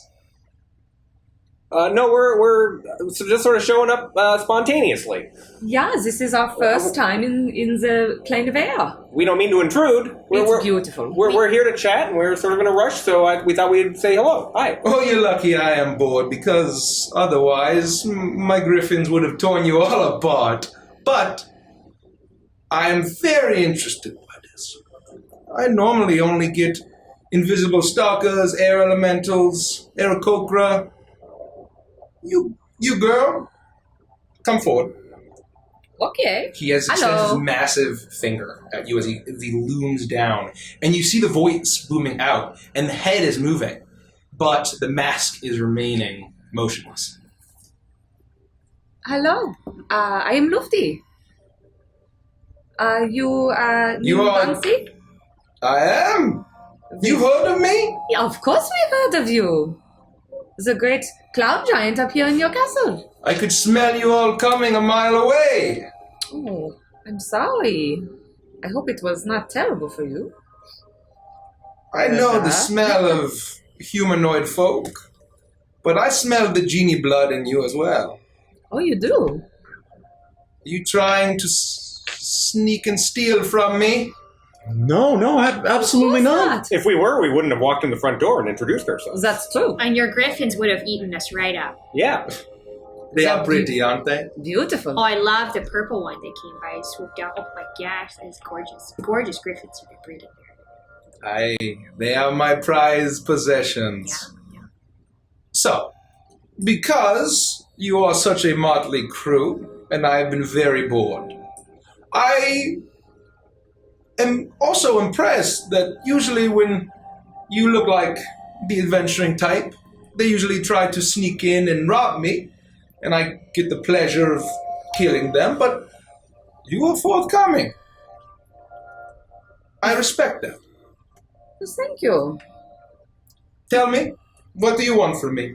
You always want something. I'll walk up and I'll kneel down. I will say, Great Nimbansi, King of the Clouds. Oh, We have been told that you possess a powerful artifact that could save our home, the plane we came from. Maybe. By your grace, we would greatly appreciate if we could borrow this artifact to defeat the vile evil that threatens to destroy all of our homes, and then quickly return it upon the completion of our quest. Well said, Toa. I give him bardic inspiration. The head tilts up, and the hand comes down, and as he listens. And then he brings it back to the other side. Oh, a powerful artifact to save the world and the home. That is so trite and cliche. But I do like King of the Clouds. Flattery will get you everywhere. But I don't care about your home. So what is it you want? No, that was it. That was the Artifact. I have many. I didn't clarify. We would No, like you didn't. the Windseeker blade that you possess. O great King of the Clouds. If you've got it. If you have it, of course. Or know where it is. We just assumed we've heard many tales of your great collection. If anybody would have it, we knew it would be you. Yeah, we heard it was the greatest collection of old lands and that you would be the first person to check in on them. Yeah. Okay, now you're laying it on a little thick. I mean, look at her. I don't know if you like stick women or not. He looks at that. Well, you don't see him look at you, but the mask turns to you as you say that, and it stops.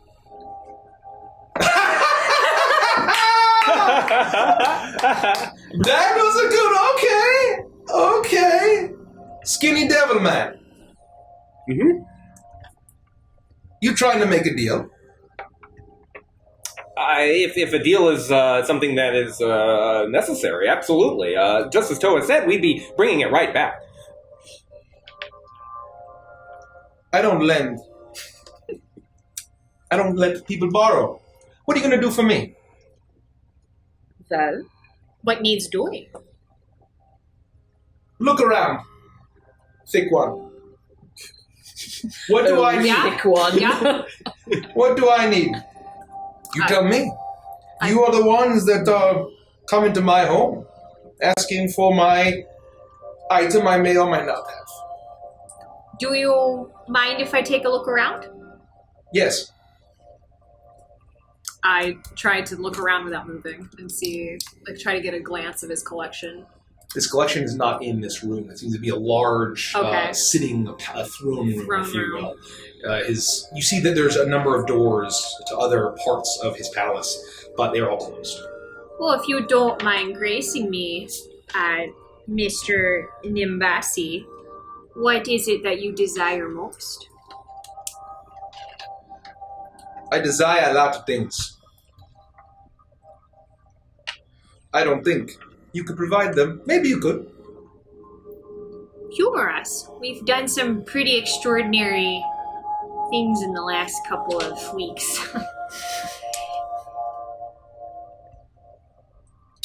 Go. Yes.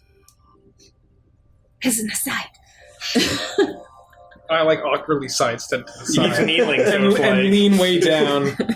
Totally not awkward. Do we have any more of the brew? From the monastery? The what?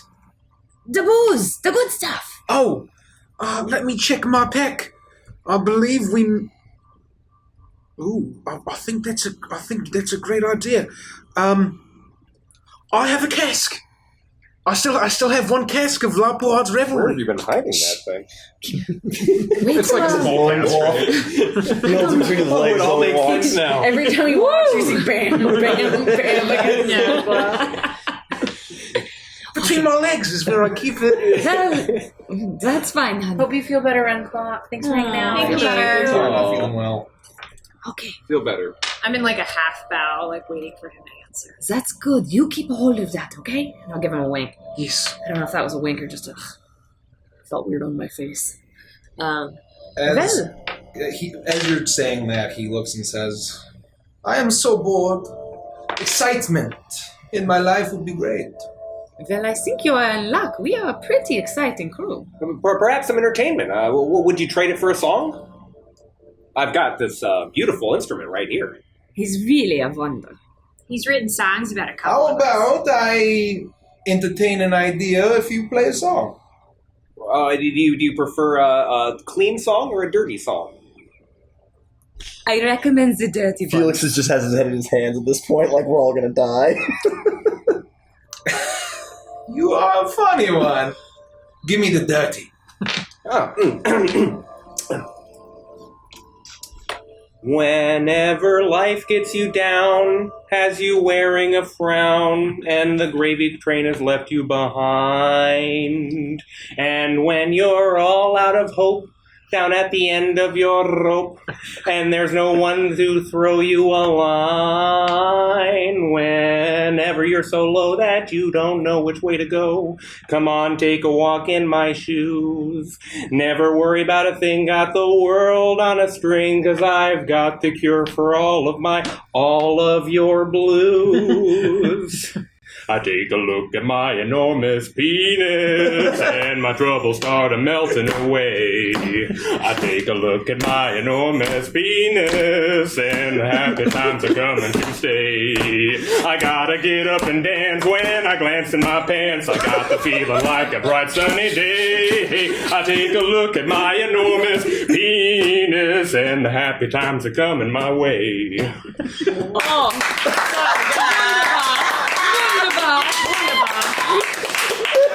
Felix is absolutely disgusted, but Andy loved every moment of it. what did you think of that? I tell you, he's fabulous. Make a performance check at advantage. You're all right. We're gonna go with a 21. You're gold. Okay, go.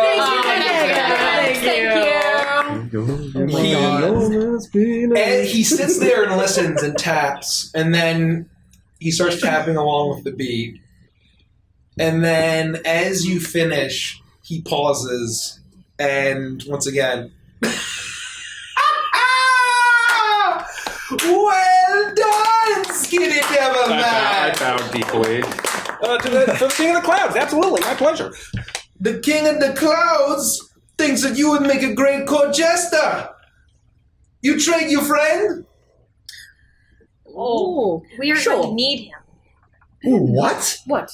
We need this thing, right? We're not trading Caprice for it. Just until you bring it back. Anything else you would like? No! It's a little hypocritical, don't you think, Felix? Don't you want to be my jester?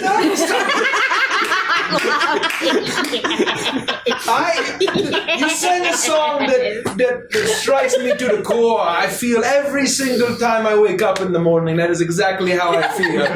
I thought you might enjoy it. Yeah, my pleasure. I'd be happy to trade an additional song. My personage, we need to take care of this great mission. It's, guys. Yeah. But I want to court jester. And you have made such a great performance. I would make a good court jester. Well, is there anything else you would like? Perhaps we could trade stories? I would like to hear about you. Tell me about yourself. Why do you wear the mask? It's not the same sort of Sorry. I'm sorry. Nice job, Rich. Got him. Brother. Why does everybody ask that question? Nobody gave a shit about me until I put on the mask.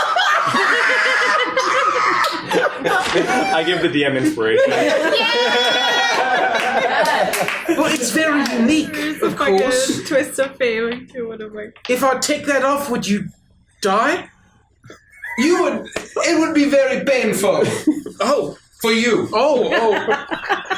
Thanks for the follow past the meatball.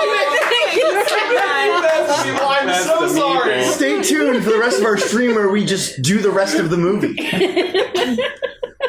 It's a two-man performance. Well, I would never want to cause any pain to you. It's a very impressive mask. It's got a lot going on. I feel like you're trying to tell a story or there's some interesting tale behind that mask. Don't you have a cool mask too? Oh, no, I have this cool mask too. And I take out my tribal mask that has all the feathers and the painted mask, and I put it on. Oh, and I have this too. And I just slowly take out my ram helmet and I put it on. And I just stand there very proudly with it and just kind of show it off to him. That is a good mask. This Well, past the meeple. I missed it. Sorry. is a very personal, prized possession. It's how I express my religion, and that is the last I'll speak of it. You have a nice mask too.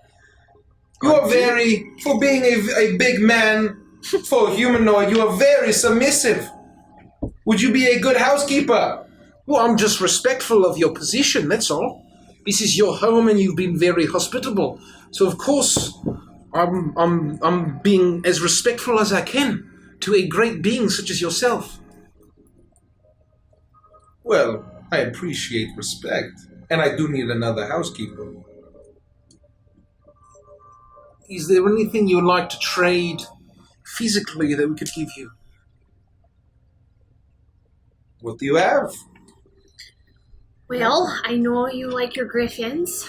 I could introduce you to my favorite steed, Peyton. She's in Muskox, and she could keep you company until we bring your artifact back to you.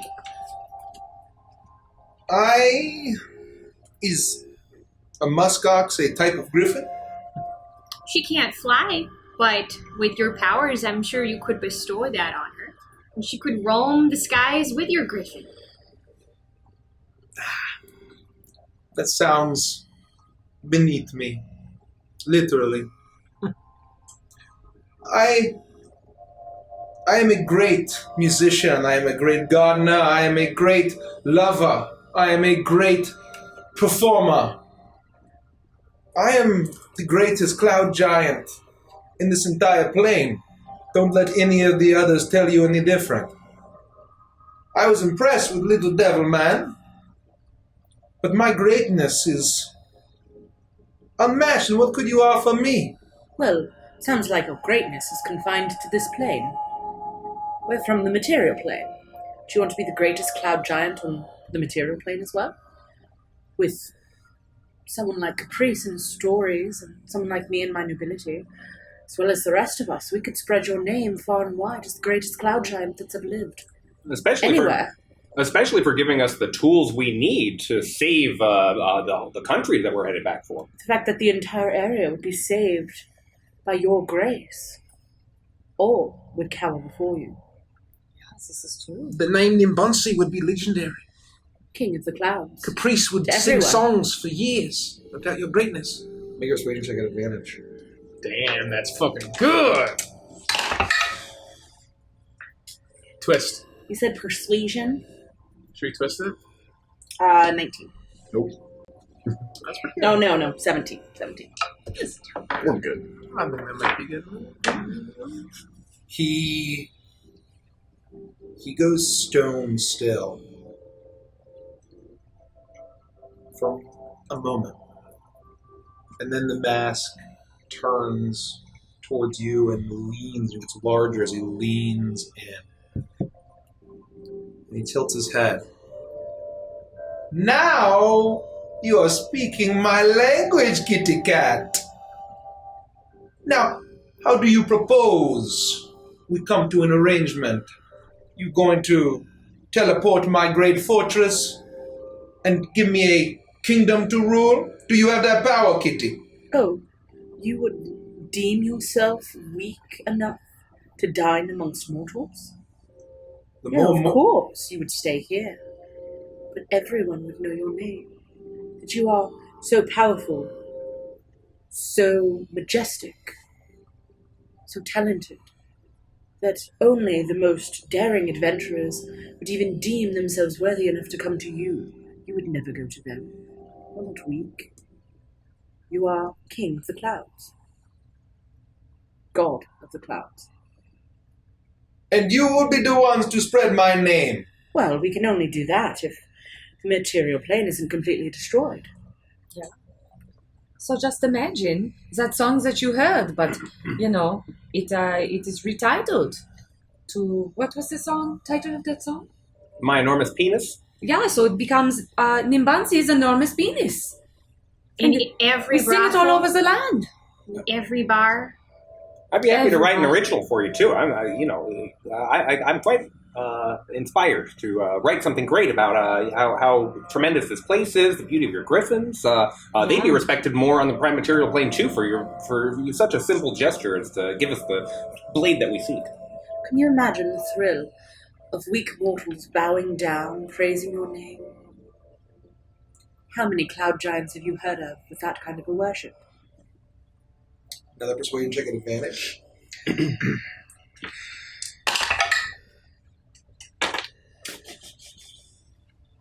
25. Oh, that's a good one. He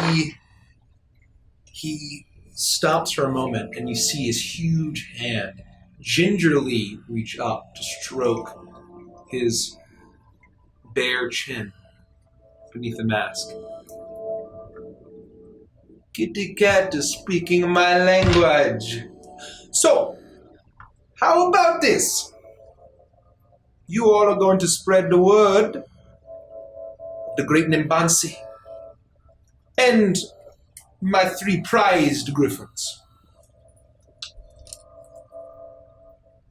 But you talk a big game. But I want to hear. How good of a storyteller are you? Each of you tell me a story. And depending on how I'm feeling after y'all are done, that will determine what you get. On the one hand, exactly what you think and what you want. And maybe I'll even sweeten the deal if you're real good. On one hand, the other hand, if I am unimpressed, beak and claw in your innards, y'all in my belly, and my griffin's belly. Is that a fair trade? I think that's the best we're going to do, guys. I think that's a fair deal. This isn't Of really my course. area of expertise. You will give us time to talk amongst ourselves. Of course. I am a great storyteller myself. Perhaps that would be another way I sweeten the deal. If y'all impress me. You may discuss. I will hear all of it, but you wouldn't dare insult me in my own home regardless. That's true.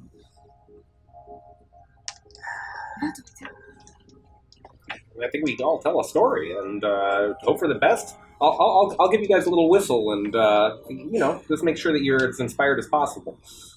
I'm a terrible storyteller. I don't even have any stories to tell. I'm usually blacked Then you out make by the one time up. I start telling He didn't say it stories. needed to be a truthful story, just that you needed to tell one. We can all tell stories. The best stories are the ones that ain't truthful. Come, and you haven't even seen me prize griffins. And he whistles, and all of the griffins in the room clear out, and you hear as 3 griffins that are huge, nearly double the size of the griffins that you had seen, fly in and land. One is bright red and pink, the other is gold and orange, and finally there's one that's blue and teal, as they are massive, as they all perch, and you've seen these massive perches that none of the other smaller griffins had touched, and they all land in their particular spots. How far away from us are we? They're like all around you. So Like high up or like they're ground probably level? about like 20 feet up in the air Okay. as they land on their perches. And say hello to Bassoon, Silkis, and Charlie. They are my precious, precious children. Bassoon Silkis. Silkis, Bassoon, Silkis, Sylkis, and then Charlie. His name's not Chad. I have it written down, Charlie. I didn't have Chad written down. And that's why his name is Chad. Chadwick. So let them give you inspiration. And they're looking down at you with these ancient eyes, predatory glances. Don't be threatened or intimidated. They mean mostly well. I am looking forward to 6 wonderful stories. Make me laugh, make me cry, make me sneer, make me cheer. Prove to me that you will make Nimbansi, his name legendary, in your world. That would show those storm giants who is number 1. And he sits back and once again returns to his position, almost unmoving, as the mask stares out blankly. And you can discuss yourselves. So, we're all great with words, aren't we? Are we? I could tell a story. I have seen you literally talk your way out of captivity. Well, I haven't seen it, but I've heard tales of it. But I'm not good at telling stories. You tell stories all the time. That's what lying is. Joey, you still got that That's cast true. between your legs? I'm sorry, Oh, what? he was right. I'm so sorry, what? What? Oh, get Lufty really wasted. No, Your no, best. not on that. That's my backup stash. This is the good stuff. And besides, I actually might need that for my story. Well, it's right here. I'll just keep it. You can just reach underneath it and grab it at any time. Yeah, I'm actually gonna just kind of lift up under his leafy skirts and like tap something and fill up my stein with a little. I'm not 100% sure of what's going on. Don't worry about it. I hope that's ale. I've got something in my grass skirt for you. Tell me and give it a tap. Put it on in and give it a squeeze. Jesus. Felix, you've been a little silent. Are you going to be all right with this? I've got What do you nothing. see? You got nothing? I got nothing. Okay, well... I'm in deep shade. We can all tell stories. It's like basic humanoid instinct. Why don't you tell about the first time that you got Beatrice? He's shaking his head. That means no. No, that is not a good sign. I mean, no. What about the time when we met? You could tell him that story. Remember that crab that came up behind me and I'm like, hey man, how's it going, crab? And then he pinched me. It's not as riveting It's as a great story. it's not as riveting as we both remember it. Oh, No. I thought it It was a seems great strange story. for someone who reads so many books that he has no idea how to tell any stories. Well, they're all non-fiction. Oh, right. That's then true. he didn't say they needed to be non-fiction. Or that they needed to be fiction. I don't think anyone wants to hear me recite the times and great wars of Korvakia for the last 10 centuries. You might enjoy that. Yes, Yeah, like a great story of Why battle. don't you take one of the wars you've heard of and just make one of them a unicorn or something? Oh no, I'm gonna die here. Oh god. You're gonna be all right. You're gonna be fine. Persia, you're quiet. I think the only way I'm gonna win him over is with an honest, funny story. That's true. Great, so You're you're all good at set that. then. I think I'm okay, yeah. And Lufty, you're going to be all right. I'm working on it, yeah. Toa, I can tell stories. I would ask, but there's no point. Well, why don't we go in an order then? And we'll leave Felix last, so that he has longer time to think about what he'd like to do. That sounds fine, I So, guess. Caprice, why don't we start with you? Oh, so you great. make the biggest bang, and then as we all get increasingly worse, he forgets how good you were, and each one of us feels like we're mediocre at this. Should we maybe invert that based on your description just now? I don't, yeah. You know, I really did consider it, but I don't- don't think that we can have Felix go first. Why don't we offer him a drink to pair with all of our stories? That way he's a little buzzed by the time it gets to him. That's How are we going to brilliant get a idea. gigantic cloud giant buzzed? Do we I have don't enough know. booze I don't across the think 6 we of do. us? Probably just gonna have to give him the whole goddamn thing, Toa. Even There's though I still think not that's, that much. That's about the size of one of his normal bouts of ale. Why don't we just have Caprice go last? Because it's always save the best for last. We don't want to follow So then we'll have Caprice. Felix second to last. Well, Herja, you seem the most prepared. Why don't you go first?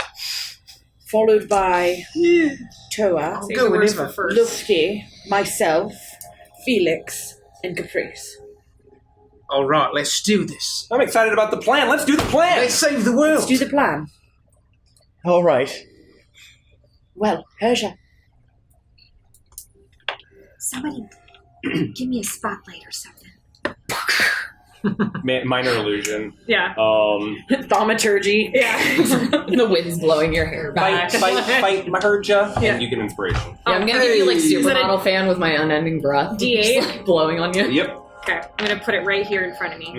Over the next 10 minutes, any roll. I'm gonna throw up my cloak of elven kind, so I'm hooded. I'm gonna have my back towards him, and I guess there's gonna be some sort of minor illusion light. that's on. Dramatic. Charlie would enjoy eating you. Yes. If Charlie was into women like me, I'd enjoy eating him too. Anyway, I'm profusely sweating at this point. Like I'm just like You see him lift his head up off of his fist and like tilts his head intrigued, but not sure how to feel. It's okay, that's pretty much Yikes. everyone around Herja. I throw my cape around and I whip around and I lock eyes with him. it was a dark night. All sneaking in to a bank. Learning more about this evil that has plagued the city. I break in quietly, so no one can hear. My clapping thighs. I slam them together and they roar and echo across the I use entire city. thaumaturgy to amplify the sound. Silent I was when I walked in. Everyone ahead of me. Beatrice chirping on my shoulder. This blue bird glowing in the night. And I stood by the door as lookout while my comrades went inside and looked for what would be betrayal. It would uncover everything. that was going wrong in this city. And then, like lightning from the clouds, Thaumaturgy sounds. the ceiling erupted with glass. As 10, 12, 20 cloaked figures landed on the ground around us. We have infiltrated the bank. Oh no. What the fuck do we do? Quickly, shove the papers in the bag. And I run over and I just like pretend like I'm shoving shit in my bag. Thaumaturgy for the sound of papers in a bag. We must uncover them. We must expose these people. But do we fight? No, we're outnumbered. No, we can take them. And then another crash in the corner. Who is it? Oh no, it's Felix. He has rolled out of the bank, clambering out the window. Where the fuck are you going? And I run and I'm like waving my hands in front of Felix. I don't even know what's going on. I'm like sweating and shaking, and I look like pale. I'm shaking him by the shoulders. Please stop. Where are you going, you mad lad? Your fucking bird is still on my shoulder. But no, I can't see him. Why? Because everyone's invisible. Oh, they fucking forgot Herja. Herja got left inside to fend for her fucking self. Oh, what don't you know? So I put away my top potato because, I was slacking on the job. And Beatrice and I, oh no, we've got him. They swarmed me instantly, all of us, crowding around me. But I decided in that moment, friendship was more important than me proving to all of these fuckers that I was stronger than them, that I could take all 20 of these folk by myself. And so with the power of Meridian, I blinded them all with my shield and my flail, and I whoosh, whoosh, whoosh. Ooh. And I somersaulted the fuck out of there too. No invisibility needed. My thighs quiet like the night. Don't you know? Don't you know? Quiet like the night. And I tiptoed my way out of there. And then we ended up in a bar. And there was a man that we interrogated. We let him know, hey, wouldn't it suck if you just didn't have a penis anymore? And he believed us. Don't you fucking know he believed us? And we uncovered that sly motherfucker in this whole operation in the bank. Fuck yeah, we did. And we exterminated those fucks, and God knows what happened to those 20 people, probably thrown in jail. Probably sucking my toes. But that's a tale for another time. That is so exciting. I love that story. I remember that. I was there. I'm honestly not sure if I feel sorry or glad for whoever goes next. Make it for performance check. Underneath of you, this is a dramatization. Just like I ran under you. Performance check. I'm not good at. I'm okay. The DC would be. And you have damn. The bonus. I have inspiration. Not bad. Not bad. Oh, and you were assisted by with people, all of so these, could I At have also advantage? put my hand on her and given her guidance? Yeah. Do I get advantage? I would say advantage because you were being assisted by. Let me put this away. It's a 4. You got all them. I got a 12 here. Yeah, That was like, worse. So literally. 12. I was your soundboard. So that'll be dirty 20. Dirty 20. Wasn't The enough. dirtiest 20. As he's leaning forward, he leans back and crosses his arms.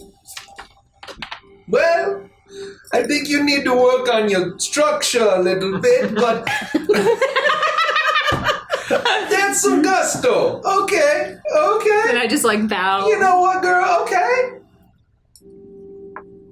I'm amused. I tell jokes that most people don't understand. Just work out the structure with your friends when you're talking about me.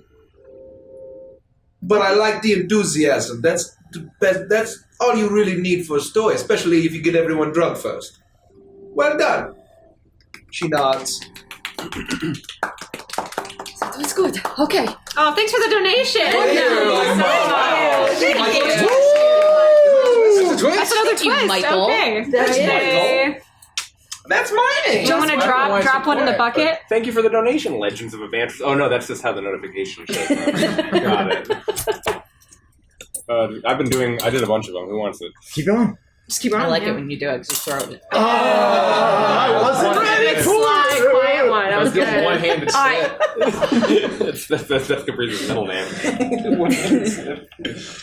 Well, I guess Charlie, you sorry, fat Charlie, you gonna go hungry a little bit. And he reaches up and scratches the. Is Charlie a little bit fatter than the He's a little others? chunkier. Charlie the Chunk, they call Charlie him. the Chunk. Charlie the Chunk. I need chunk griffins in my life. I know. Somebody please start drawing some reaches up adorable and chunky scritches. griffins. He scritches. Little scritchy. That was great, Herja. Well done. Yes, that was good. I mean, you stole my Really story, good. but that's fine. You were going to tell us that exact story? Probably The- the penis part. Oh. I'm sorry, I didn't want to go that you, so I thought No, I'd I've already going. done penises. That's not how I wanted to say that. All I right. haven't done any. Please tell me you have another story. You're ice in the hole. I'm fine. Oh, all right. I'm fine too. You're shaking, Felix. What? Stop shaking. Oh, okay. It's okay. Yeah. It's okay. Uh-huh. I'm gonna. I clap him on the back. You got this, Felix, and I give him a little squeeze. I'm gonna blow cold air in his face to just calm him down. Okay. All right. okay.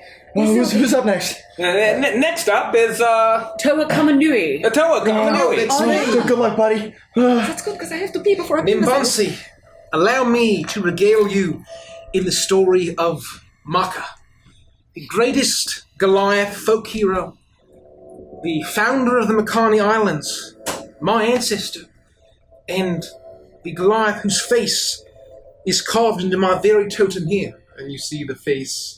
I put my maul down, Leans and forward. the carved face. I show him the painted face. Maka was a great Goliath from the cold, frigid, barren mountains, like where most Goliaths are from. And one day, in a frozen sea, he was desperate looking for food, and he met a turtle named Tonga. And he said, "Hello, Tonga. How are you?"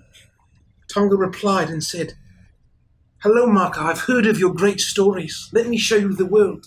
So he jumped on Tonga's back, and Tonga showed him the whole world. He sailed all across Avantris, and he said, "The world is truly a great place, but my favorite bit of ocean, I would like to live there one day." Tonga said, "But Maka, you cannot live in the ocean." And he said, "Well, yes, we must bring the mountains to the ocean." And so they went back to his homeland, and he brought his favorite mountains, put them on the back of Tonga, and he sailed them to the middle of the ocean, and he placed them into a chain of islands. And that is how the Makani Islands first came to be. He said, "This is a grand land," and he slept. The next day, he woke up, and there was a bull named Rocky. And he said, "Hello, Rocky. You look very strong." And Rocky said, "Ah, yes, but so do you. Shall we see who's the strongest?" And then Maka said, "We shall." And they had a great battle. They clashed upon the islands. From island to island, they clashed so hard that these mountains in the middle of the sea grew hot with fire, and they erupted. And this hot lava fell and cooled. Made the islands bigger, more than mountains, entire islands. Now this was a true chain of islands. They were both tired, and they respected each other, and they decided they were both strong. He decided it was a good day, so he slept. He woke up the next day, and he was traveling the new islands, and he decided these are very barren indeed. But that was when he met a great white moa named Hikina. And he said, "Hello, Hikina." And Hikina said, "Hello, Maka. Don't you agree that these islands are very barren?" He says, "Yes, they are."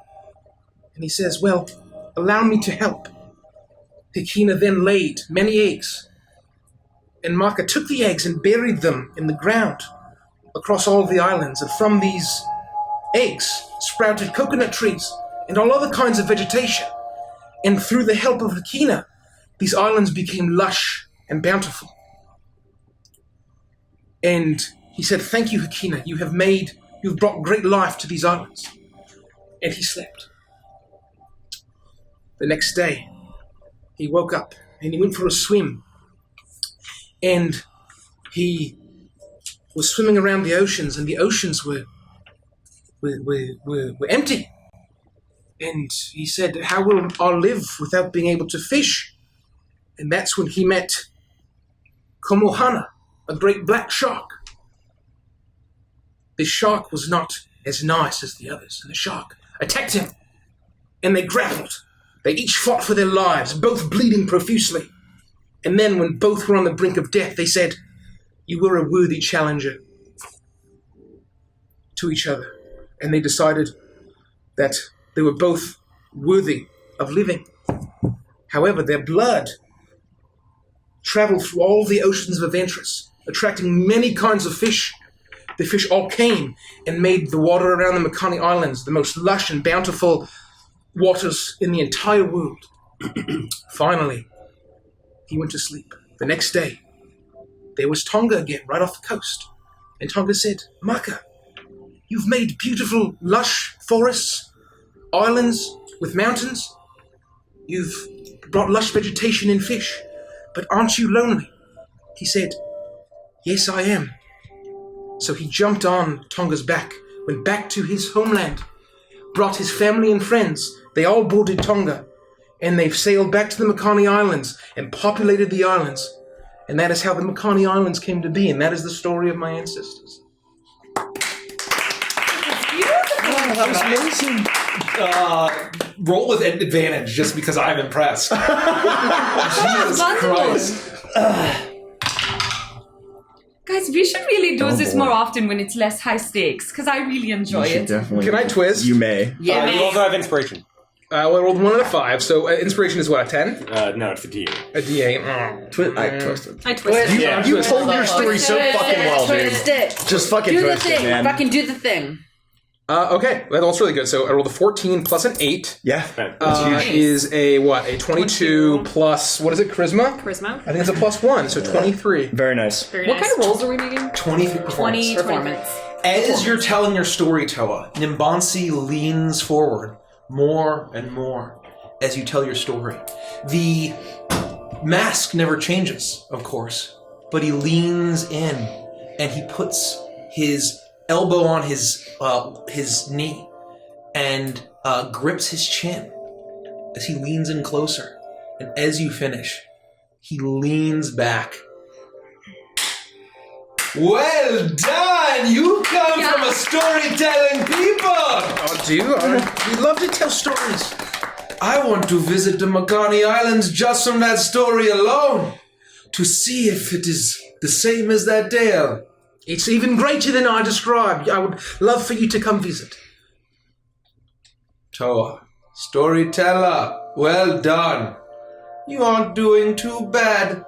4 left. Lovely, darling. Oh, is it me? It is. It is my turn already. Yes, it is. Okay. Hello.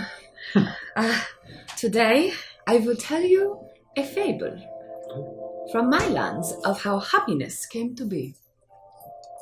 So, on the material plane in the land of Avantris, there is a great mountain chain. It is hot mountains, volcanic mountains. And in those mountains are great tribes of fire giants. Most of them are big ogring things, no offense. But long ago, there was a beautiful fire giant woman. She was tall. She was broad across. She had thighs like a tree trunk. And she worked all day in the hot, hot volcanic. And it was her home. She had respect for that place, but she grew tired. She grew tired of the heat. She grew tired of sweating in the soot. And day after day is the same, with all those men leering at her.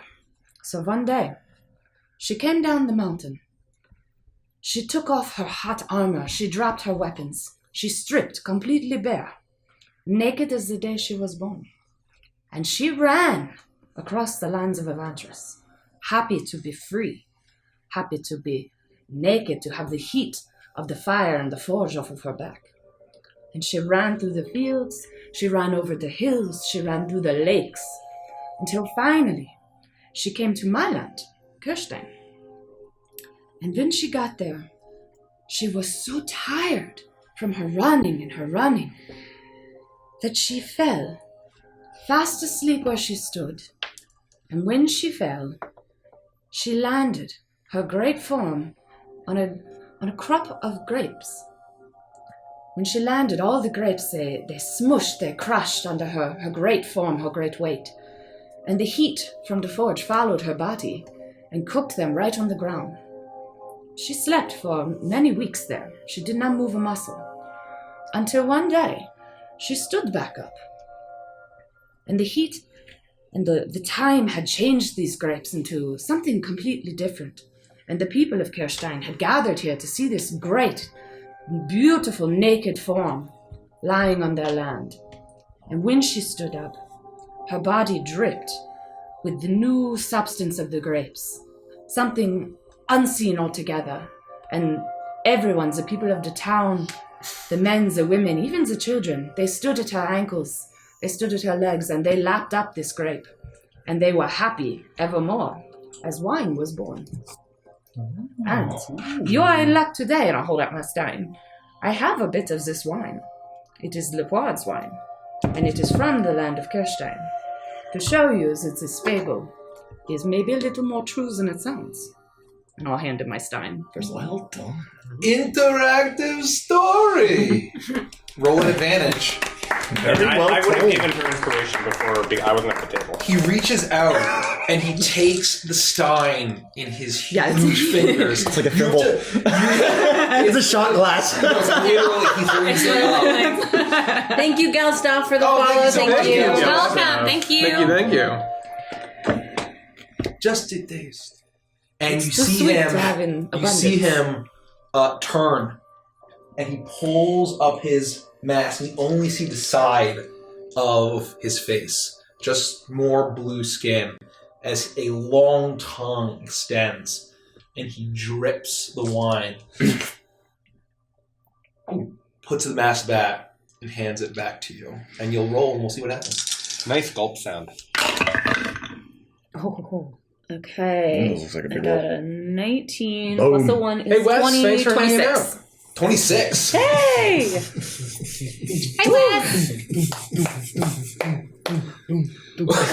Well, I must say, more stories should come with the drink. That is exactly how I feel. Well done, genie girl. Well, thank Hoping you. at least one of you would Good fail. bow. At least Caprice is after me. Well, my story then. Hello, I'm Iris of the Sands. Oh, shit. All right. Wasn't this your idea? I whistle the song that I've written for You see, darling, inspiration. I'm nobility. I have other people write stories for me. Do you have any alcohol on you? I hand her Good gulps. Thank you, darling. Once upon a time, in a land far, far away, there was a gigantic yellow bird, standing 6 feet tall. The children all around knew him as the Big Bird. He would prance all along the street, and the children would flock to him for tales of faraway lands and princes and princesses.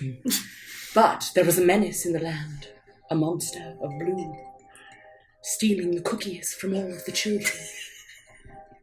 A monster of cookies, as it were, ravaging the land, north, south, east, and west. And the children were sad. The stories of the bird, the large, yellow, big bird, could not bring their spirits up. But all was not lost. A scientist arrived. 2 lovers. Bertimus and Amanthus. And with them, they found a recipe for cookies that the monster could not eat. They began to make cookies en masse for all the children, and joy had found its way to the Sasame street. God damn it, Mike!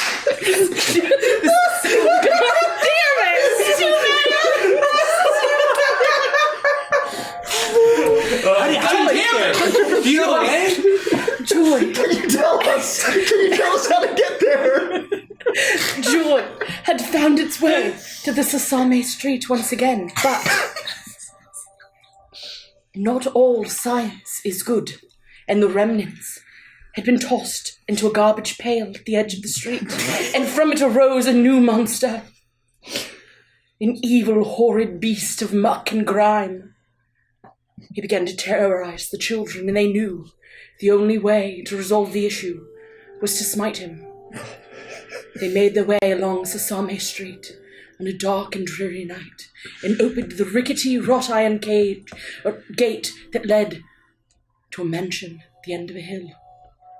Every step they took, 1, 2, 3, 4, 5, 6 steps, all the way up to the edge of the street, and there they queried a nighttime Dracula. He was only known by name, one single word: Count. Count flew in bat form, raining numbers all along the land. Large, rainbow-colored numbers. 1, 2, 3, 4, 5. Killing the monster of cookies and the garbage pail man. And that's the end of the story, actually. That's where it ends. We didn't watch the same Sesame Street. We got a twist for you. Thank you. 1, Brilliant. 2, 3, 4, 5. Guys, is it just me, or does that sound like a really fun D&D campaign? Seriously. Ends with a vampire, you've got a garbage monster, I'm ready to go. Sesame Street. Sesame. Isn't it just Death House? Now we know. Can we replay the rest of Death House? Or, Please roll an advantage. Sure. It's just instant pass. I'm doing performance. And you have my inspiration. Oh, what is inspiration? A D8? D8. And remember, Where's my DC D8? is also affected by the story that you're told. 25. Hot dog. As you're telling the story, he leans in more and more, and he grips the side of his throne as he leans in more. I must learn more about the Sesame Street. Do you know how to get? Can you tell me how to get there? The next time I see you, I will tell you the way to Sesame Street. That was a dare. It was. And the massive, the resounding echoing from the claps just echo through the chamber as the griffins kind of ruffle their feathers, and they start to look a little bit disappointed as they ruffle. They're probably going to have empty bellies. However, all of their eyes turn to Felix. they start licking Their tails switch back, their lion tails switch back and forth, and they start licking their chops. I take my hat off and I'm holding it, and I turn to the group and I say, I want to apologize now. I'm sorry. Do you want a backup dancer? What's the matter? You're gonna be fine. You can do this. And I slap you in the back. I haven't been entirely honest. I'm sorry. And I walk up towards the giant. Felix is laying a fire. I'm sorry. My story isn't a happy one or funny or anything like that. My name is Felix Ackerman. I was born in Kesselfeld in Korvakia. I didn't know my dad. my mom didn't really have anything. She worked hard to take care of us. She really did. And then my younger brother was born when I was a teenager. And really, I wasn't really good for anything. I wasn't good at farm labor or anything, but I could read well. And I knew that there was something better out there for me. And my mom passed away, and really it was just me and my brother. And he was only 2, and I did what I could to take care of him. And there was this lovely man, his name was Mr. Mendel, and he let us live in his house for free. And I tried to work the best that I could, but it was tough. I eventually got a scholarship, if you will, to the local wizard college, and I joined the military. It was the only way that I could make money for my brother. And, oh God, I worked hard.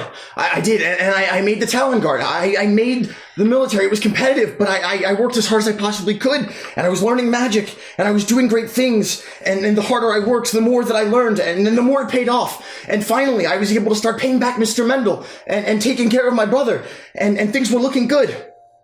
And about a year into my service, this plague, it started to break out, and nobody really knew what was happening, but it was a danger to the people of Korvakia. So with the Talon Guard, we were told to take care of it. We often took care of monsters and things. So on that first night, we went to the town, and we set to work, and I burnt them all alive. I killed them all. And then we got the next town. It was infected with beast plague, and I burned them all alive. And it just kept happening. Town after town, we thought, we have to save the people. They can't save themselves. And then we got the next town, and it was Kesselfeld. And I killed everyone that I knew. Mr. Mendel recognized me, and I burned him alive. And I know you probably don't care. We're just mortals. But to you, you'll find it ironic that all of it, I found out it was just a lie. The beast plague didn't exist. And the only person I ever knew, the only person I ever cared about was my brother, and they took him away. And if he's alive, if I ever find him again, he'll never forgive me. So I don't even know what I'm doing. And like I said, you probably don't care. We're just mortals. To you, you're some giant, but maybe you'll just find it funny that all of those people that I murdered for nothing. And that's all I've got. Make a performance check at advantage. I'll walk up to Felix and I'll put my hand on his shoulder. Yeah, I'm right there. I'll walk up. I'll give him guidance. Twist that shit. And I have given you inspiration. Twist. Twist it. Fucking twist it. Grab a thingy out of there. Oh, just the one? Just okay, one. well. It's worse. So 11, yeah. 11. And you have guidance too, which is a D4. Should have kept the first roll. 11 was pretty good. I thought you could choose which one you wanted. Oh, can I? Yeah. I don't have to replace it. Then an 11 plus 9 is 20 plus, what is it, charisma? I think I have like a plus 0. Performance, unless you're Performance, proficient. yeah. Oh, I have plus 2. So that is a 22. Wow. And I'll just put my head back on. As you tell your story, you see that he had been kind of tilting his head, and then he leans back and crosses his arms, and is stone still.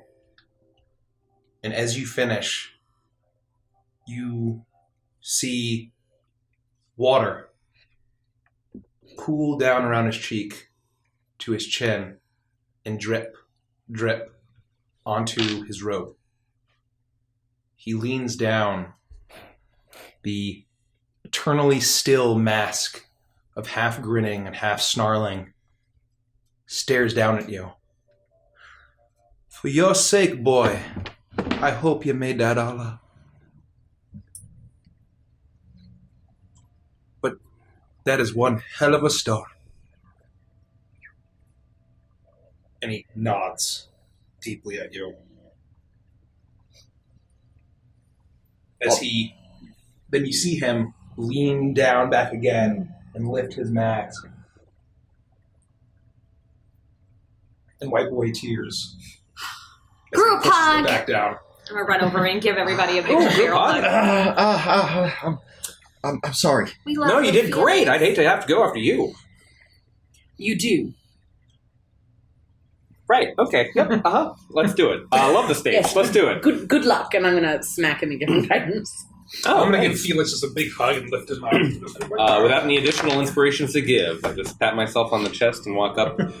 Nimbansi, you enjoyed my offer of having a choice, so I'll offer you a selection. Once again, you may hear a story about a young boy who loves clowns, or you can hear the love story of a young cleric and a minotaur. Your choice. I hope he picks Oh my god! I want to hear the story of the clowns. Oh my I want to see what he picks. Can I have both? I'm afraid that it's a one or the other type deal, just like before. Whatever you think is going Second to... one will be for Avantris and Chill. There are 5 of you, so odd number wins. You guys vote. Which one do you want to hear? What was the option? Clowns? Young boy who loves clowns, or love story between a minotaur and a young cleric? I'm really torn. I know the one story, but I like the... No, Well, that that's it. decision. I'll have to sing my story. Is that all right? Yep. Very okay. I think it is. Yeah. Well, that's not our choice to make, Nimbansi. Yo, I'm the storyteller. You decide. Try this on for size.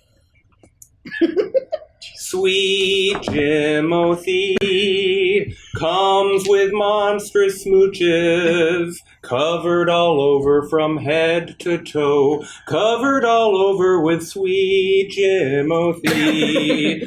There was a lone minotaur named Jimothy, searching for his hammer and beating his rivals until a great cleric convinced him to talk. She offered to help if he gave her his guidance and showed them safe passage to their pressing goal. He knew deep down that she had a good spirit, so coming together they joined and avowed he'd get his hammer and she would get sweet Timothy. Comes with monstrous smooches, covered all over from head to toe, covered all over with sweet Timothy. Later, the bullman would use his great strength to rescue the cleric who'd taken his friendship in spite of him being a beast of his ilk. She dropped to her knees and she started to worship her goddess for saving her butt. Jimothy howled for so fine a companion. The cleric then said, "Dear, I'm so glad we met. Now show me the true meaning of en brochette." Sweet Jimothy comes with monstrous smooches, covered all over from head to toe, covered all over with sweet Timothy. Fucking brilliant. Oh my god! I am honored. I am so fucking honored. Thank you so much. Roll with advantage. Oh my god. Jesus Christ. This is my character from another campaign that we stream. 21. That fell in love with a minotaur. Oh my God! That's an advantage. That gets us 3 twists. That's 3 twists. 3 twists? 3 twists! We got our twist back from the... You gotta do them. I'm gonna do Gotta it. do them. Thank so you, great. Hamster. Thank you.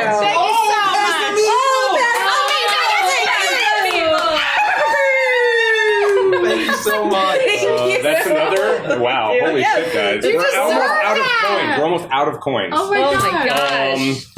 They call me Count's account because I really love to... Jerry, shut up!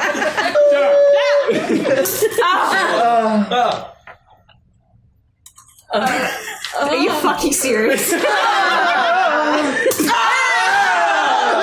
me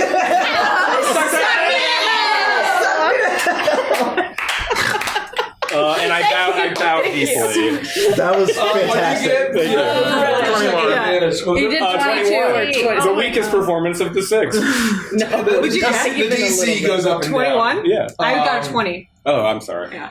Oh boy. Hot fucking That's mess. so funny. He's continuing to keep his arms crossed, and as you finish, he stops and he stares.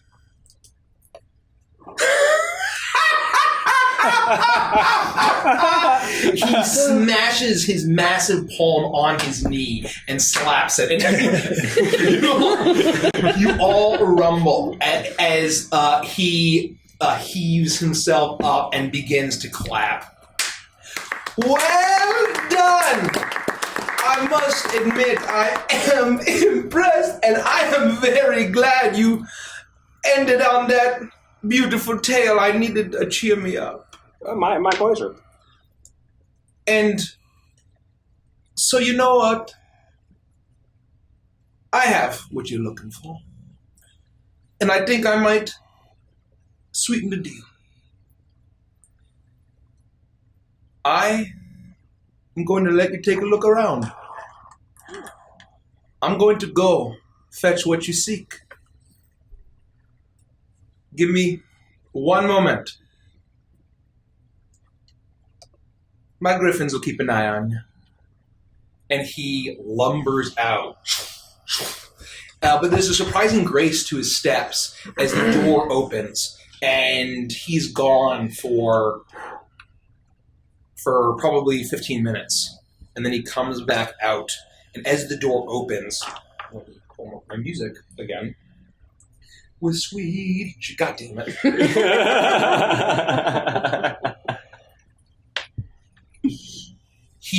The door opens again as he comes out holding a scimitar, but it is, you can see that it is humming with energy there is a swirling wind around it as it glows with blue and white magic. A long scimitar of polished steel. It has intricate, the pommel is this intricate design that is the shape of a feathered serpent with a tassel off the side that is just absolutely perfectly crafted as he walks out and extends it down towards you. And it is massive. The only one of you that would even hope to even wield it on your own would be Toa. And even then, it looks as if like this is made for a djinn. As he hands it. Don't drop it. Careful. As promised. Thank you. And so, you are the ones that are going to spread the tale of Nimbansi and his griffin menagerie across your world. And if you do it like that, I will be legendary. And so, he reaches into his robes and he extends a fist. Come on, line up. And he... and you see these beautiful like velvet satchels that he drops in each of your hand. Consider this a payment in advance.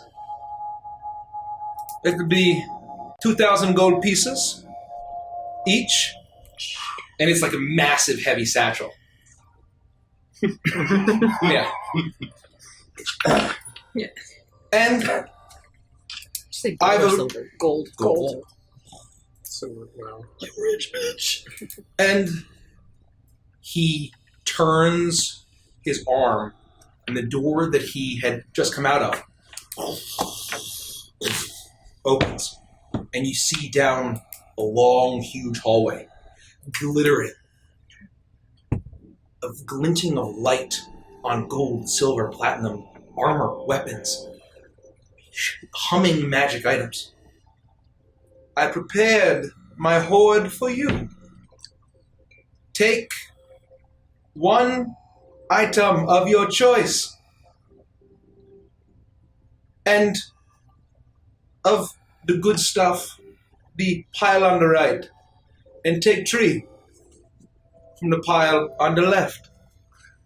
It is yours to decide.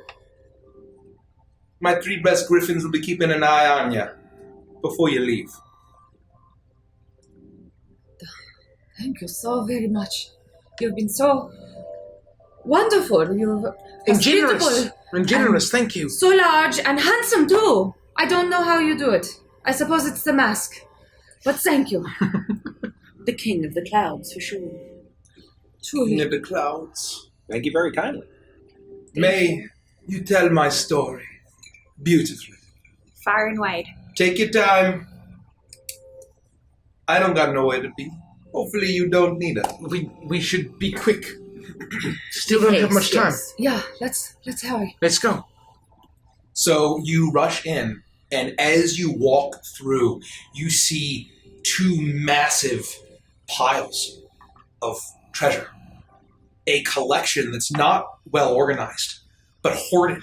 You see weapons, armor, trinkets on one side. On the other side, you see vials filled with liquid, scrolls rolled up, humming with energy. And you can all choose 1 magical item from table G. Oh, shit. 3 items from magical item table B, 1 through 83. And so we can decide that for next week. Yes. We'll decide that for next week. Sounds great. Sorry, B what? 80, 1 through 83. 1 through 83. 1 through Table B. 83. I know what's up there. And G. And then 1 from magic item table G. That's So 1 from B, sexy. 3 from That's G. so I don't great. know. I don't know the No, tables. 1 from, They do 1 because from of G. witness, and it's going to 3 be so from crazy. B are to 85. 83? I'd love to take a Or look at 83. them during an 1 interest and chill, maybe. Yeah. Read through the options. And so we'll decide that for, we'll pick off stream, and for next session we'll Cool. have Holy those. fuck, I'm so excited. I run over and I grab an item and I say, I can't wait to use this. Oh, this is perfect! I put it on my this person. forever. I've always needed 3 of these. This is gonna look great on me. This looks or feels or is very useful or is great. 1 from G? Oh, baby. So I want to turn back around and You all collect your loot, Yeah. and he's standing waiting for you. So, my bards, did you find that amenable? Is the deal sweetened? It is. Entirely. Avantris will know your name far and wide. I'll make sure to deliver the message to Sasame Street, personally. You must tell me how to get there once you will. return. The next time we see each other. Next time. Yes. I'm counting on you. And next time I would love to hear more about your mask and your deity. That is for when you return. The last part of the sweetened deal, I will tell you my story. But you all have a word to say or something boring. We do. Then we'll be on our way. Thank you again. And I want to turn out and just start hustling with the sword over my shoulder. I'm going to follow Toe. You do that. You all step out, and once again, all the smaller griffins fly around you as you see the 3 massive ones looking really disappointed. They're all like hanging their heads dejectedly.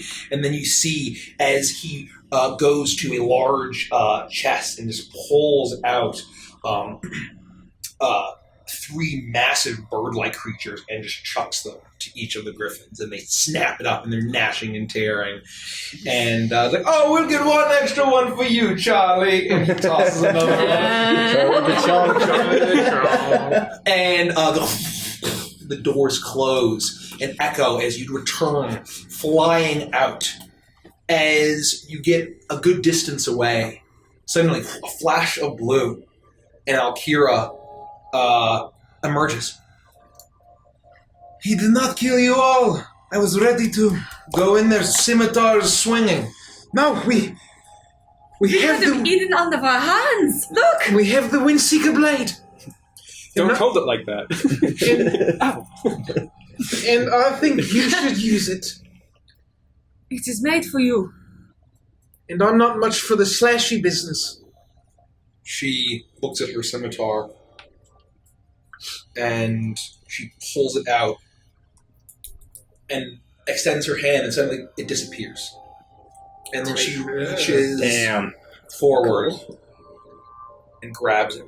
And you see the wind, as soon as she grabs the hilt, swirls around her, and you hear the crackling of thunder as it swirls around her, and then back out onto the blade. How crazy would it be if she was just like, peace, bitches, and then like went invisible and was like, well, we're fucked. It's what I always needed. No, Clean Fucking shit. pissed. She then sheaths it.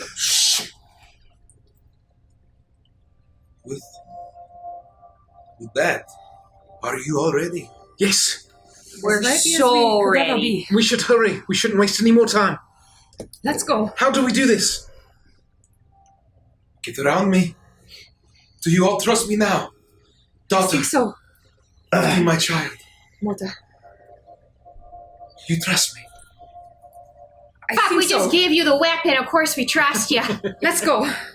And with that, her arms start to spin as the magical glow emanates. But rather than the magical blue, it's just a simple white, as hot white, swirls more and more as suddenly the white gets blinding. And suddenly, once again, your stomach almost feels like it gets ripped out of your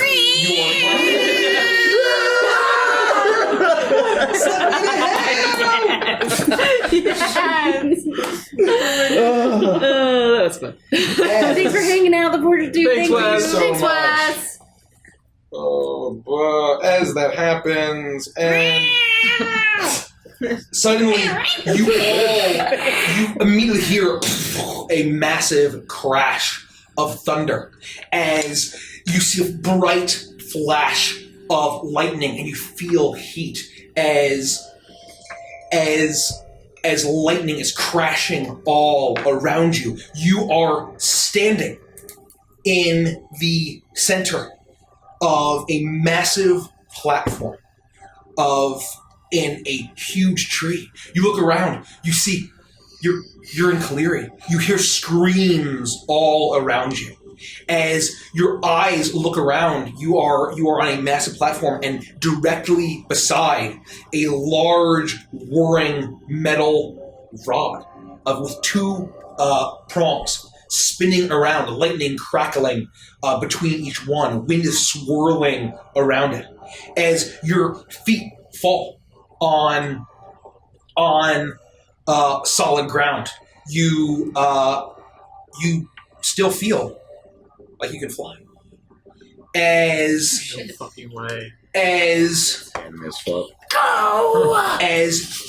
see figures, the city sprawling out ahead of you, as you suddenly hear a loud and suddenly the splintering of wood as fire does not erupt. You know that this is magically treated, but you hear as individuals scream as Aarakocra fly and swarm as a massive tree splinters and falls. You see massive buildings, dozens and dozens of houses being splintered and crashing and collapsing as it falls and hits the forest floor below.